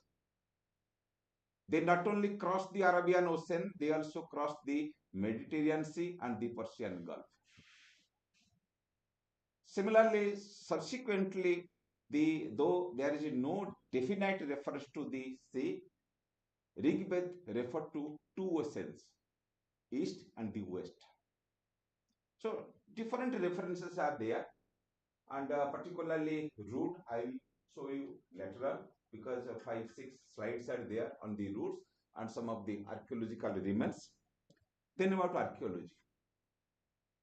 Archaeology normally consisted of the archaeological remains, then coins, monuments, and the inscriptions. Archaeological remains, particularly from Odisha, we have discovered from Calcutta Patna, from Manikpatna, from Pallu, the remains which belongs to different parts of Southeast Asia. We have discovered from Manikpatna on the coast of Chilka Lake, the Siamese pottery, that is Thailand, pottery from Thailand, Ceylonese coin, Chinese coin, Arabian pottery, Roman raw-knitted ware. Scholars say that there was no direct trade between East Coast and Rome. But the Roman merchants, traders, they came to Oricamedu at least, in South India, near Pondicherry. And from that place, they had a contact with Tamilnadu, with other parts of the East Coast. So, archaeological remains from different places prove that we had contact not only with Southeast Asia, but also with Western countries like Africa and also Mesopotamian civilization. And we say we have also discovered a number of coins. Japan, you know, Satavahan coins. For the first time, they use coins which have the double mast figures, 6 figures. Vasishtiputra Pulumavi, Satakarni, Satavahan ruler. They should be a number of coins. And also coins have been discovered from Chandraketu in Bengal. These are the two authentic sources which have the depiction of ships. Not only this, also we have a number of inscriptions. Hathigumpha inscription. It also refers to the existence of Navi. In Hathigumpha inscription, you can see also the photo that one soldier is there, which belongs to 1st century BC, 2000 years back. That soldier is with the attire of just like a Westerner, a Greek. How this idea came to them? And on the temples, we have the depiction of the ships and boats. So inscriptions, not only in India, but also in Southeast Asia, they depicted, they refer to the maritime activities. There is one inscription in Tugu inscription. That refers to a river known as Chandrabhaga. Chandrabhaga is a river very much flowing in Odisha on the bank, very near to Konark temple. Cook inscription, another inscription in Java that refers that all the potters came from Kalinga. And in Southeast Asia, a term is very popular, that is cling. Chinese claim that they named after China. They are calling the Chinese as cling. No. The people from East Coast, starting from Kalinga to Chennai. These people, they are known as Thailand or clean people in Southeast Asia. Monuments, Borobudur in Java, Angkor Wat in Phnom, that is Cambodia, are very much the living example of the migration of people or the migration of a culture from this part to that part. Not only trade and commerce, cultural migration was there, political migration was there, because there was a Shalendra Empire in Sumatra. And if you see the book written by R.C. Majumdar, Hindu Colonies in the Far East, for the first time published in 1944, he refers that Shalendras of Java, probably they were the Shaladbhavas of Odisha.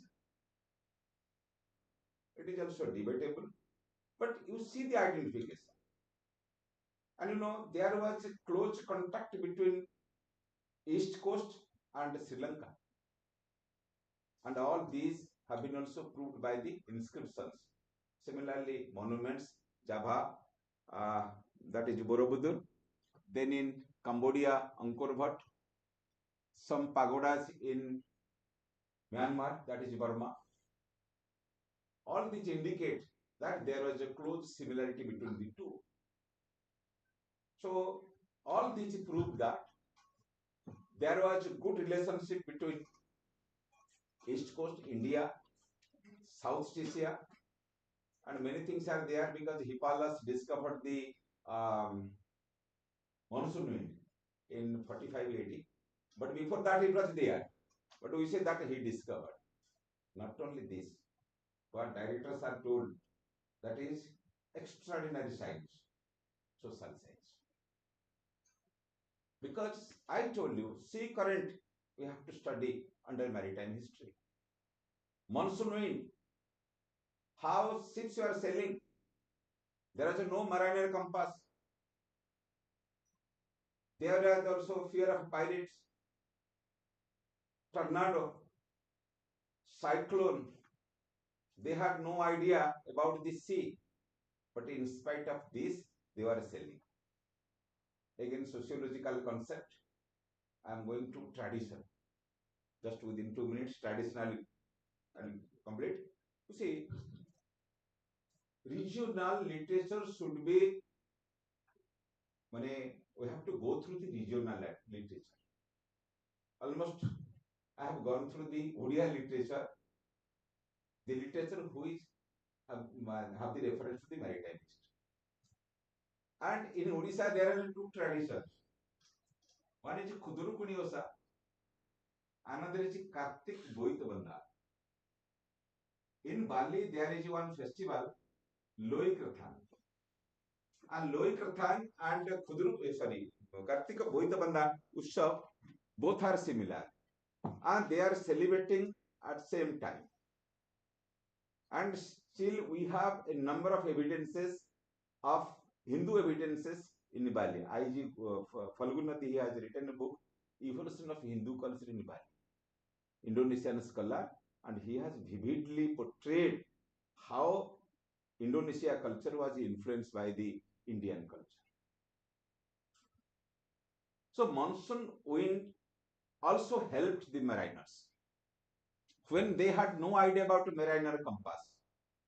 In India, we have mainly two monsoon winds.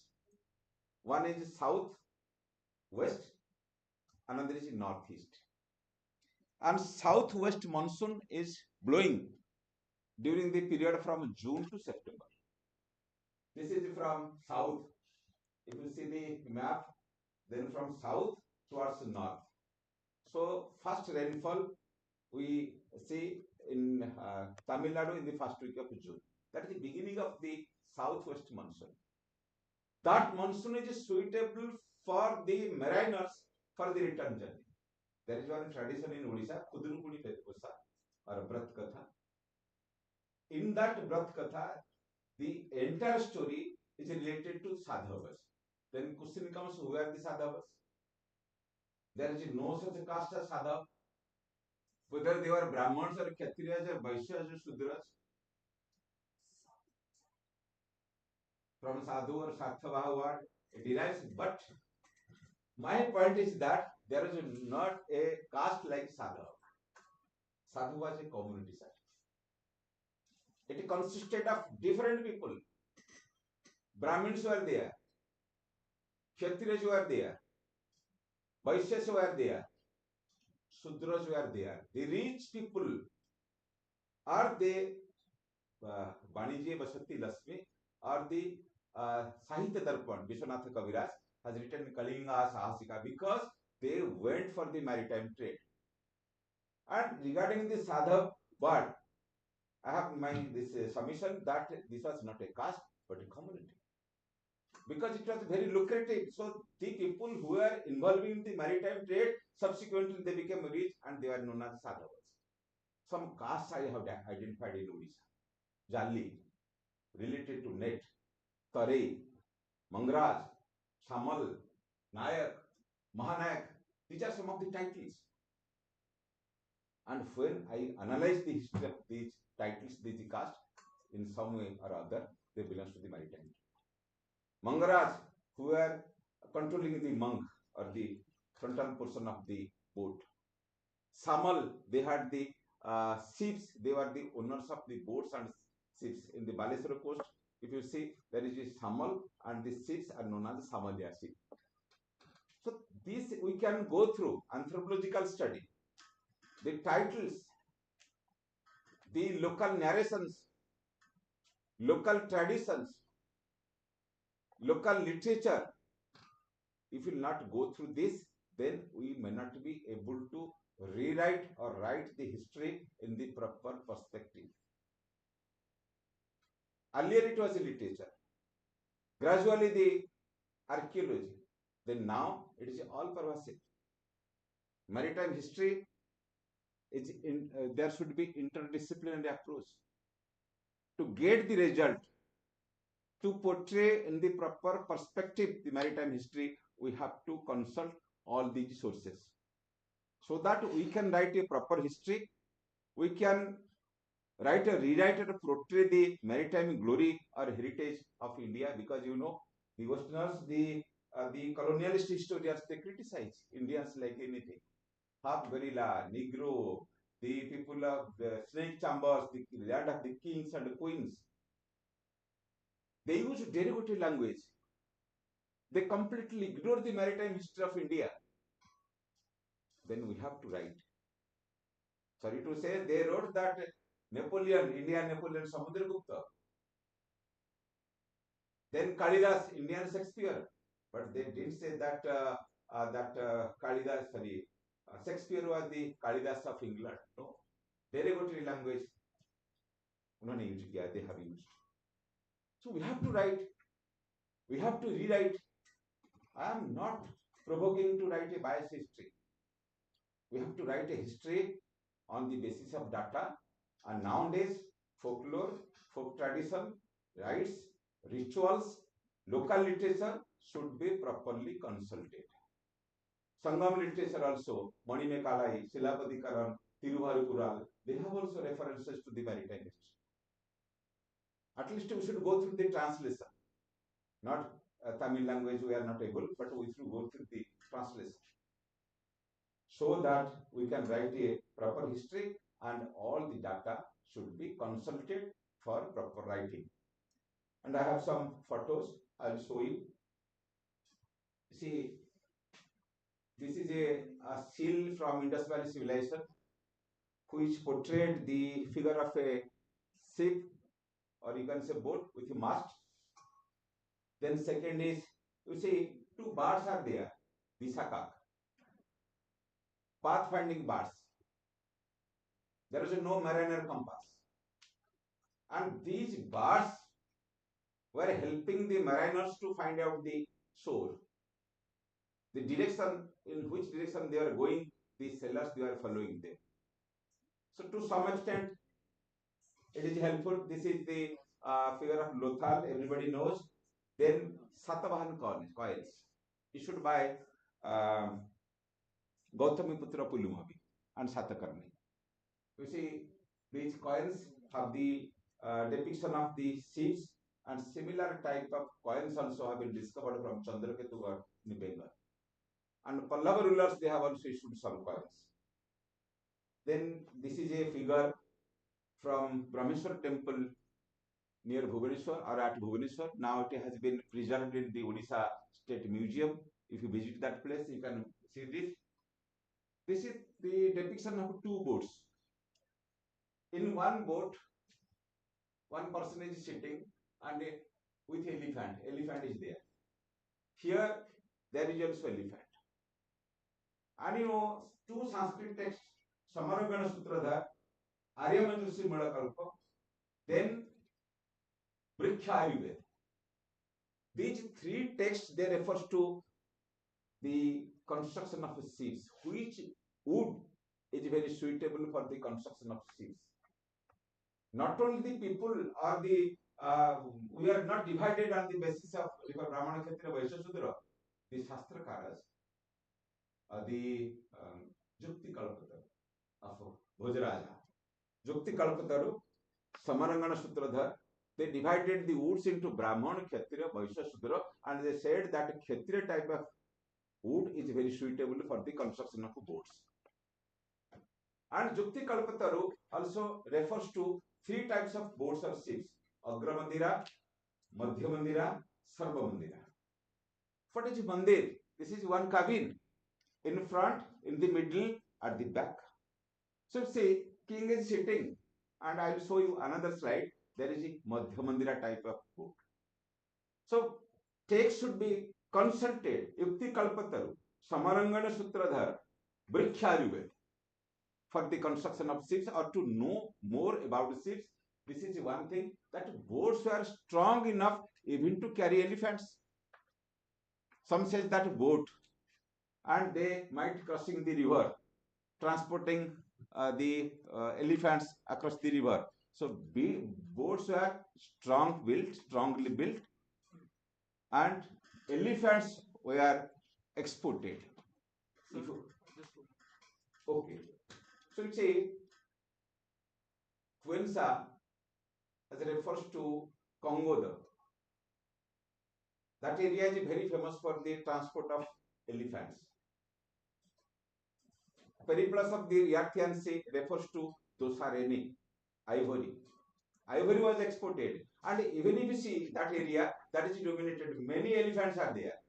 In the jungle, you can see the elephants. Many elephants are there. So this is about the Brahmeshwar temple boat. Then this is Baital temple. Rajendra Lal Mitra in his book, Manmohan Ganguly also in his book, they said that this is just like the overturned boat. This was constructed by a mariner because his wish was fulfilled. He was saved from the shipwreck. So after that, he constructed this temple at Bhubaneswar. This is not a Devi temple, Yogini temple. Tantric temple is there. Then we say this is the depiction of a giraffe from the Konark temple. Giraffe is not an Indian animal, not found in Odisha. How the artisans or the masons they depicted the figure of giraffe? It was during the time of Langula Narasimhadev who constructed the Konark temple.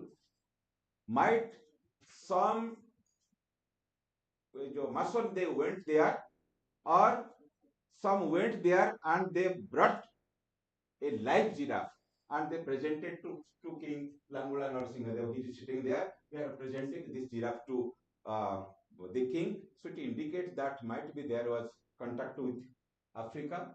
Then this is a boat, Madhya Mandira type of a boat. It is on the Bhogamandap of the Jagannath temple. You can see in the lower portion, this figure is there. Then this is Martanda Bhairavas are dancing on the boat. This is from Konark temple. This is again also from Konark temple. This is, you see, the cascades discovered from Ratnagiri. This practice is very new to Odisha. It was a Chinese practice. They were keeping the tooth and the remains inside one cascade. Then inside the three cascades are there. This is a technology very popular in China, not in Odisha. The Buddha, Javanese Buddha and the Odisha Buddha. This is a Ashtamabhaya Tara, because the sellers they are worshipping Tara, a tantric goddess, after the coming of the Vajrajan. This is from Ratnagiri. This is a figure of shipwreck, and these are different coins. Silanji coin, then the Chinese coin. This Chinese coin is the Silanji coin. This is a guard from the Hathigumpha inscription. So this is a map which shows the ports of Odisha coast. This is a map which shows that how periplus of the Earthian Sea follow the route. This is the Kulpat. The sellers they followed the coastal route during the ancient period. This is a route followed by Ptolemy during 2nd century CE from the port of Palur to South Asia, that is Indochina. This is a route followed by Fayan from Tamilakti to Sri Lanka, then to Java, then to China. This is a route according to Ashtamajindar, and it is also obvious. There was a route from Odisha coast or the Andhra coast, along the Bengal coast, Arakan coast to Myanmar, and this is a route followed by Easting. So thank you very much. This is a my request is that more writing should be there on the maritime history, and all these sources should be explored. Thank you. Just one question we can. So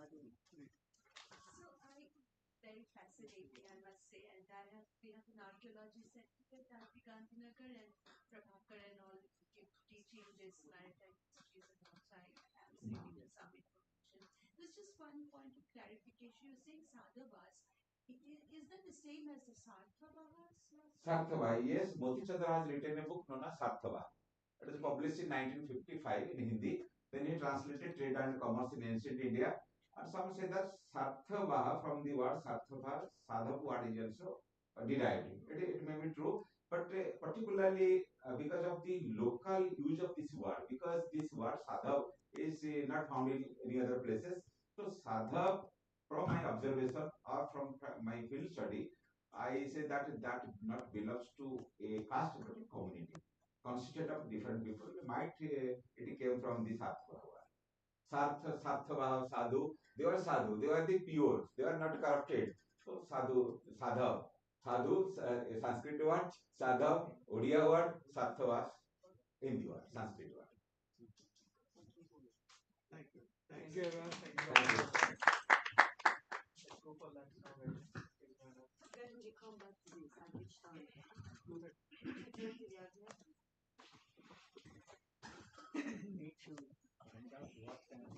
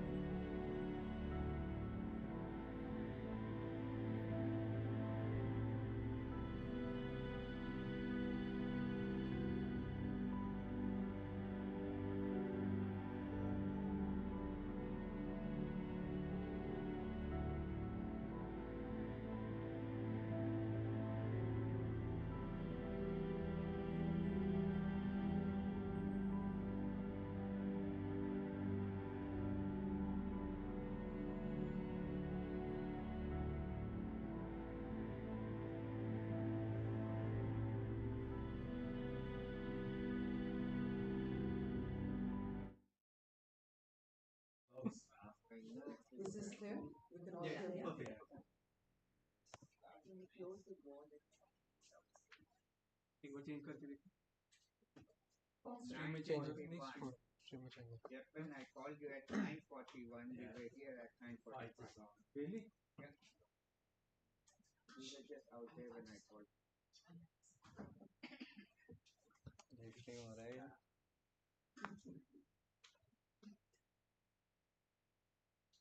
All right, welcome back. I hope you have all had a scrumptious lunch. And now to wake you up, we have Professor Smita Srinivas. He is the person who puts the word conversation in our subtitle. She has had a conversation with every speaker. So return her this favor. Everyone needs to prepare one question at the end of the talk. And That would be great. Yeah, to chair this session, we have Professor Romer. So over to the chair now.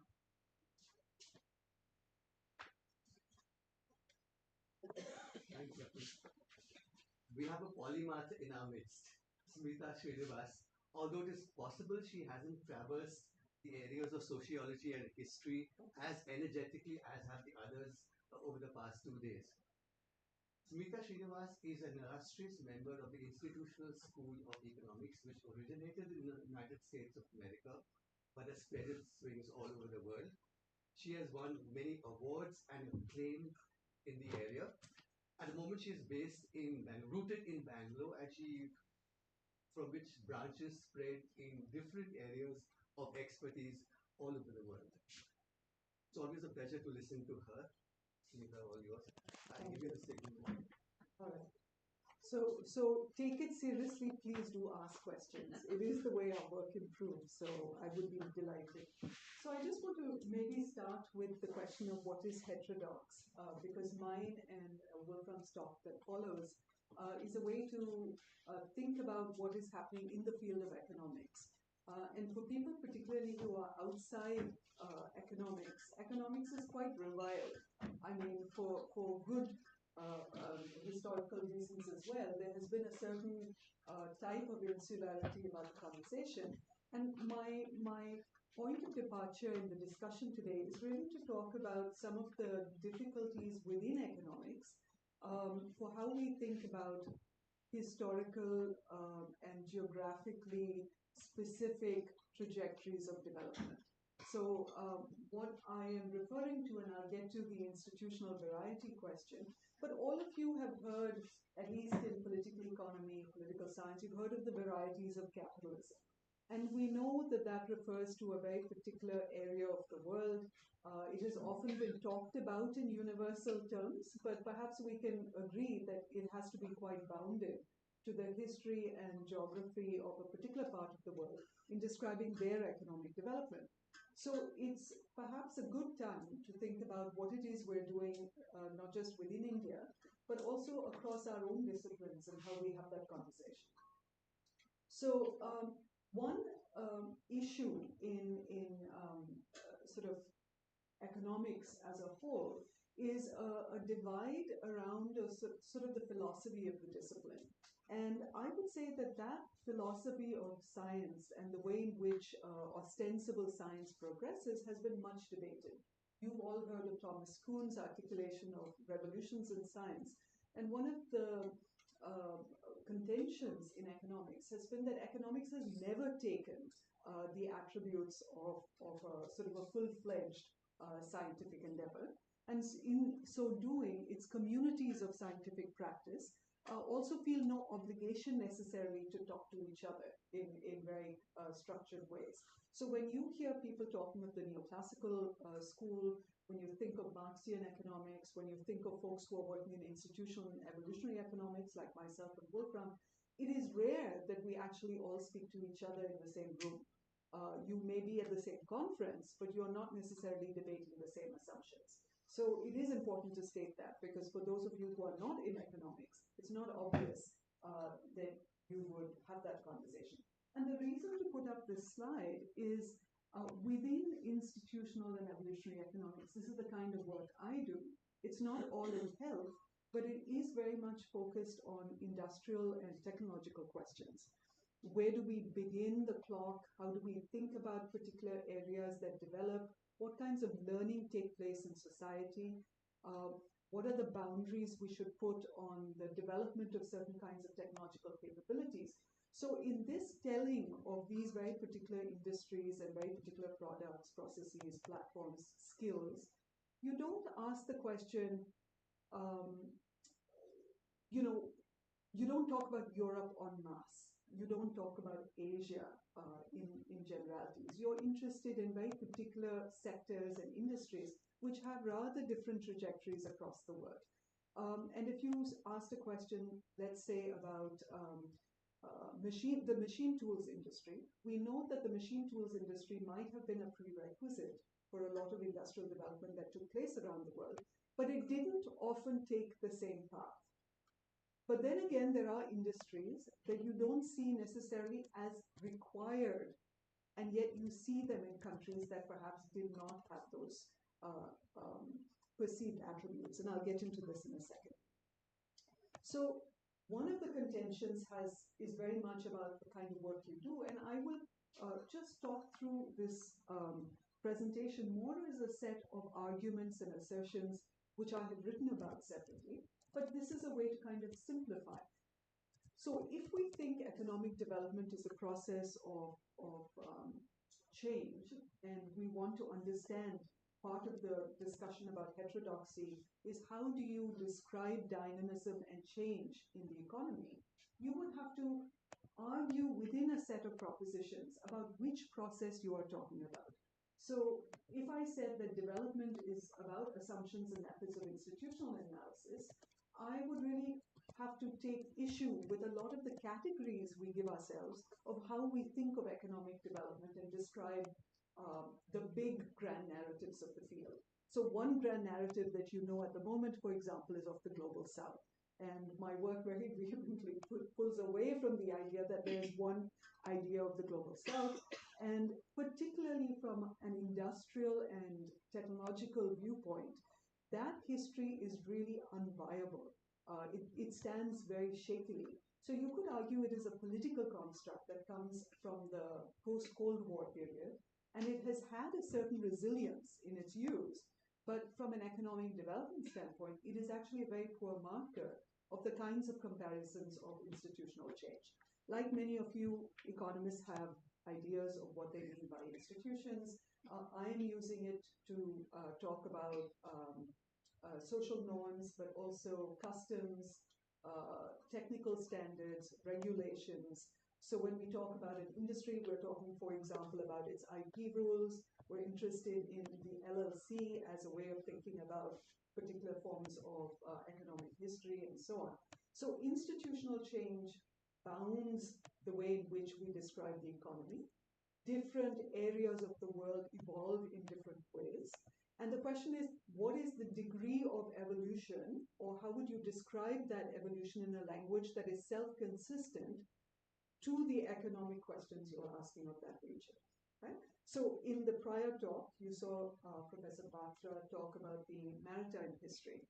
And you could argue that maritime history, his argument, was that it has seen kind of this disjuncture that on the one hand, all the technological capabilities for a maritime history have existed, and yet because perhaps it wasn't studied extensively under colonial or other historians, you have ended up with an idea that somehow it was not a great power, or you did not have certain kinds of capabilities.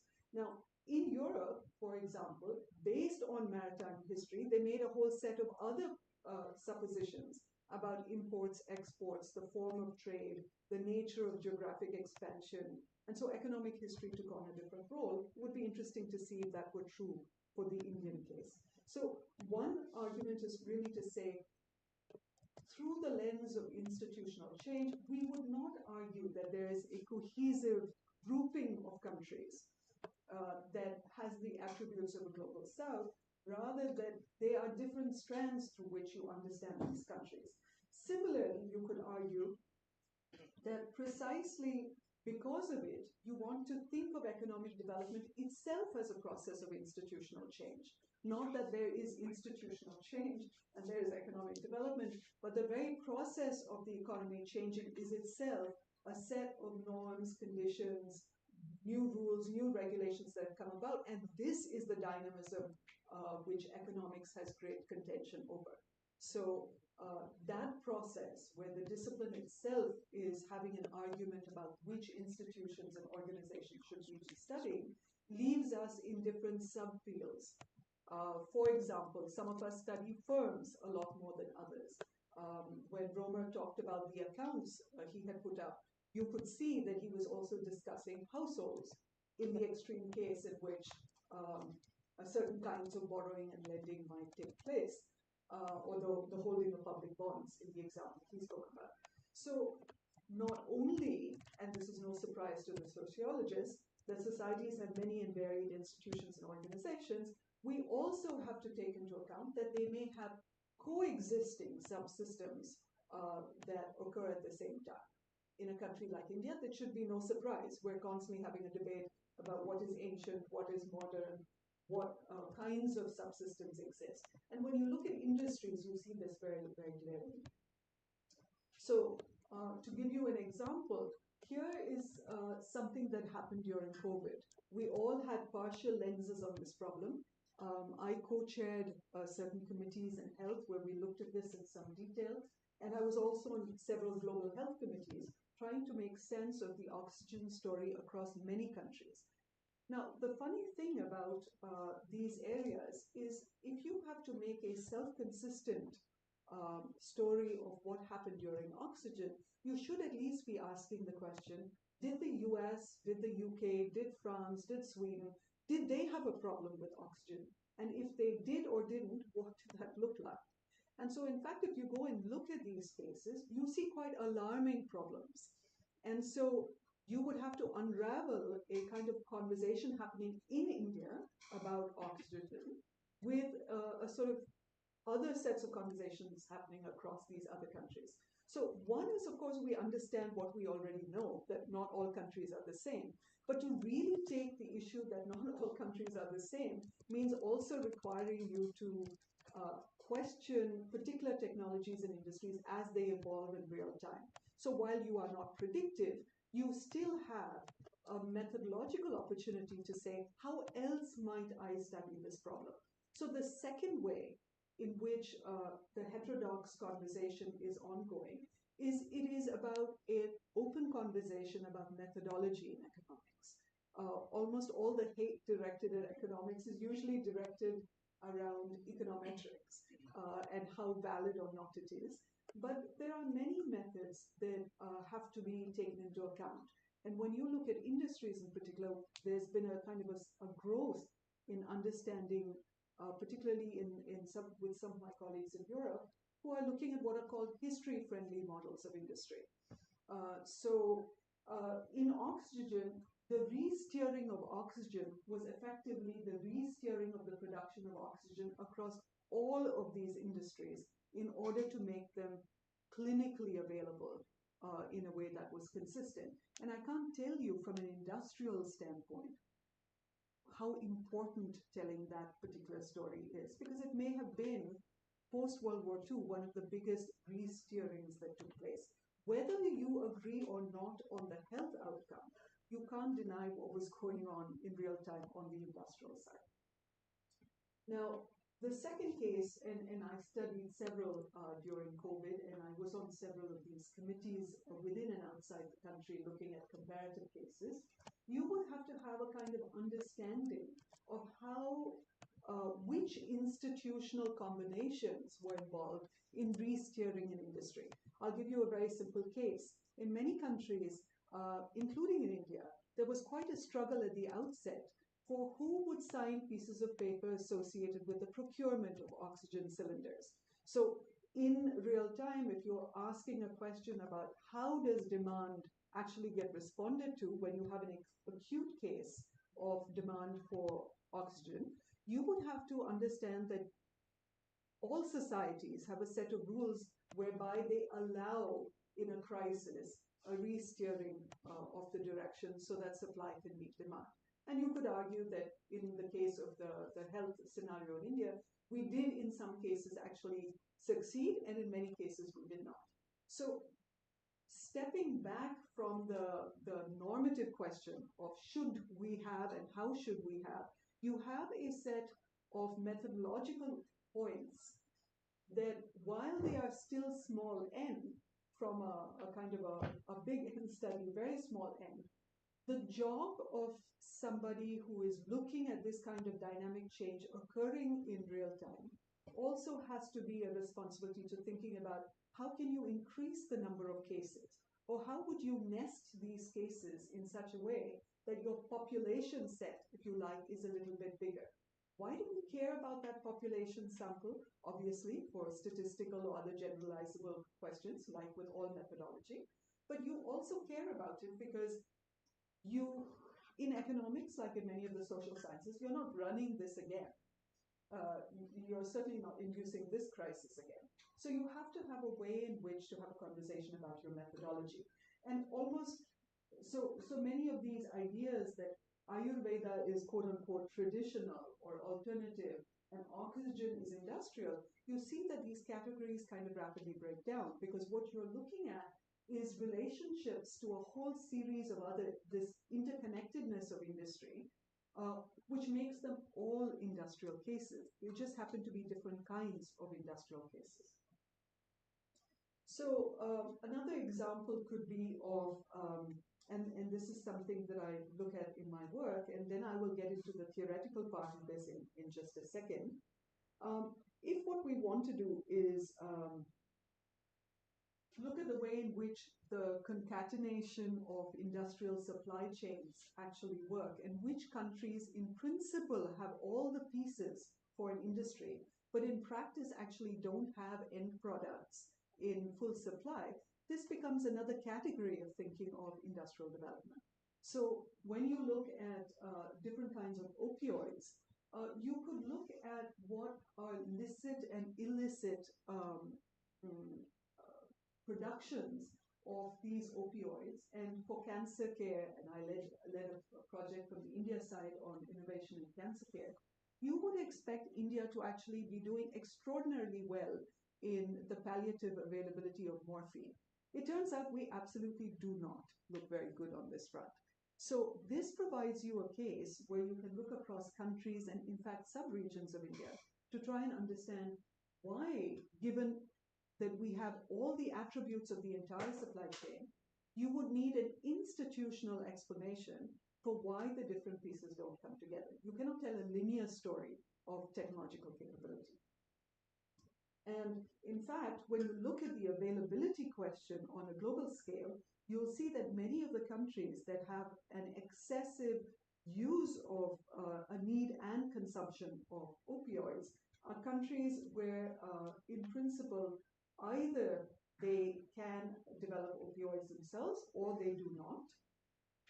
And many of them do not have the full supply chain.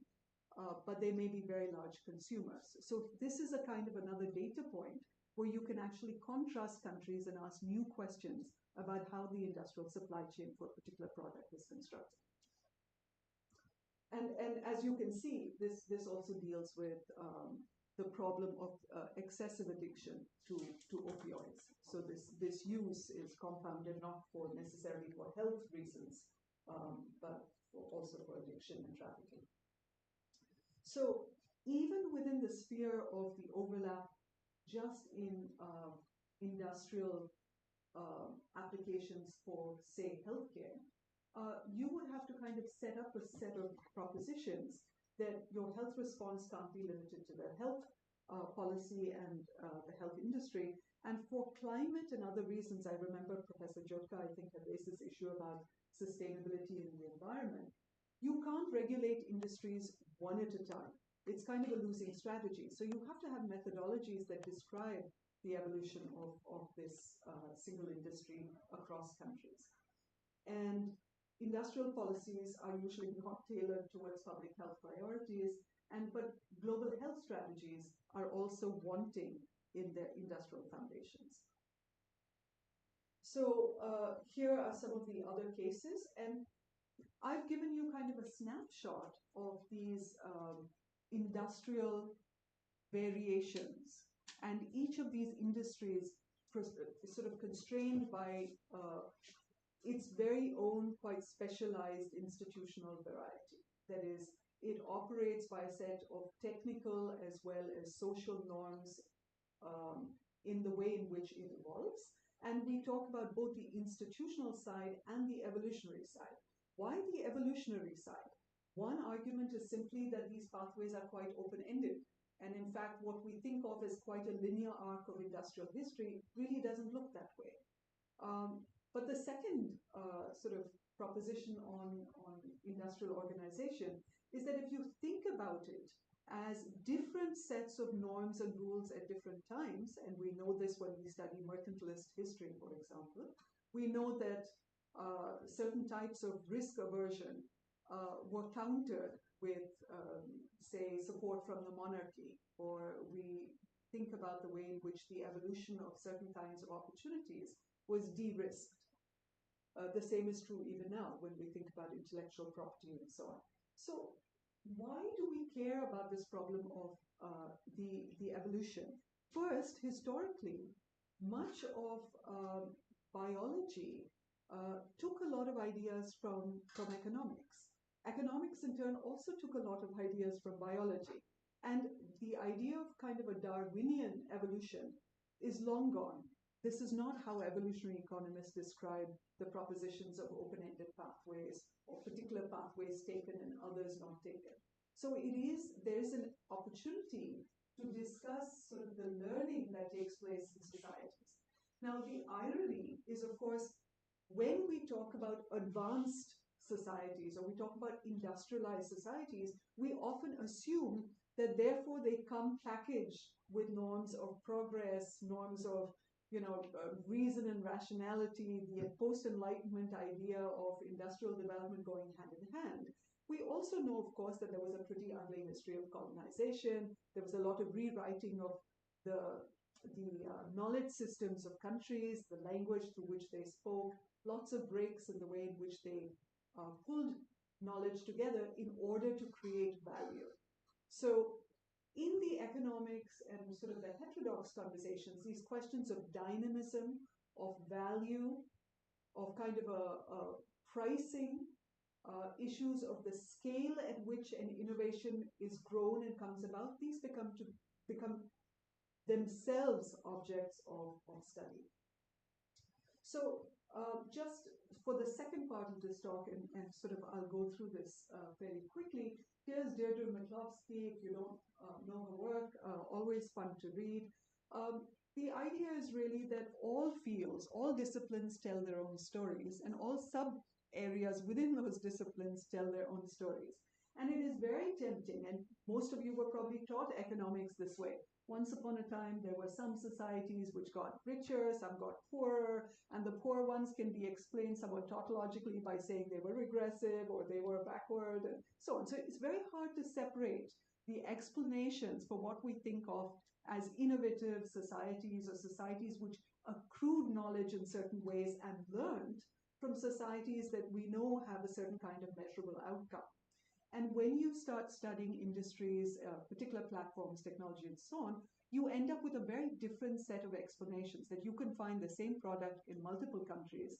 And if you go back and kind of query it, you will end up with a maybe slightly different proposition about advance. Now, you could tell this story by simply saying there is a lot of institutional variety. So if you started with this picture here, which is comes out of some of the data with Madison and others contributing, you see South Korea, and then there's a great deal of self-flagellation going on, where India says, oh, but we were the same in 1950, we lost all this opportunity for, N years, and now we find ourselves sort of catching. So this idea, using the HDI and others, is very much a story also of telling industrial development, the story of industrial development as a story of you will catch up. So in economics terms, this is often described as kind of the catch-up industrialization. And many of us who work on innovation and technological learning tend to reject this story because, in fact, what you see by industry or by product and platform really doesn't subscribe to this story at all. And this is one type of explanation.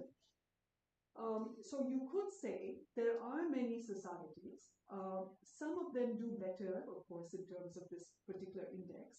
But you could argue that they all had certain kinds of industries. Each of those industries had certain norms, rules, standards, laws, policy instruments, and so on.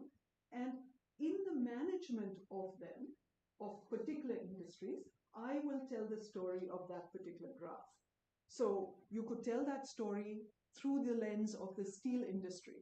And Japan, China, India would end up in, and South Korea would end up in a very different place on an overall chart of learning and capabilities. And similarly, obviously, there are a set of philosophy of science questions underlying.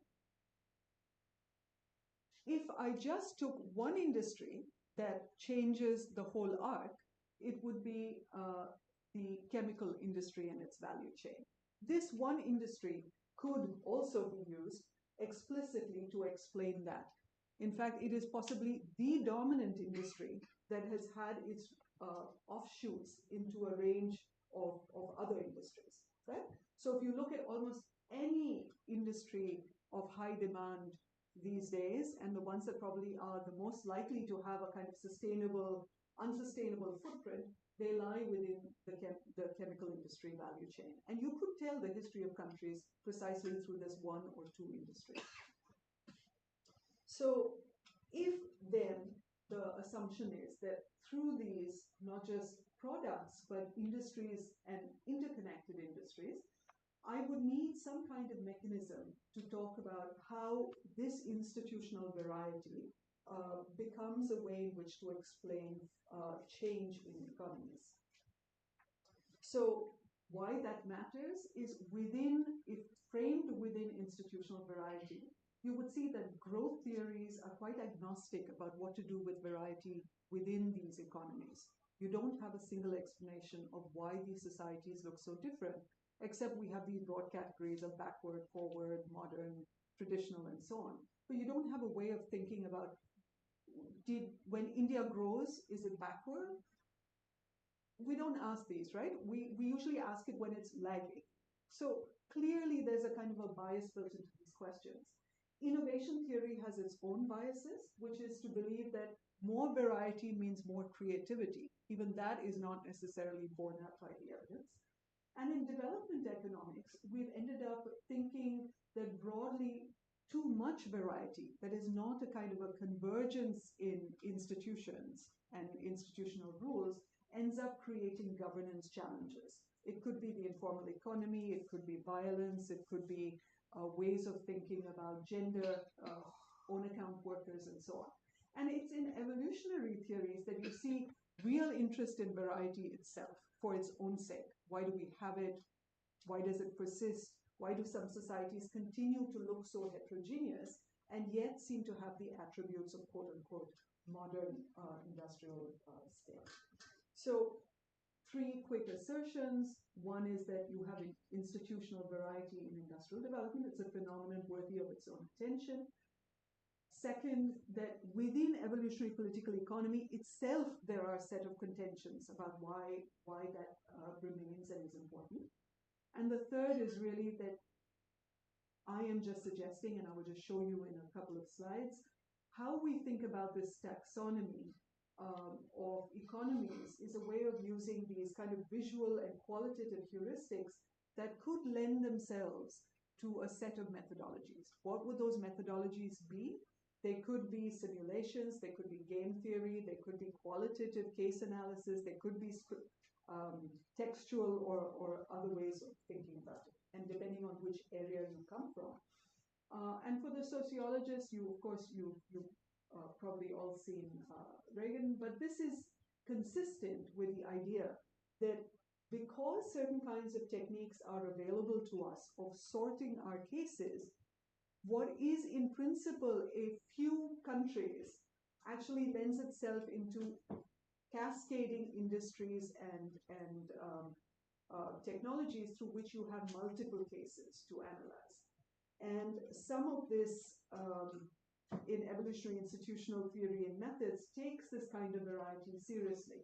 And you've seen here that this lends itself to questions of combination of institutions, bundling of institutions, switching features. Why do solar paths go down a certain way and wind in others, and so on. And so really what you need is some kind of intermediary heuristic. And why heuristics? Because in psychology, for example, heuristics are considered sort of anathema. They are kind of thought experiments, but they have huge bias. But in our kind of work, that this sort of question that we're asking, heuristics actually have many of the characteristics you do want to think about. You want to think of these cases, for example, where there's a time problem in your economy. There's a negative impact of waiting for certainty, right? There are whole classes of problems of that kind.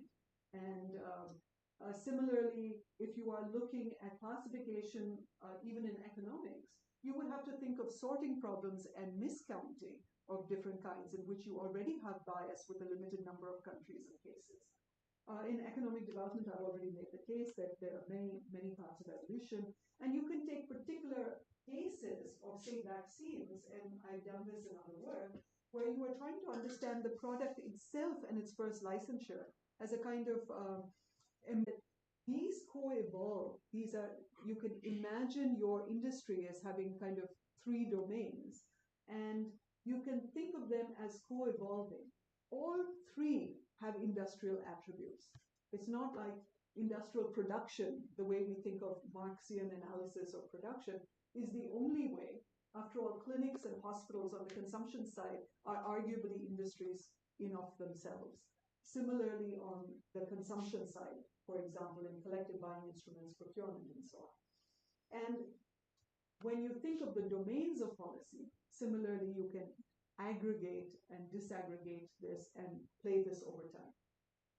So the idea of the heuristic here is as hypothesis generation, as more refined hypothesis generation, and then you use a series of different methods in order to test how your industry plays out over time. Simulations would be a good way, they could be other ways. Similarly, this is the way we often think about technological learning. We often say there's basic research, applied research, and then there's kind of economic attributes that come out in that one there. But this is something called Pasteur's quadrant, where people talk about 4 different kinds of science. You could actually write something like that, where there are problems which have been found in advanced industrialized countries, and problems for which solutions are suitable for developing countries. And if you actually populated this with particular products and processes that actually exist, it's an empirical case, you would find that you have very uneven existence up here, which is often where the whole story of economic development is told, as if it only belongs to the upper left-hand quadrant. So I won't belabor this, I've written about this elsewhere, but these are the kinds of heuristics. Robert, give me a minute and I'll just wind up. So when we take those types of heuristics and we ask what kinds of degrees of institutional variety interest us in order to classify the problems we have in economics and economic activity that exists, it's an empirical question. It's not a theoretical question. It's you ask a theoretical question, you come back to the empirical context, and you develop a set of methodologies that allow you to proliferate your cases and your tables. So in that sense, you have, say, the linear model, you have a Pasteur quadrant, you have a scarcity-induced innovation. You would query the categories that you do have of different kinds of problem solving, of universities, and so on. In the first case, there's really 1 degree of freedom in terms of institutional variety. In Pasteur's quadrant, it's 2, and in scarcity-induced innovation, there are multiple. So to end, well beyond the varieties of capitalism, are a set of presuppositions about institutional variety and the way they're built into economic models. So when we talk about industrial development, when we talk about, can we compare India and China, the real question should be, how did you even do that? What is the assumption behind that India and China can even be compared as two countries, right? So, I was having this discussion the other day with some colleagues, and I was saying that when we think about our hiring strategies in India or reservation policies, or we think about legacy sort of admissions in the US case and so on, you have real problems with explanation across countries. If you look across industries, on the other hand, you can't compare Brazil and India if you take the kind of the three-part institutional triad. You would never compare Brazil and India if you actually ran that and looked across the evolution of one industrial case. So in conclusion, what would I like you all to sort of take away? One, we are here obviously to have a conversation across our fields, but we're also here to have an internal conversation within our disciplines. And it is clear that what is heterodox in economics is a still quite hotly debated area. And it's only in the context of this heterodoxy that we discuss what we want to reject about what is mainstream. I have a slightly different view compared to some of my colleagues. I think there's much to be got from the way in which the evolution of this discipline itself has come about. But you could ask a set of questions. So instead of taking the discipline as led by a kind of a linear view of one phenomenon, which is economies start from a certain point and go to a certain point, you would ask a set of questions about phenomena. What phenomena can I actually catalog and study? And also a set of questions about case construction. The case construction question I can't talk about too much, but it does mean that there are many types of questions of the North Atlantic economies, the pre-European wealth question, how we use Madison's contributions about India's and China's wealth, all of these, terrorism, narcotics, human trafficking. These are all examples of the way in which we have built out our understanding of institutional variety. So I would just suggest, as a Boolean algebra, a kind of a combinatorial mathematics or other problem, it has to be taken far more seriously than trying to catalog India in the varieties of capitalism literature, which you could argue in turn that a comparison across countries is extremely shaky. So let me leave it there, and of course questions most welcome. Thanks, Smita, for a lot of food for thought. Questions, comments? So a lot of the new behavioral economics, one of the big terms there is heuristics. That's right. Now, and there are people like Gerd Gigerenz who talks about how they can be really useful. And I find one of the failings of behavioral economics as it's currently done is we're not looking for different models for different people in different situations. And that, in some sense, is like what is being said. You should, when you're looking at economies, make it institutional specific, make it history contingent. If we do the same for our view of the individual and take him away from standard rationality, bias, information assumptions, then this is mainstream. It's mainstream in the sense this is what's happening in modern behavioral economics, without that conditioning on the institution, on the specific person. Yeah, I think that's right. I think there's a reason amongst different subschools of heterodox economists, they have more or less of an appetite for kicking neoclassical out.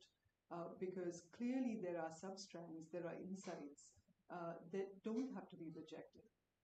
There are things, being an individual doesn't mean you aren't part of a group. It's just the relative dominance of using it as a framework, right?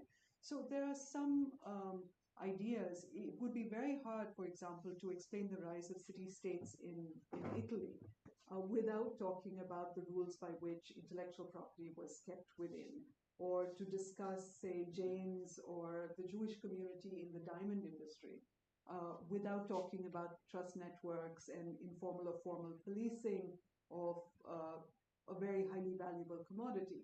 So I think these are not either or, but the methodologically consistent way would be to do something like this, which is to build out nested cases within one geographic articulation to ask whether two countries at the same time had the same capabilities, irrespective of whether you thought they were quote unquote higher income, lower income countries. That should be the very first thing we do. So if you studied, let's take a very specific example, you want to think of how did material science evolve in Finland and India? You would never compare Finland and India, and therefore you would never ask this question. But if you started the question with saying, how did biomaterials evolve in the two countries, you would find some startling similarities. So you would then end up with a set of suppositions about how you should think of learning or satisficing or profit maximizing and so on. So in a way, micro follows these kinds of questions as opposed to theory leading. It's a different way of ordering the priorities of the discipline. Right. So given how we've historically started and kind of built ourselves as a profession, we started with canonical models and we've kind of said everything is like this and everything is like this and this fits everything. But the other route is very time consuming, it's messy, it'll take decades, centuries, it'll take a long time to get the empirical grounding, and the world keeps changing. It's just it's a very tall order to get a sequence of nested. Yes and no, right? So we do know that there are some places where country comparisons could be made. Suppose I said the steel industry is a good example, where some of the countries that would traditionally have been within the catch-up realm also happen to be countries which have steel industries. That's one way in which you can maybe articulate a set of hypotheses that you could go off and do fairly traditional econometric work. So that's one way. Anybody else? Question or comment? No? Anybody? Post lunch? No? No takers? All right, my work is done. Okay, that's all. Because I think let me just 2 minutes. So partly responding to you as well, Rajiv. Varieties of capitalism literature that she referred to, I am quite a fan of, to be frank with you. So there you have a completely coherent model of what constitutes varieties of capitalism, which include, that comes to my question to you, the private public configuration and the complex relationship with the state. So for example, oxygen. I had thought I had Indian oxygen staring at me, whereas when it came into opioids and United States of America and Europe, clearly it's private enterprise. And the whole business of regulation, as you pointed out, impacts there. I'm not sure about oxygen, whether it's public or private, but I was looking at Indian oxygen. Then healthcare, you have privatization of established healthcare arrangements in welfare states. So there's a tension over there and a complex connection with the government, with the state, which the varieties of capitalism do look at. They look at a complete configuration, public-private state, moving from one to other. So that would be the kind of coherence that you are looking for. Heuristics needn't be individual shortcuts. They can be mechanisms of shortcuts that apply to institutional regimes as well. They could be that. So it's not Kahneman, Tversky, or Hegel so much as quick fixes, shortcuts, informational shortcuts. So I also we are am a looking fan for of private, public, and the state. With regard to your examples, chemical industry, every other you refer to, is entirely private enterprise, from what I gather. And the question, no? So is there any point again? So that you can conclude with that. Uh, private public mix, and therefore the different relationships with the states that informs part of your so in fact, even during, not just during COVID, but I think when you look at very particular industries and the very strong assumptions that are made from industrial histories of different industries into theories of, say, regulation, of state action, public sector investment, and so on, they are overly strong assumptions in some respects because nobody is actually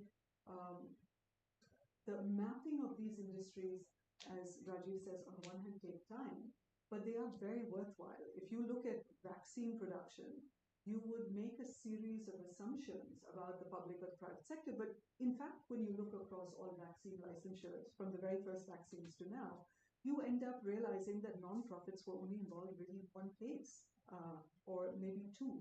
Whereas, in fact, the public sector, particularly the military, played such a huge role. So everything from clinical testing to R&D to pricing, in many of the cases of industry evolution, pricing is a bit of a red herring because, in fact, you could do it by fear. Mainstream economics knows very little about pricing. Yeah. Anyway. Yeah. So thank you very much. Thanks. Thanks. Sir.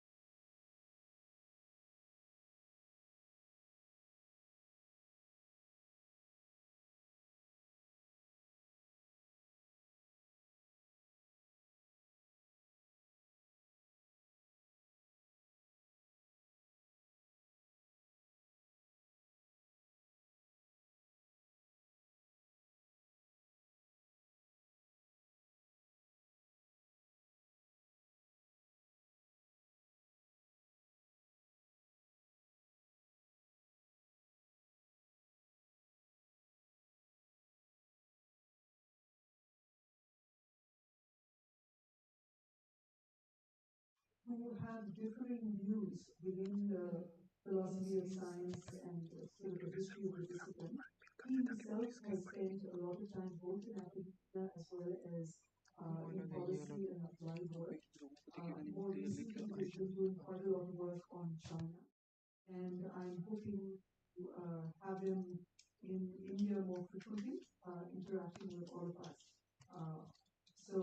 them welcome, and uh, I will ask someone to keep time for you, but then we can open up for questions. Okay, thank you. Do you hear me? Perfectly. Yeah. I got a bit of problems, technical problems this morning. Yesterday was everything fine. Now today, I don't know, some minor problems. So first, you hear me. Second, can I share my screen now? Yes, you can. Okay. That is. Do you see it? Yeah, yeah, yeah. Okay, so this is what you see, right? You see my PowerPoint. Yes. Okay, good. Everything's okay? Yeah, go ahead. Okay, thank you. Well, thank you for inviting me. It was a bit with a short notice, just 10 days ago. So we agreed that I do something like more subjective, a personalized thing, and biographical too, so to speak. So, as Vita said, I'm a born heterodox. I've been in heterodoxies for 50 years, half a century now. Um, and I put heterodox into quotation marks here because there has been debate about what is heterodox or should we use it at all. Because it seems to suggest that we are in a cemented minority position, which hopefully we will be able to change one day. But anyway, I use heterodox as well, and I find it nice. As you may know, it refers to the Christian Catholic Church history, where the church is the cathedral, is the orthodoxy, and the bazaar is the heterodoxies in plural. So what I do is a research, combined research, biographical too, and I just take on themes and have a little suggestion where we are heading to. And I can neatly connect to what Smita has said because uh, I 99% agree. What you no 100% agree what she said in her thrust. Although I will be a little bit more abstract. Okay, preliminaries. So this is indeed something more on what you call research agenda for heterodox economics. It is complementary to, in the sense of going into what I would consider socioeconomics and a broad social science perspective of economics, of heterodox economics. And in this way, it is complementary to the core issues of prices, wages, profit rates, technology growth, income distribution, industry structure. It adds social institutions basically. So it is what Ajit yesterday called psychology. It is about expectations building, or what Veblen has defined as social institutions. He called it habits of thought. And habits of thought have an impact on factual behaviors, behavior formation, on investing, consumption, working, leisure, and the way we do interact socially. Okay, so what I think um, I'm doing here is, as Smita already did, bring in, compared to the neoclassical mainstream, compared to perhaps Raffian models as well, a bit more less abstract social reality in the sense of direct interdependence among agents and recurrent direct interactions among agents. And they do that based on different problem structures. There may be coordination problems, driving on the left side or the right side of the street. It doesn't matter. uh, except we are driving on the same side of the street. So no matter whether we drive left or right, the main problem is we are coordinated. There are cooperation, more intricate cooperation things, what I will be talking about. There are strong non-coordination problems. Sometimes there are even more coordination problems sometimes, and so on. So I will talk, if at all, I mean, in my background is collective decision problems, so more or less social dilemmas. And in this, the solution, the social solution of intricate collective decision problems is ongoing interaction, social learning, and you may call it culture formation. So, in a word, it's about social institutions, and I consider the entire, in my work, I have considered the entire, step by step, so to speak, the entire life cycle of institutions. I started off with modeling the emergence of institutions, then the evolution of institutions, including diversification of institutions, but then also decline and collapse in the end, and it includes, as Smita's theme was, comparative institutions. And it ends even with the variation of highly ceremonial, as Veblen had called it, termed it, highly ceremonial and even imbecile institutions. I will give you an example then. So, in a word, it's socioeconomics. It brings in society, space, history. So my personal background is I'm rooting over three generations back, so to speak, in what is has been called the younger German historical school, later also called German social economics. As a Western 1968er student, I was of course in the students movement, so the best thing to study is political economy, but political economy was, of course, not available in the German scene at least, which is highly dogmatic and orthodox, and 90% mainstream, and strictly so. So what I could take is studying economics and political science, and I thought this would perhaps be the combination, but of course it did not work out that way. So I studied with the grandsons of the German younger historical school. The names of Max Weber, Werner Sombart were the grandfathers, so to speak, and a number of leftist economies are attached to that. The so-called Kiel structuralist school in the 1920s and 1930s, and you might know the name of Leontiev, input-output, of course, who was at the Kiel school at that time, and other leftist philosophers and economists scattered around Germany in the 20s. Now, with 1933, the Nazi regime, all these people had to emigrate, of course. Many of them landed in New York at the New School of Social Research and at Columbia University after 1933.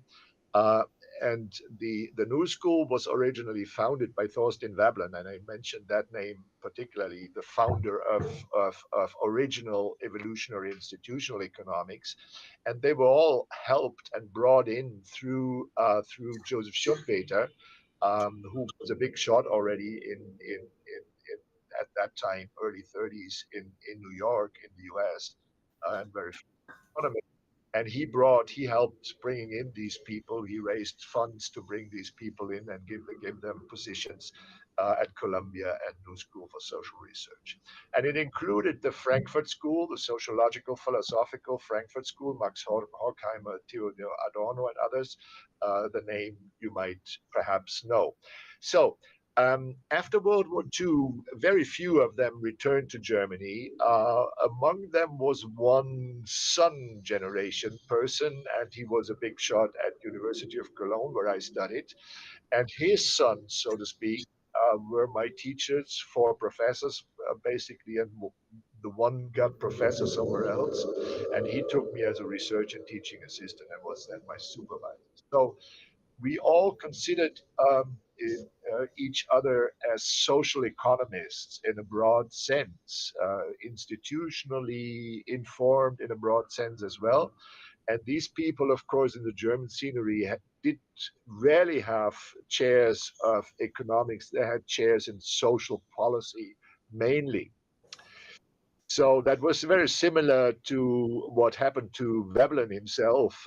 Veblen, until the 70s, 80s, even was in the mainstream and in the publication, and mostly by readers and publishers as well, considered a sociologist. I mean, he was an economist, of course. He was offered even the presidency of the American Economic Association in the but he was introduced as a sociologist because of his main book, 1899, The Theory of the Leisure Class, which was considered sociology, but it was in fact in the core, as the subtitle said, it was a theory of social institutions. So I started with my PhD thesis with a critique of the market and the market success measured GDP. And I started off with alternatives, multidimensional indicator systems, and indexes.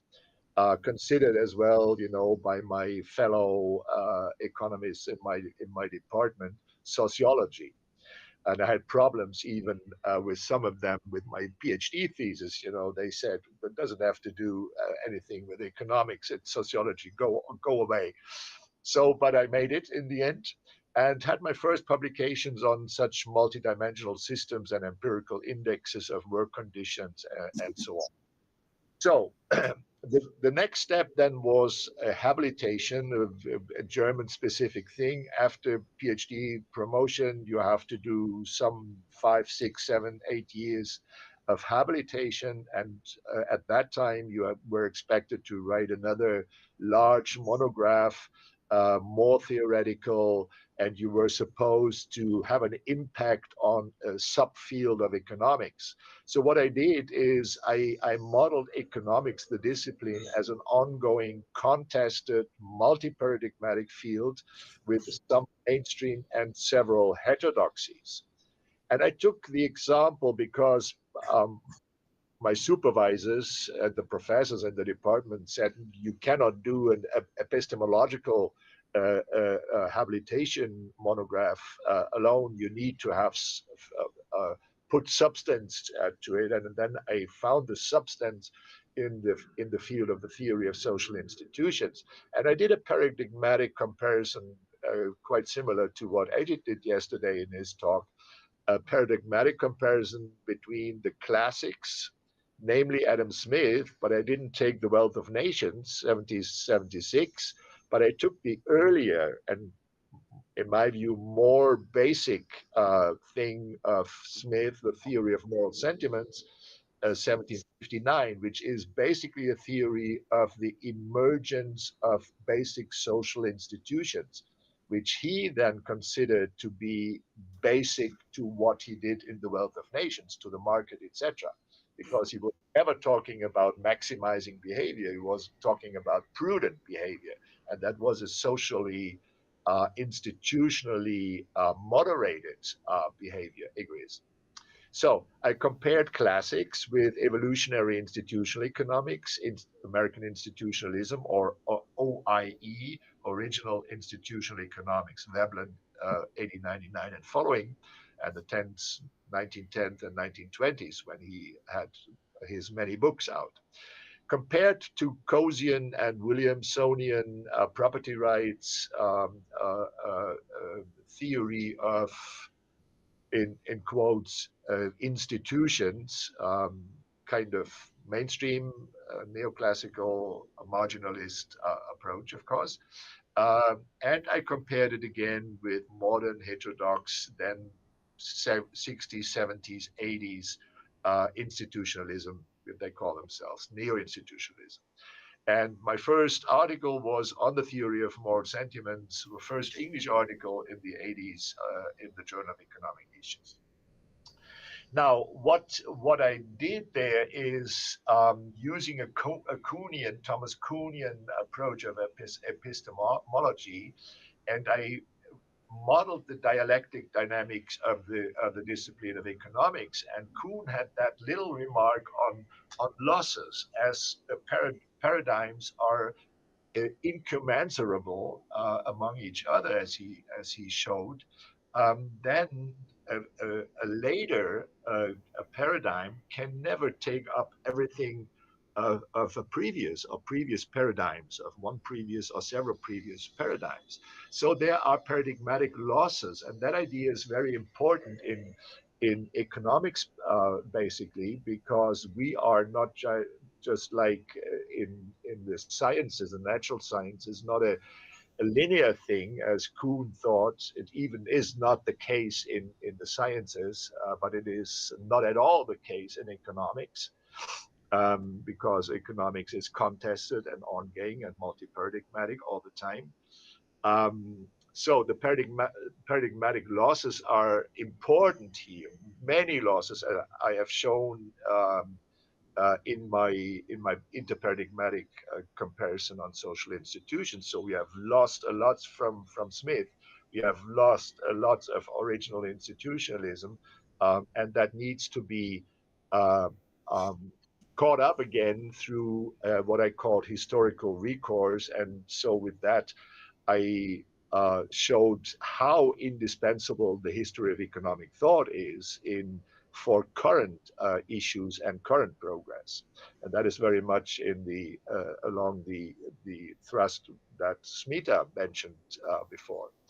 Now, it was obvious that I found the Association for Evolutionary Economics and the Association for Social Economics in the US as my sisters in mind, complements to the German socioeconomics, and the relations emerged, of course, and they helped us in 1988 and 1989 to found the European Association of Evolutionary Political Economy, the EP, a strange combination of words that stems from the main groups that founded the European first major comprehensive European heterodox association were Marxists and post-Keynesians and institutionalists, so to speak. I was on the institutionalist side or social economic side, and so it was a compromise to say European Association of Evolutionary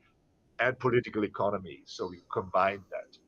And since then, we are working in the US with the ESSA meetings every year with AFI and AC. We work with the radicals from ERPI, other heterodox associations, Association of Heterodox Economics, but also nowadays very much with the young scholars and the alumni, organized, the heterodox ones, searching ones, organized in exploring economics, rethinking economics, and several pluralo networks. I did then, and that is the end of my biographical part.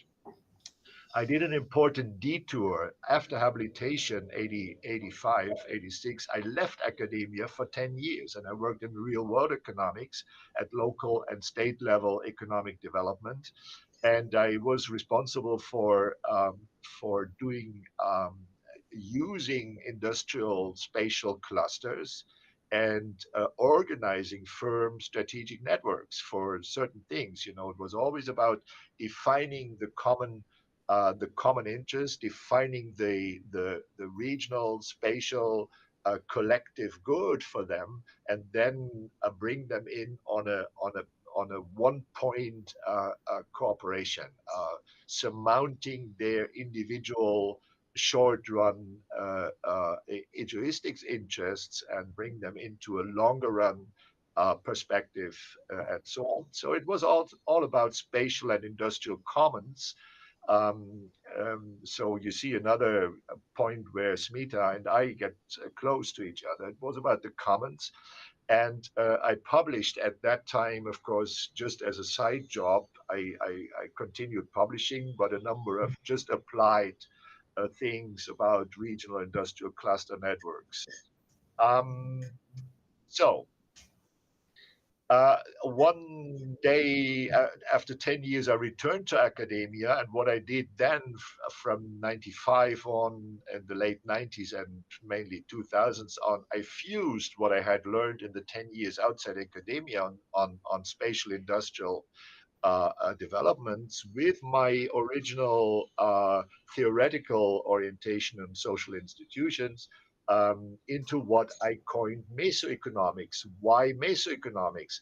I was in the field of institutional emergence. The question: how do institutions really emerge from interaction processes? Of course, institutions are always there, so it's a tricky methodologically, of course, a tricky thing, but you can carefully model and say what is already there, what are my preconditions here, and then what emerges from that. And the main point was finding out that conditions of successful, stable, resilient institutional emergence is something like the size of everything given cognitive conditions. So you see here I formalized, I used social dilemma games and repeated ones and evolutionary game theory with the idea of social replication mechanisms and so on. So one of the main thing I focused on is the size, where agents are able to behave um, I would say prudently in order to develop their futurity, their expectations, extend their expectations. And it's all about the expectations to meet another agent again, either the same one I had in the past interacted with, or one who had observed us, who knew about my behavior, etc., etc. And then it is generalized into population-wide probabilities of expectation, of course.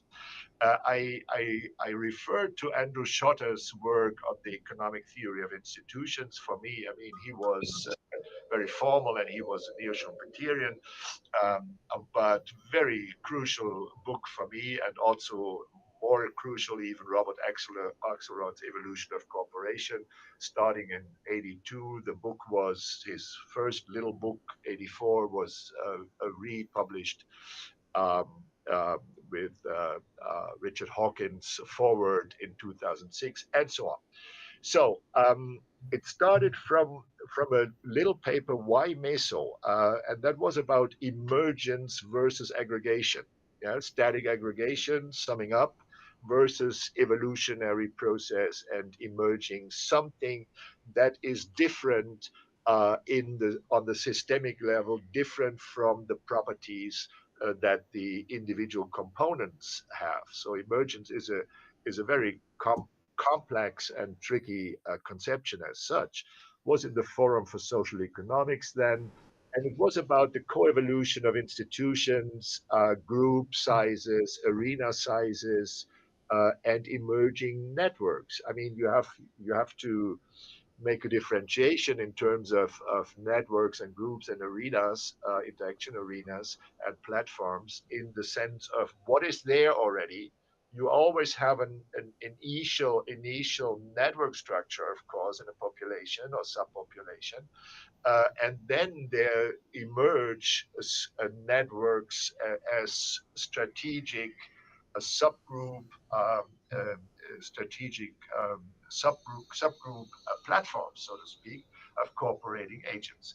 A lot of papers then, among them Journal of Economic Issues, Journal of Social Economics, and so on. Also, what we then did after modeling, after careful modeling, after re-embedding the modeling into conceptualizing and theory development, doing some simulations even, and among them, I'm still working, being asked to contribute to an edited volume. I'm still again in the meso question and showing meso as the dimension in economics of cultural development. We incidentally, and that may be interesting for some of you, is that we drew upon historical anthropological knowledge about, for instance, group sizes. Among the hunters and gatherers, we have clear indications how large the groups were, usually during the year or in winter times when they got together. The groups, of course, were larger, but the group sizes that anthropologists found out from the sites and researching the sites that where they settled, it relates very much to modern brain and neocortex capacity. So we know that the neocortex that has emerged in the human brain at that time of the early hunters and gatherers over some 100,000 of years has a capacity of having intense interactions only with a group of 40, around 30, 40. That was exactly the size of groups that anthropologists had found out. So we drew a lot on interdisciplinary knowledge here. And a sideline application then was firms, organization, embedded firms, the network firm. It is clear that if we look at these networks and mesoeconomics clusters and industrial networks, then we can take the perspective of the firm as such and see how the firm is not a Coasian one. It is not just a rational marginalist decision about either market or hierarchy. It is about a firm that is embedded and networked, embedded in a larger network, and that follows uh, in that networks a certain minimal social institutions. So it was about a beyond Coasian dichotomy. We called it organizational triangle. And still, I'm in that field, writing currently with others paper on hybrid organizations with interesting current cases even. So it went also about the idea, what are the policy implications of all that. It immediately came, I mean, you cannot just stick to analytics and then say the rest I don't care for. It immediately came up for a person like myself, with the background and biography, um, to ask for what are the policy implications here of everything. Namely, because I came out of policy in the 10 years I was outside academia. A number of chapters in edited volumes and things on policy and the requirements on a new kind of state capacities, which is much more demanding, of course. And then I picked some extra point out, which is embedded, of course, in all that, and it's just an aspect. But as it was a huge discussion on social or general trust, I had a number of papers, a Journal of Institutional Economics, Forum for Social Economics, even with formal modeling and some simulations of trust versus control, in computational economics some years ago. So a number of things on trust and size again, so that was the same thing. Another sideline, so to speak, or picking one point out of the general conceptual modeling, simulations, theorizing, etc., was a mechanism that was particularly important to us: social leverage. So meeting again, and we took the interesting case of the ancient Silk Roads. Historians had found in 1900 in one of the ancient border wall towers in China's then west border, thousands of contracts of commodity contracts, and they found out that these people, because low density, the chance to meet the same agent again along the Silk Roads in Central Asia or southern, went down to India, it went west into nowadays Russia and so on. you rarely had a chance to find the guy again. So if I gave you a contract or you gave me a contract, I would avoid to meet you again, and it was easy for me. So what they did is you see all these contracts with not just two signatures, not two fingerprints on it, but eight fingerprints on it. So they had always at least three witnesses, so to speak, who were responsible as well and signed as well, and guarantors too, 3 to 4 guarantors who jumped in.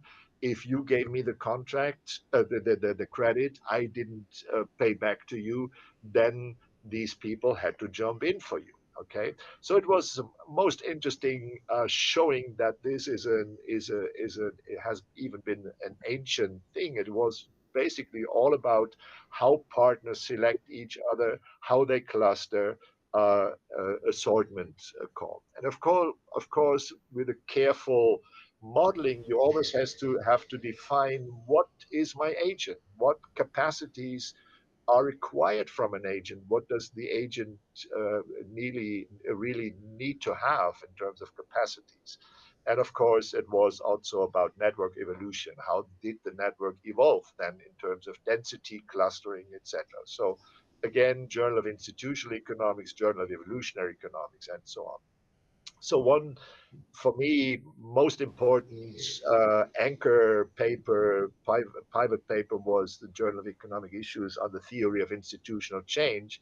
What I did is taking Veblen Ayer's tradition of OIE and kind of modernize it with game theoretical generalizations, parallel between them, complementarities, differences. So, to close the entire institutional life cycle, then I ended up with papers on institutional decline and collapse, thinking about the modern discussion on polycrisis that we have on a global level now. The question was, look, no decline, no state failure without institutional decline and institutional collapse and collapse of entire economic and social structures that we observe in some parts of the world. It's the back or can be mirrored with institutional collapse. So several papers here, polycrisis, yeah. And it was basically about first the endogeneity of institutional collapse. They may collapse or decline and collapse inherently, and about the important thing that it is not symmetric to the process of emergence. Because it has a hysteresis effect, it is definitely asymmetric to the process of emergence, which was interesting. And again, he referred in the Journal of Evolutionary Economics, in the paper where we have 8 authors, a large group.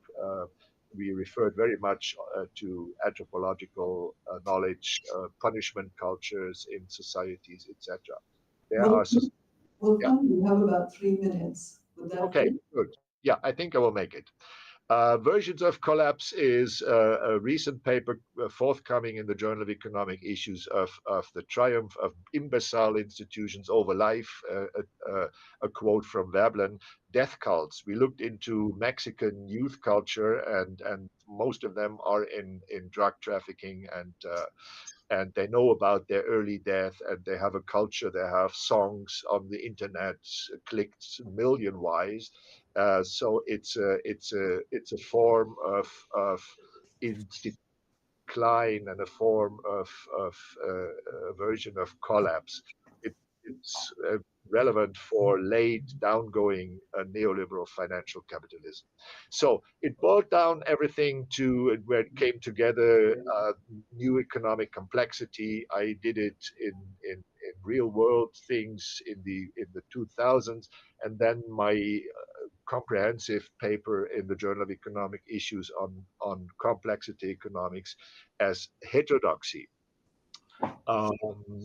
And a recent paper just came out early this year, Complex Thinking in the History of Economic Thought, International Journal of Public Policy, applications to innovation, applications to global change, value-added chain decoupling, to the financial sector, the speculation sector, where I showed that the speculation sector is exploding with virtual capital, so that a usual profit rate will never be feasible anymore. Textbooks on the microeconomics of complex economies, and also in the same time pluralist, evolutionary, institutional, neoclassical, and complexity perspectives. That is my Elsevier textbooks on the microeconomics of complexity economics. And these four strands we have compared a number of edited volumes on pluralist teaching as well. So what follows, and that is my last slide, and I think I will be in time then. I would just roughly and crudely suggest, yeah, let's consider complexity sciences as a broad interdisciplinary, a common ground perhaps with biology, even physics, anthropology, psychology. There's evolutionary psychology nowadays. With sociology, anyway, sociology has the social network dimension, political science, economics. Methodologically, I would say, as Smita has already said, and I mentioned it also sometime, you have not just to do, not just dumbly apply any method and a model or so. You have to very careful translate it into what you learn from reality, and how you feed it back and embed it into reality. What the institutionalist tradition has called it a pattern modeling, not an exact analytical solution, but talking about patterns with careful simulations. You can do ABM, agent-based modeling, of course. It is evolutionary. It has to do with always network structure, which is indispensable. And all these ideas in complexity, that you never are in an equilibrium. You are always out of an equilibrium. You have all kinds to expect, sudden phase transitions, non-stationarities in long time series, etc., etc. So that was, I just stop here, and that was just a quick, very subjective impressionist tour. Thank you very much for your patience. Thank you.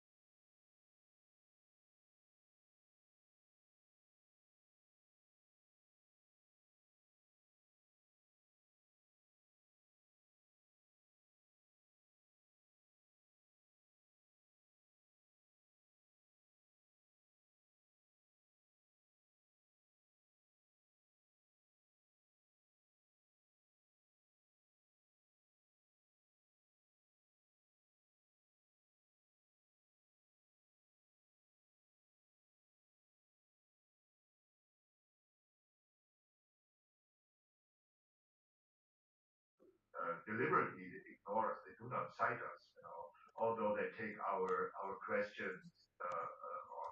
So, in a word, this is all, and that was my argument in the 2017 article on complexity economics as heterodoxy. This is no longer mainstream in their research. It's not mainstream. It's all heterodoxy. We have one more question, and that'll be the last. Professor Elsa, can you hear me? Am I audible to you? I'm just behind Smita, if you want visibility. Just behind Smita. Can you hear me? As long as you can hear me and understand me. A minute. Yeah, now, yes. Can you hear me, I'm sir? back. Can you hear me? I'm back, yes. Yeah, I understand. You can. All right. So this is just to intervene in the exchange just now. Can you understand me, sir? Professor Elsa? Sorry, I think I have the loudspeaker on again in my first application. Would you speak 1, 2, 3? Can you understand me now? Can you hear me? Yes, yeah. All right. Okay. Okay. So I had an overlap because now I have to close Okay, Professor the streaming. Elsa, okay, very quick comment to which you don't have to respond. This is just an intervention in the exchange you just had with Najib Sari. All right, once again, mainstream looks very closely at habit formation in consumption and so on. It also, at the top of the agenda, is coordination games. Although there I was intrigued by one thing that I saw, which the mainstream perhaps does not look at, which is anti-coordination or non-coordination. That might be your contribution, which mainstream game theorists are unfamiliar with. Also, there is a take they have, the mainstream has on complexity, which is basically mathematical. Linear dynamical systems, non-linear dynamical systems, chaos, sometimes catastrophes. So that's the way they would look at complexity. Once again, your contribution, which would be special to you, would be mesoeconomics. Between, I would put it this way, between the rigors of micro and the discipline of macro. Discipline of macro, I mean DSG, as well as the discipline of heterodox. Meso is neither.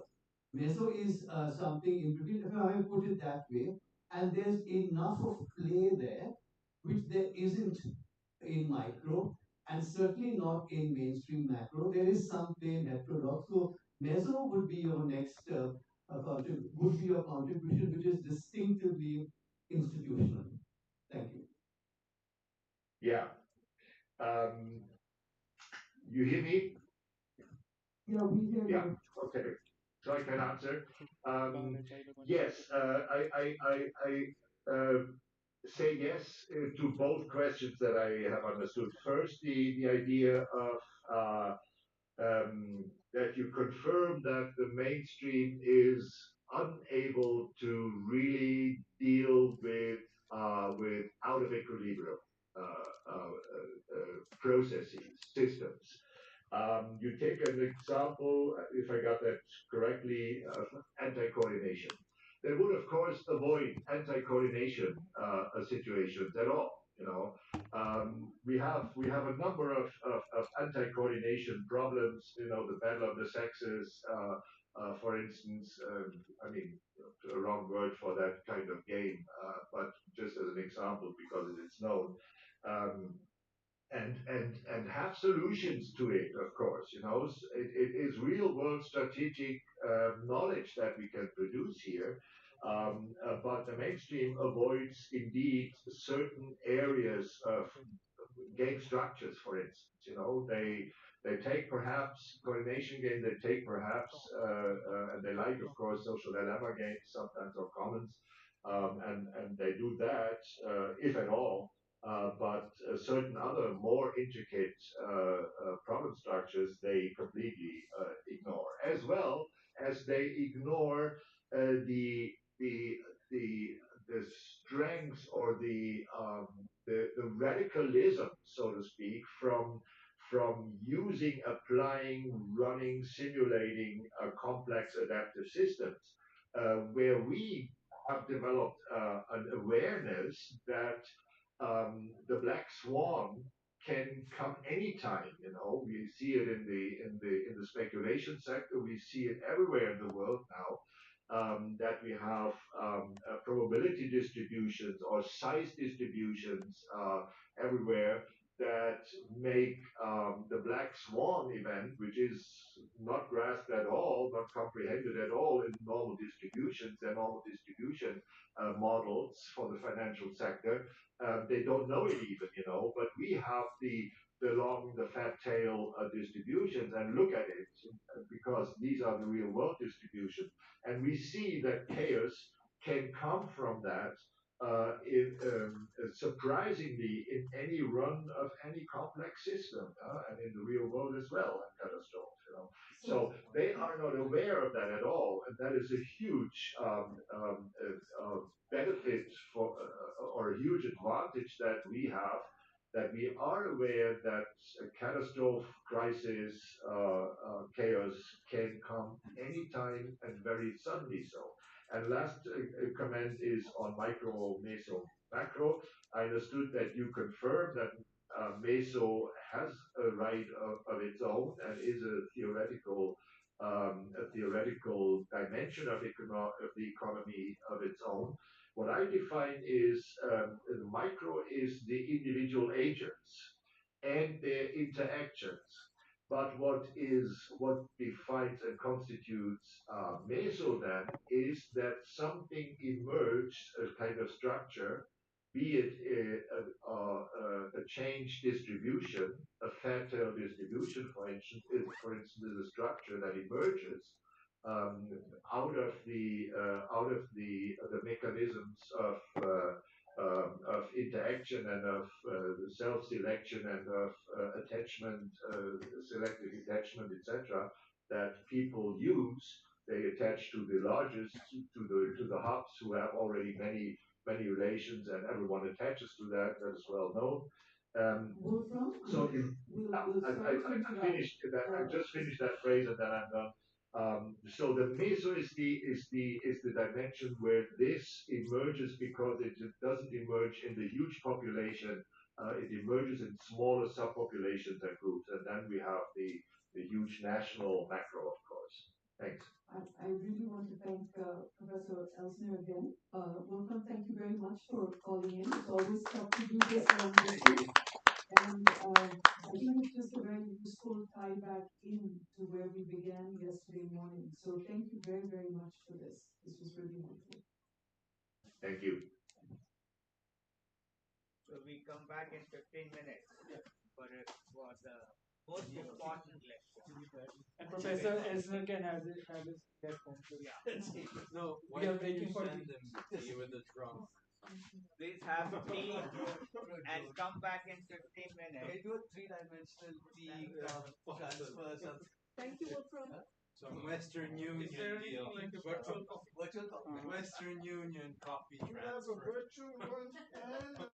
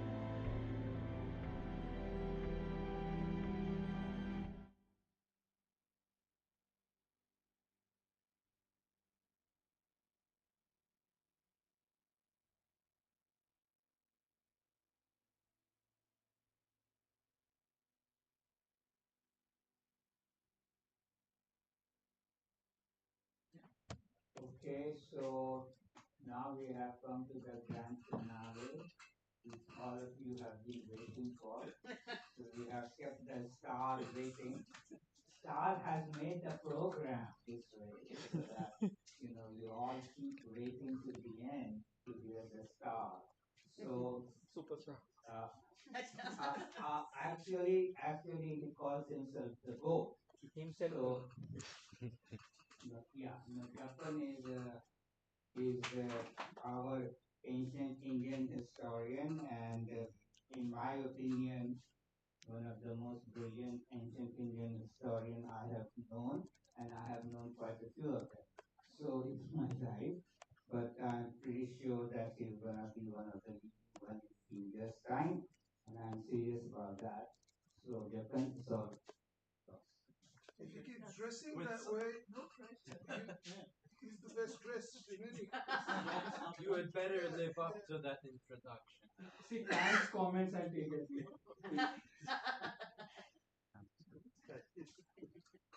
Thank you, Ajit, for the kind words. So, yeah, it's true. The intention behind making this program was to keep the best for the last, and that was Samantha actually. She cancelled, so here I am. I'm gonna talk about my favorite thing, money, and the thing that I do is I'm an epigraphist and a numismatist. Epigraphy is the study of inscriptions, and and numismatics is a study of coins. So today I'm going to talk about some coins. So when we talk about numismatics, the study begins from 750 BC, basically around 2700 years ago. The first coin was minted in India. There is a site Narhan in Uttar Pradesh, and the earliest coin that we find is called the Punchmark coin. It's a silver coin. The reason why we call it Punchmark, the term was given by the numismatist epigraphist James Prinsep, that they used to make dies and they used to punch it on flanks on silver pieces, and that is why the name Punchmark coins. So Punchmark coins continue throughout the period what we call the period of second urbanization, or the Mahajanpat period, which is between 750 BC, goes on till the foundation of the Mauryan Empire, and it continues throughout the Mauryan age. As far as the Mauryan Empire is concerned, they minted these coins with their own imperial symbols. So obviously Mayur, peacock was important to them, the symbol defined on those coins. Then there is the three arch hill symbol, which we figure to be their imperial symbol. And then there is the elephant, there is the Shat Chakra is the symbol of sun. So all these symbols we find on their coins, we call it the imperial symbols. And then after the Mauryas decline, we see with them Punchmark coins, they start fading. And a new type of coinage is introduced. It's called the die-struck coins. The people who introduced these coins were not Indians, they were foreigners. We find the Indo-Greeks, who at that time had settled in northwestern part of the Indian subcontinent. And they introduced this new technique, where a die is made, and here a sculpture will be employed. He will make the die. These motifs that you see on the coins, they are basically first engraved on that die, and then they use it to strike the flank, and that is how that symbol gets imprinted on these coins. We call this technique die-struck coins. And all the coins that we find being issued after that, whether it is the coins of the Kushan Empire, the Gupta Empire, they will employ this same technique. So Kushan Empire is important because they are the ones who introduced the gold coinage for the first time in India, modern day India. And these gold coins are then picked up by their successors, their imperial successors, the imperial Guptas. And today I'm going to talk about them, especially this one king, this enigmatic figure. If you can see, we have two sides of the same coin. We have the obverse on one side, the reverse on the other. Obverse side of the coin is basically where we will have either the portrait of the king or his name appears. Since it used to carry the head of the king, that is why today we call it this side heads and the other side tails, as it is. So as far as the head side is concerned, the obverse side is concerned, we have the portrait of a king. And he is this divine figure. If you can see, he has this halo around his head. He is holding a standard which is surmounted by a chakra, a wheel, and he is sacrificing at the fire altar. The legend that appears, if you see vertically, just below his left arm, It's basically ka, ka, matra, cha. It is kach that is written. So kach is the name or the title of the issue. And then we have a circular legend that appears. I have penned it down. It is Kacho Gamavajitya Devam Karamveer Uttamaya Jayati. It basically translates to, do I need to translate or everyone knows? Yeah, Translate. Okay, translate. So it basically says that Kach, after having conquered the earth, now wins heaven through his meritorious deeds. And then we switch to the reverse side. There is a goddess who's standing, and the reverse legend is Sarva Rajocheta, exterminator, uprooter of all kings. Now the debate is, who is this god? We know it is a Gupta because this motive, king sacrificing at a fire altar, holding the standard, this is what the Guptas were known for. Every Gupta king issues a coin which looks like this. And then we have a metrical legend. It's in classical Sanskrit. That is what the Guptas used on their imperial currency. Now, which Gupta king is this? That is where the debate lies. So I'll quickly just talk about the imperial Guptas. I know everyone is very versed with them, but still I just talk about them shortly. Yes. So if you can see, this is the genealogy of the imperial Guptas. As you can see, I just penned it down this morning. So we have the founder of the empire, founder of the dynasty. His name is Gupta. That is where the name Guptas, Gupta Empire, Gupta Samrat, all of this comes from. He was just a petty little Maharaja. He was ruling in the territory. Today it lies from modern day Banaras to modern day Ghazipur district. That is where the Guptas start from. He is followed by his son Ghatotkacha. Ghatotkacha is also a petty Maharaja. Important is the third person, Chandragupta. He becomes the first emperor, the first Maharaj, the Diraj of the empire. And this one particular date, 319, if you see, before the dates that are mentioned for Gupta and Ghatotkacha, I have used circas, approximate dates we get.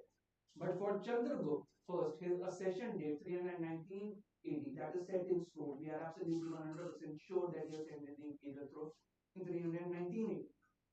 The reason for that is because he introduces a new calendar to mark his accession. So he declares that from today onwards, all the calendars that are being used here, and there were multiple calendars that were being used. The Kushans had introduced the Shak calendar, the Kanish Samvat we call it.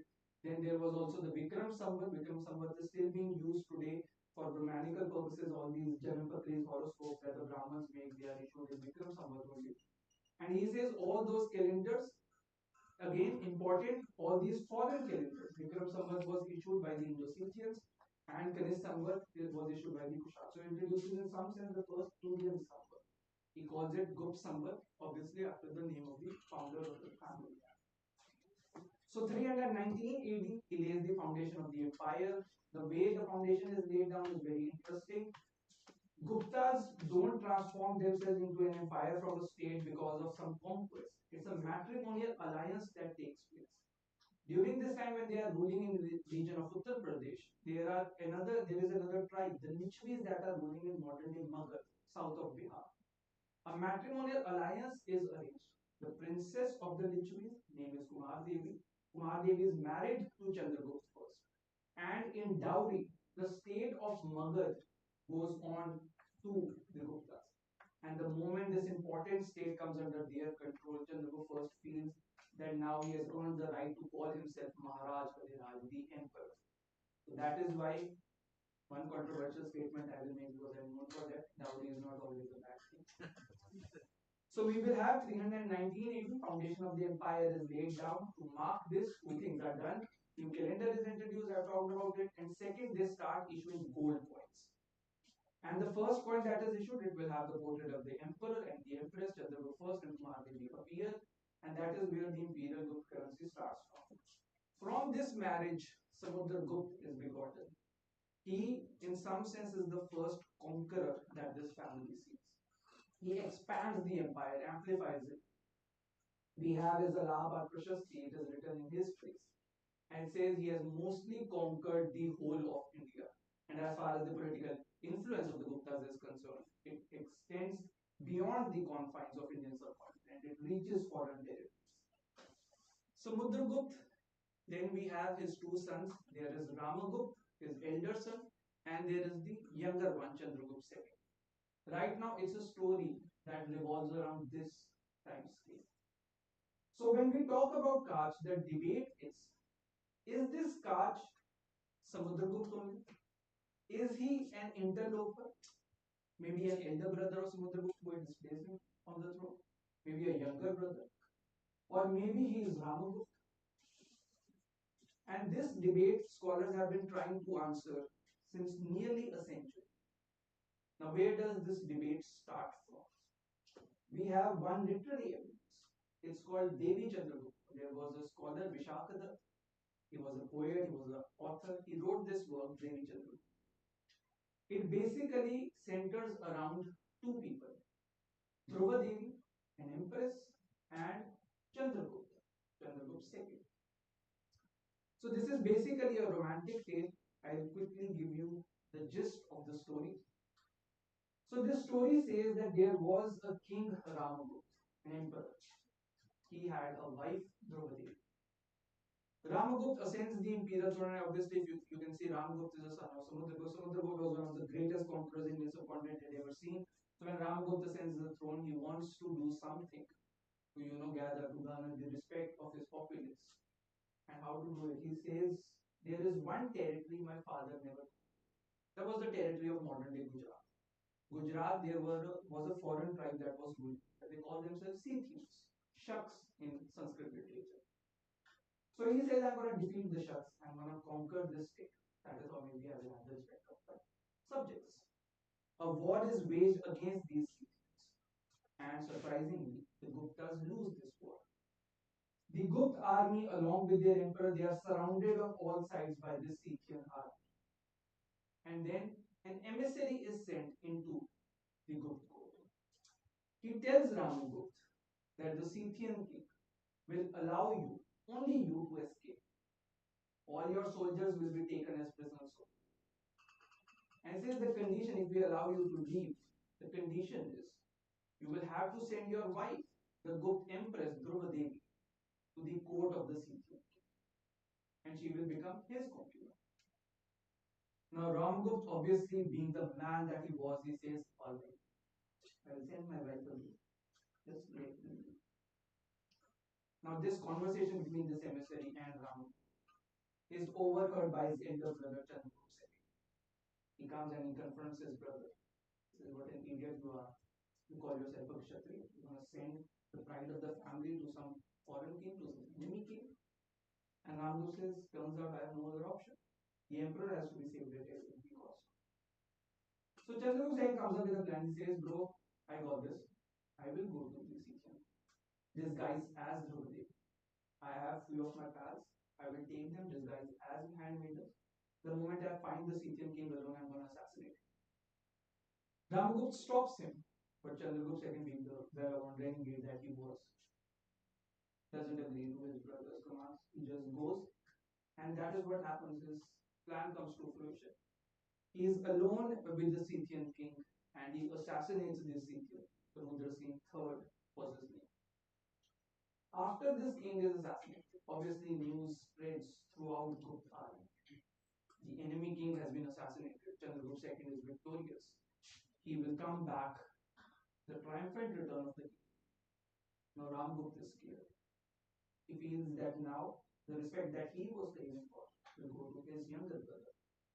So he says, the moment you see Chandragupta II entering our territory, you'll have to put him to death because he has disobeyed the commands of his emperor. Chandragupta II knows that Ramagupta is nervous. He will try to assassinate him. So Chandragupta II, he tries to make his way through the soldiers, not being noticed by them, reaches his brother, and we are told Ramagupta at that time is romancing Dhruva Devi.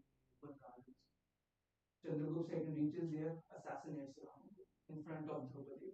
Dhruva Devi sees this heinous crime and falls in love with Chandragupta II because that is what happens. And then Chandragupta II marries Dhruva Devi, ascends the imperial throne, and obviously is hailed as the hero of the family. Now this Ramagupta, why is it important for our story? When D.R. Bhandarkar and A.S. Atekar two doyens of numismatics when they were trying to decipher this Kach coin. They say that this Kach is none other than Ram. And Aldekar comes up with a theory. He says that maybe, this guy's original name was Kach. When Vishakadatta was penning it down, it's just a scribal error. He wanted to write Kach, wrote Ram. So this king must have been Kachgupta originally. That must have been his imperial name. Later on, Aldekar lost interest in his own theory, discarded it, kept the question open that, alright, we actually don't know who Kach is. Maybe we wait for further evidence.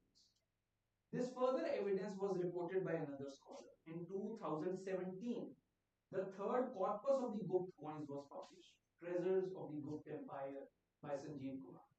There are three corpuses, three collections catalog of imperial Gupta coinage that have been published. In 1914, John Allen published the first one.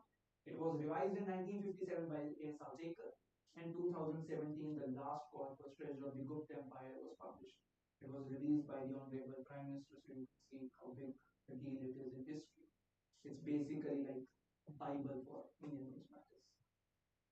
So he says the original hypothesis, Kach being identical with Ramagupta, that is the correct. The reason for that is he says, I have found the evidence, the empirical evidence that Aldekar wanted, the scholars were waiting for, and says this coin proves Kach and Ramagupta are one and the same. The reason for that is he says we have the obverse side, we have the portrait, the image of a horse, and below it he reads this. He says Kach is written. On the other side, the legend is Ram. So he says we have that coin. We have the most cogent evidence we were looking for. Ramagupta, Kach, two names appearing on the same coin. So there is a possibility maybe Ramagupta was his name when he was a governor, and later on, when he ascended the imperial throne, he took an imperial name, Kach. And that is what the imperial Guptas used to do. Even Chandragupta II, his original name was Devaraj. And when he ascended the throne, he called himself Chandragupta II to pay homage to the first emperor Chandragupta I. So he said originally this Ramagupta was a governor. The reason for that is we find some copper coins being issued by Ramagupta. Copper coins, Sanjeev Kumar says, were issued by the Yuvraj, the heir apparent to the throne, when he is just a governor, when he has not ascended the imperial throne. The moment he ascends the imperial throne, the coinage shifts, the metal changes. Now gold coins are issued. So he says this is what happened. Ramagupta, governor, issued this coin. He knew the moment I ascend the imperial throne, everything starts. And he says this coin is issued during that transitionary period. The moment he officially ascends the throne, you will have that gold coin of Kach being issued. Now, this hypothesis, which he says has finally put this debate to rest. For century, you were thinking about it. I have the solution. I think he's wrong. The reason for that is, and we will delve further into it. We have this coin, Ramagupta on one side, Kach on the other. If Kach was his imperial name, which he took when he ascended the throne, then why is he issuing this name when he's just a governor? He's not an emperor at this time. How can he take an imperial name? More importantly, if we believe that yes, this Ramagupta and Kach are same, which means this coin was issued by Ramagupta. Ramagupta, whose only one political contest is known, and that too ended in defeat, in embarrassment. He calls himself exterminator of all kings. He says, I have conquered the earth and I now win heaven through my meritorious deeds. This legend doesn't suit Ramagupta in any way. More importantly, here the name is Ka and Kach. Whereas on the gold coins, it is Ka, Aki Matra Cha, Kach. There is a difference between Kach and Kach. Now, how does Sanjeev Kumar explain this? He says the original name of this king The reason why he's taking up Kach is when he's removing the name Ramgupta and he's taking up Kach, he says his full name must have been Ghatotkacha. He is also paying homage to the second king. Ghatotkacha was his name. And says on these coins he is simply using the second half of it. Now that is true. We have some Gupta coins where half of the name is used. But every time a king issues a coin where he uses half his name, he always uses the first half. That is why Ghatotkacha Gupta, when he was issuing coins, he issues it with the name Ghato, not Kaj. Secondly, Ghatotkacha, when we use this word, if you are using the second part of the name, Ghatotkacha is formed by joining two words, Ghato and Utkach. So if you had used the second part of his name, he would have called himself Utkach. Utkach and Kach are very different. Kach means alkaline ash, bhasma. And when we say Ghatotkacha, it means goosebumps. So etymologically also, this is not possible. And now we cannot explain this fact. On gold coins, the name is Kach, and on copper coins, the name is Kach. The name of the spellings of the name of the emperor cannot be wrong on any coin. So that is why this entire theory that is being based, it is being based on a tooled coin. This coin that we see, Ramgupta and Kach, it is not real. It has to be fake. And that is why this identification of a Ramgupta and Kach being one and the same person has to be wrong. The debate sadly is still open. That I guess I will leave for other people who can explore this new research. So that is the first part of the talk. It will continue with another Gupta king, another coin. This is now silver coin. And this king is Skandagupta. If I can take you back to the chronological table, if we extend the narrative forward, you have Chandragupta II. So Chandragupta II had assassinated his elder brother Ramgupta. He has ascended the throne. Then he sets out on a conquest. We have his Udayagiri inscription which says Kritsana Prithvi Jaya. His sole desire was the conquest of the whole earth. And some sense he tries to achieve it. He has defeated the Scythians, he has conquered Gujarat. Then he crosses Indus. He moves to Bactria, another part of Afghanistan. Defeats a foreign barbaric tribe, Huns. Huns that at one time had resulted in the downfall of the Chinese Empire. He has defeated this foreign power. Comes back, is hailed as the hero. Two foreign tribes, two barbarians, Scythians and Huns he has defeated. He takes the title, the grand eloquent title of Vikramaditya, the veiler of the sun. A Surya Vanshik Kshatriya took pride in calling himself this. Vikramaditya is very important, very popular throughout Indian history. Vikram Betal story, which you have heard about it, comes from the legend of Vikramaditya. So you have Chandragupta II, Vikramaditya. He has three sons. Govind Gupta, not important, doesn't ascend the throne, dies, basically predeceases his father. Why talk about people who never sat on? We have Kumargupta first, who ascends the throne. He is the next emperor. Doesn't make any conquest. Very intelligent guy. He tries to make sure that economic prosperity prevails throughout his empire. And the reason why we say that is because he issues gold coins in 15 different types. Different denominations are issued, different types are issued. Maximum gold coins from the reign of the Heterodox come from his reign. And in fact, not just economic prosperity, he has a particular type of coin, we call it the Kartikeya type of coin. Because Kumar is another name of Kartik. He pays homage to the deity he was named after. And that Kartikeya type coin is called the most beautiful coin ever issued in India. I will not show you the gold. Trust me on that. So then we have Kumargupta. He has a younger brother, Ghatotkacha Gupta. Ghatotkacha Gupta, originally a governor under his elder brother, revolts against his elder brother, ascends the throne. But Kumargupta disposes him. Kumargup's last year, 454, is very interesting. During this time, there is one tribe, Pushyamitras. They are ruling in the region of Madhya Pradesh. They revolt against the empire. Kumargupt goes there to crush this revolt. But Pushyamitras, trained in guerrilla warfare, take advantage of the local terrain. They assassinate Kumargupt. Obviously, there is disorder throughout the empire. There is one Bhitri inscription of his son Skandgupta. It says, during that time, the Guptas were facing extinction. Vichalit Kullakshmi, tottering fortunes of the family. During this time, obviously, he is survived by his two sons, the elder son Purugupt and the younger son Skandgupt. Skandgupt is the commander-in-chief of the forces. He leads the army into battle. A terrible battle is fought. The end of the battle is Skandgupt on the battlefield celebrates his victory.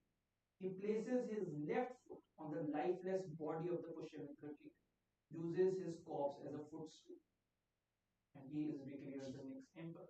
The law of primogeniture is broken. The younger son ascends the imperial throne.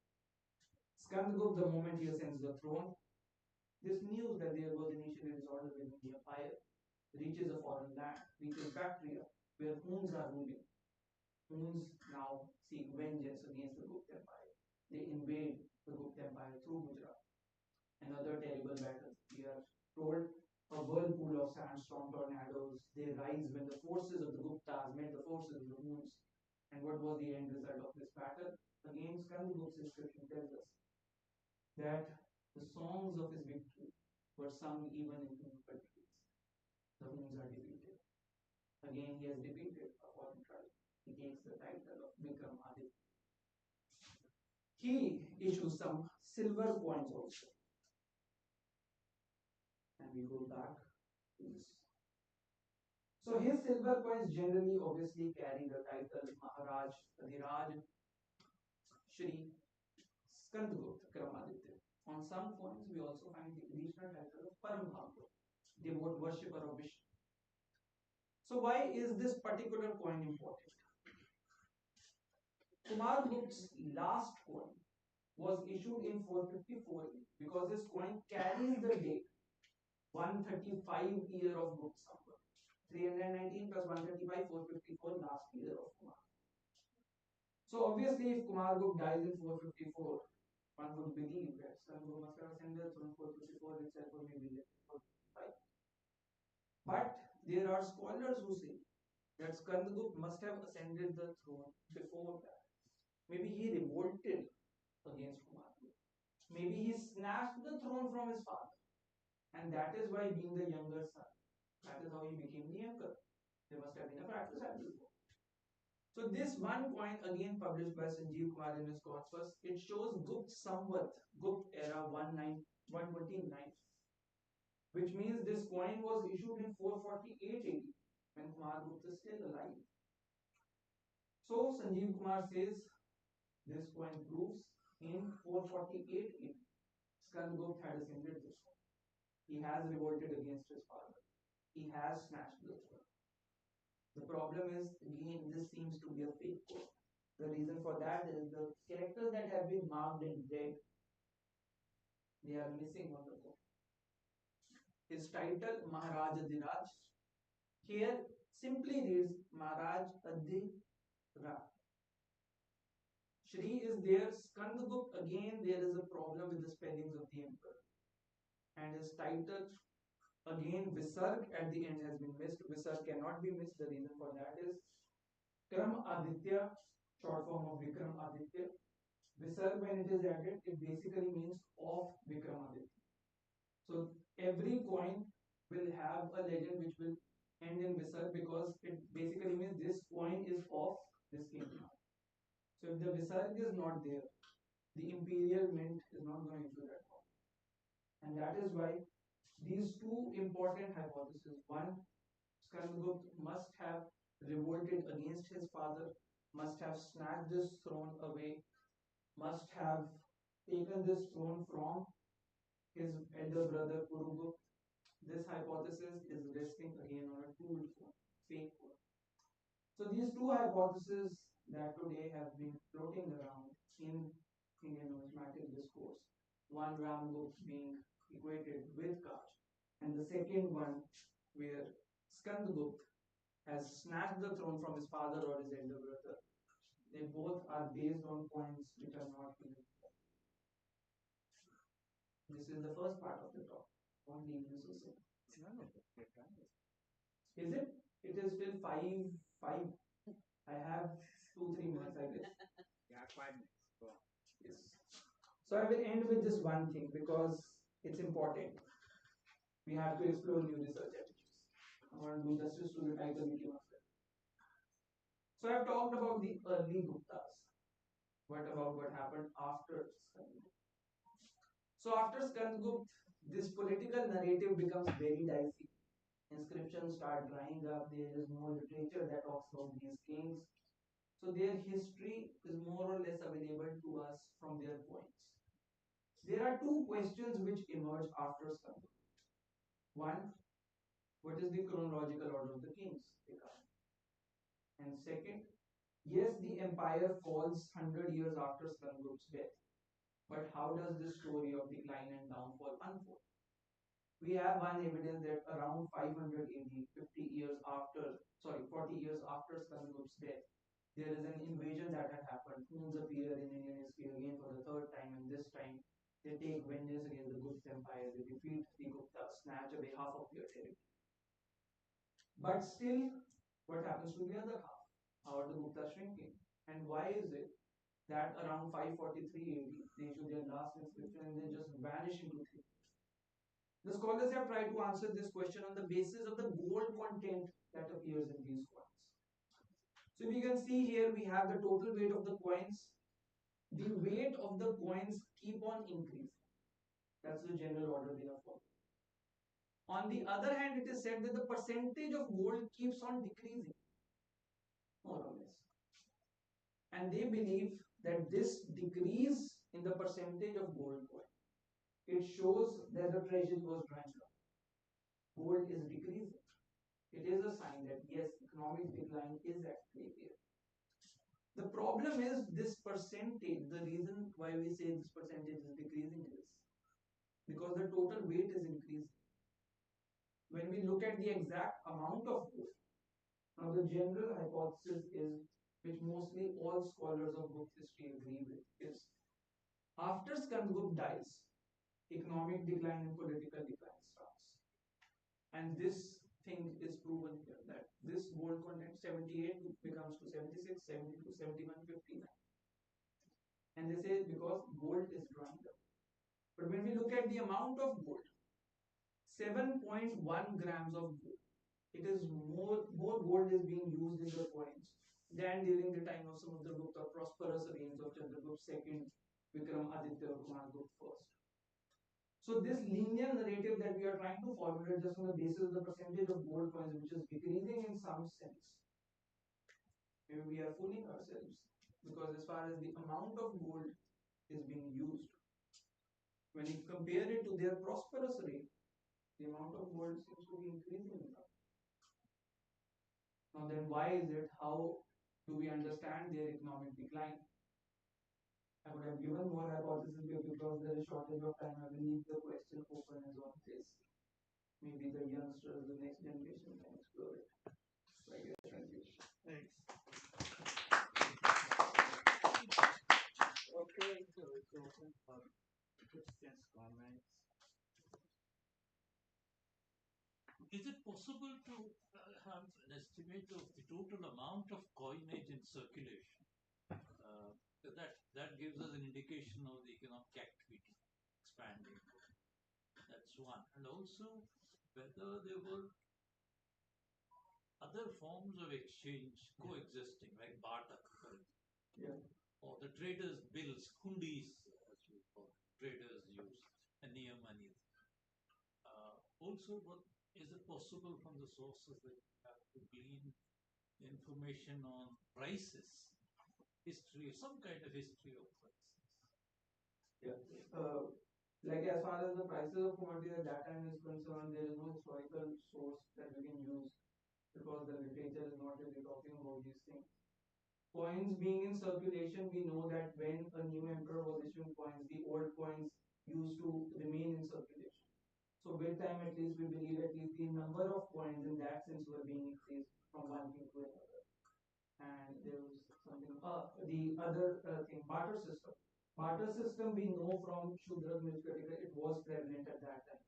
There were these two forms. There were currency was also being used, but barter system remained to be in existence during this time. So could it be deduced that monetary medium was used, say, in urban kind of craft markets, whereas in rural, that seems to be the prevalent hypothesis, yes. Hundis, bills of exchange traders, were they? Not during the time of the Guptas, but after that it starts appearing because this hypothesis of urban decay, which says that cities start to disappear after the fall of the imperial Guptas, and then barter system becomes the more prevalent medium of exchange, and then this trade guilds started issuing their own bills because currency was drying up at that time. So after the Guptas, this does happen. What about slavery? Is there any trade of laborers after the recent coinage? The evidence is not there, so yes or no saying that is would just be a conjecture now. Just wondering, from the gold coins, it seems we are not able to say whether it's a decline or a second, right? Is that what you? I mean, it's not that linear. Like it shouldn't be like just on the basis of the percentage from 78 to 76, we say okay, economic decline started. It's not that simple. Like historians have tried to build up just this one story, which doesn't seem to be true. There must be other things that played. If there was economic decline, what was the reason of it? Like this can't be the only evidence. Yeah, but so that's what I was getting Yeah. to eventually. Historians would typically not focus on any one particular set of evidence in order to reach conclusion like this. There must be corroboration coming from other set of evidences, right? Economic decline happening, one of which would be that whole feudalism debate, which starts in the late Gupta period, whether or not there is land is being distributed and decentralization is taking place, so the kingly authority is sort of going down, decreasing.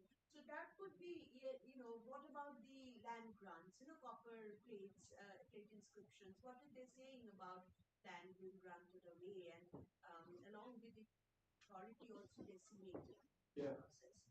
So is there any such corroboration? Because definitely Gupta period was declining, soon it would be replaced by. So what are the other evidences saying? So, like one theory is that when we look at the later book period, the late book period, one hypothesis is that cities were then going into non-existence. So they say there was a movement away from the urban centers towards the rural centers, because some of the important centers that we find during the Kushan period or the early book period, they were not occupied during the late book period. But now the strides that we have made in archaeology, we know there was a movement of people, but newer cities were also coming up on the site. So as far as like the total number of urban centers are concerned, they more or less remain the same. So at least that one hypothesis, again, it's not very linear or very straightforward as we think. As far as land grants is concerned, yes, land grants start from the time period of Margot first. The maximum land grants that are issued belong to the time of Margot first, and it basically shows us that more or less the land was under the emperor himself. He was granting these fiefdoms to other people, and with time, these land grants they again start drying up. And there is a hypothesis of V.V. Mirashi that comes into the picture here. He says that when we talk about these land grants, we have to be very cautious that within a period of 100 years, we are finding 5 land grants being issued. Now, 5 land grants doesn't mean that they were giving away a lot of land. He says, as far as the extent of the empire is concerned, 5 land grants giving away some acres of land, that doesn't mean that this feudal system had seeped in properly like we find during the Mughal period, let's say. And he says this thing of giving away land grants was in existence during the most prosperous time of the Satavahan Empire or during the time of the Vakata. So again, this rise in feudalism or giving away of land grants shouldn't be directly correlated to the decline of any political. So if a decline was not happening, so what are you What does that mean? So what I had initially felt was, and again it's again just a hypothesis, that during these at least time period of this Marduk second or Buddha, I don't see any type of decline, political or economic, taking place. And yes, there will be one setback that happens during the time of when they are losing half of their territory because Muslims have entered into the picture.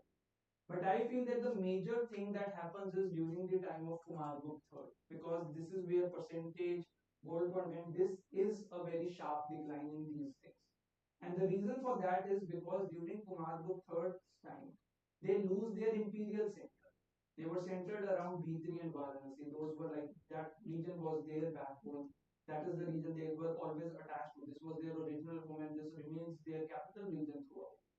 Once they lose this part, this territory, that is when their decline actually starts to take place.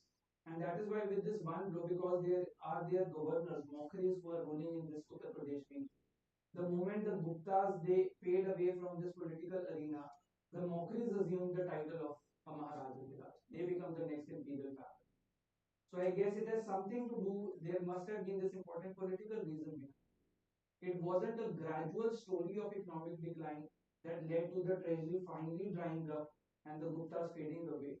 There is some political reason behind it, and it's just that one stroke of these mockeries against these Guptas, that is what basically wrote the final chapter. Yeah. There could be a direct explanation. It just struck me. Yeah. There could be something like access to gold for some reason became limited.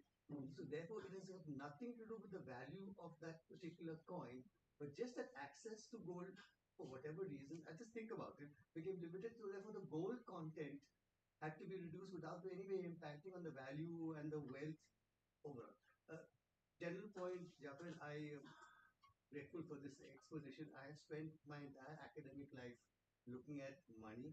Never thought I'd reach a day where I felt stupid and ignorant about the subject, thanks to you. Okay, so that's my gratitude. That is what historians do. They make others feel confused. So the other one thing, as I was thinking instinctively as an economist, we think of money in certain senses, medium of exchange, store of value, and so on. So in that context, I am reflecting on two things. One is counterfeit coins that seem to be widespread, and the second, more than one, there was gold or silver and copper. You said by the governors or the Copper and both in yeah. circulation. Yes. So that was my puzzlement as an economist. So there's more than one medium of exchange. Yeah. Therefore, more than one story of value. You have the imperial value and you have the governor value, both. So was there an exchange rate between the two? This is instinctively economics type question. Yeah. Between the gold or silver and the copper? So, something like that. That's just something It's that. just different valuation, different that you have 100 rupees. So there must have been an exchange rate. Yes. One gold equal to 4 copper or something. Yeah, like during the period of the Kushans, we noticed that 35 silver coins equated to one gold coin. That's what I was. Well, Professor D.D. Koshambi is also believed to have made a serious study of coins, among other things. He worked on ancient India. Have any results of his to share with? Yeah, because this was one of the hypotheses that we proposed of this story of eventual gradual economic decline. But as one reason is what Rama said of the gold content, we cannot conclude. In fact, I was surprised that initially you had copper replaced not by silver but by gold, and then silver enters. Am I right? The sequence that you. For the Guptas or like for Indian? Yeah, the whole series, as I understood. Secondly, yeah, it could be problem of scarcity of gold. That's one thing. Unless you have the total coinage in circulation, you cannot make any conclusion about the level of activity. It's a whack to imports, whack to mining, or whatever it is. So gold has taken no impact otherwise. So you just reduce the gold content. But if you reduce the gold, when gold has value, intrinsic value, market. That's why you have gold coin. So if you reduce it, the value of the coin has to go down. Market is not stupid. No, but the supply has gone down. It's scarce Supply. No, no, I understand. So the value of gold actually in the market will go up since supply has gone down. That's right. That's right. You have reduced that. That I understand. But then those coins have much less value compared to the other coins. You can't just have same value coin with less gold. But like, why do you think? Because this question we have never been able to answer. Why would this start increasing the weight of their gold? The weight of the other material has gone up. Yeah. Gold content has gone down. The other material has gone up. Therefore, overall weight has gone up. Right. No. That's talking about the weight, right? No. No. What they have done, look what they have done. It could be a technical reason that they have made a heavier coin in which the percentage of gold which is alloyed with other material is gone down, but they have increased the weight of the coin so that the gold content has remained either the same or slightly more. But all those coins have more gold content. That's why their value would be either the same as old ones or little more. See, the value the total weight is more or less constant around, hovering around 9, right? Here, look at this. Gold amount of gold is what matters in the market. Towards the end, it's gone down very sharply. This is what he's saying. Okay. These two. But if you look at 7.1, etc., it's more than 6.58, 6.47, etc. That's what he's saying. It's not linear. It sort of jumps and then goes down. No. It's more or less 6 point something, and actually it rises here when they start to say that it's a decline. It's not a decline, it's a rise. It's here you see a sharp. This is the story which has to be told. But I think that's what you referred to, right? The very last part. There's stories of empires everywhere where they suddenly start doing something that they cannot afford to do, and that leads to the decline. Where you think of people from various islands, I forget their names. You start doing something that you cannot sustain, then that itself causes the decline. That's devaluation they are trying. It's this will refer to the upvaluation, when it goes to 7 and 7. Right. I'm saying that period led to the decline. But that gold coin may be claiming to be of a higher value than the other ones. We don't know that. No, he's saying that they were building up towards the final decline by engaging. It was too costly. It was too costly for the state to maintain. Yeah. Where are these islands where they put up all these rock statues?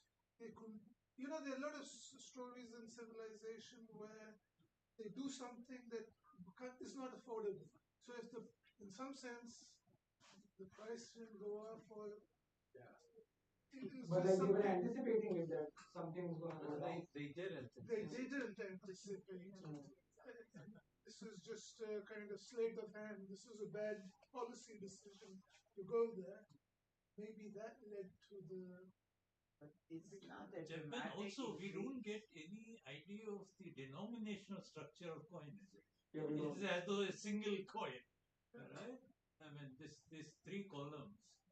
It gives us the impression as though you're talking about a single coin. It's a single type because these are all archer type coins. But Japan, you said earlier there were a whole lot of them, different coins. Yeah. Different denominations. So this we have taken an example because their archer type coin was like their imperial currency because every emperor had to issue that. He can issue more, he can issue less, but that he has to issue once he has census.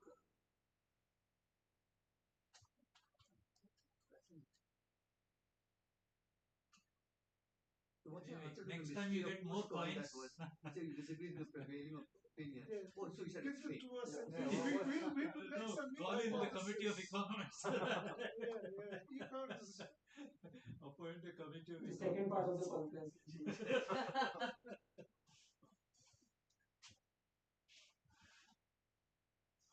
So, all right, thank you. Thanks. So, let me take this opportunity to thank everybody for coming. Those who have come. And thank people who have been here to organize it in a very short period of time, particularly Japan and Ravi.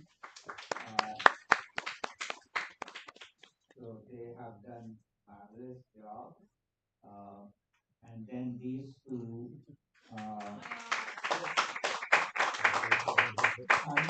Hanuman of Ram and Lakshman, or whichever they would like to put it.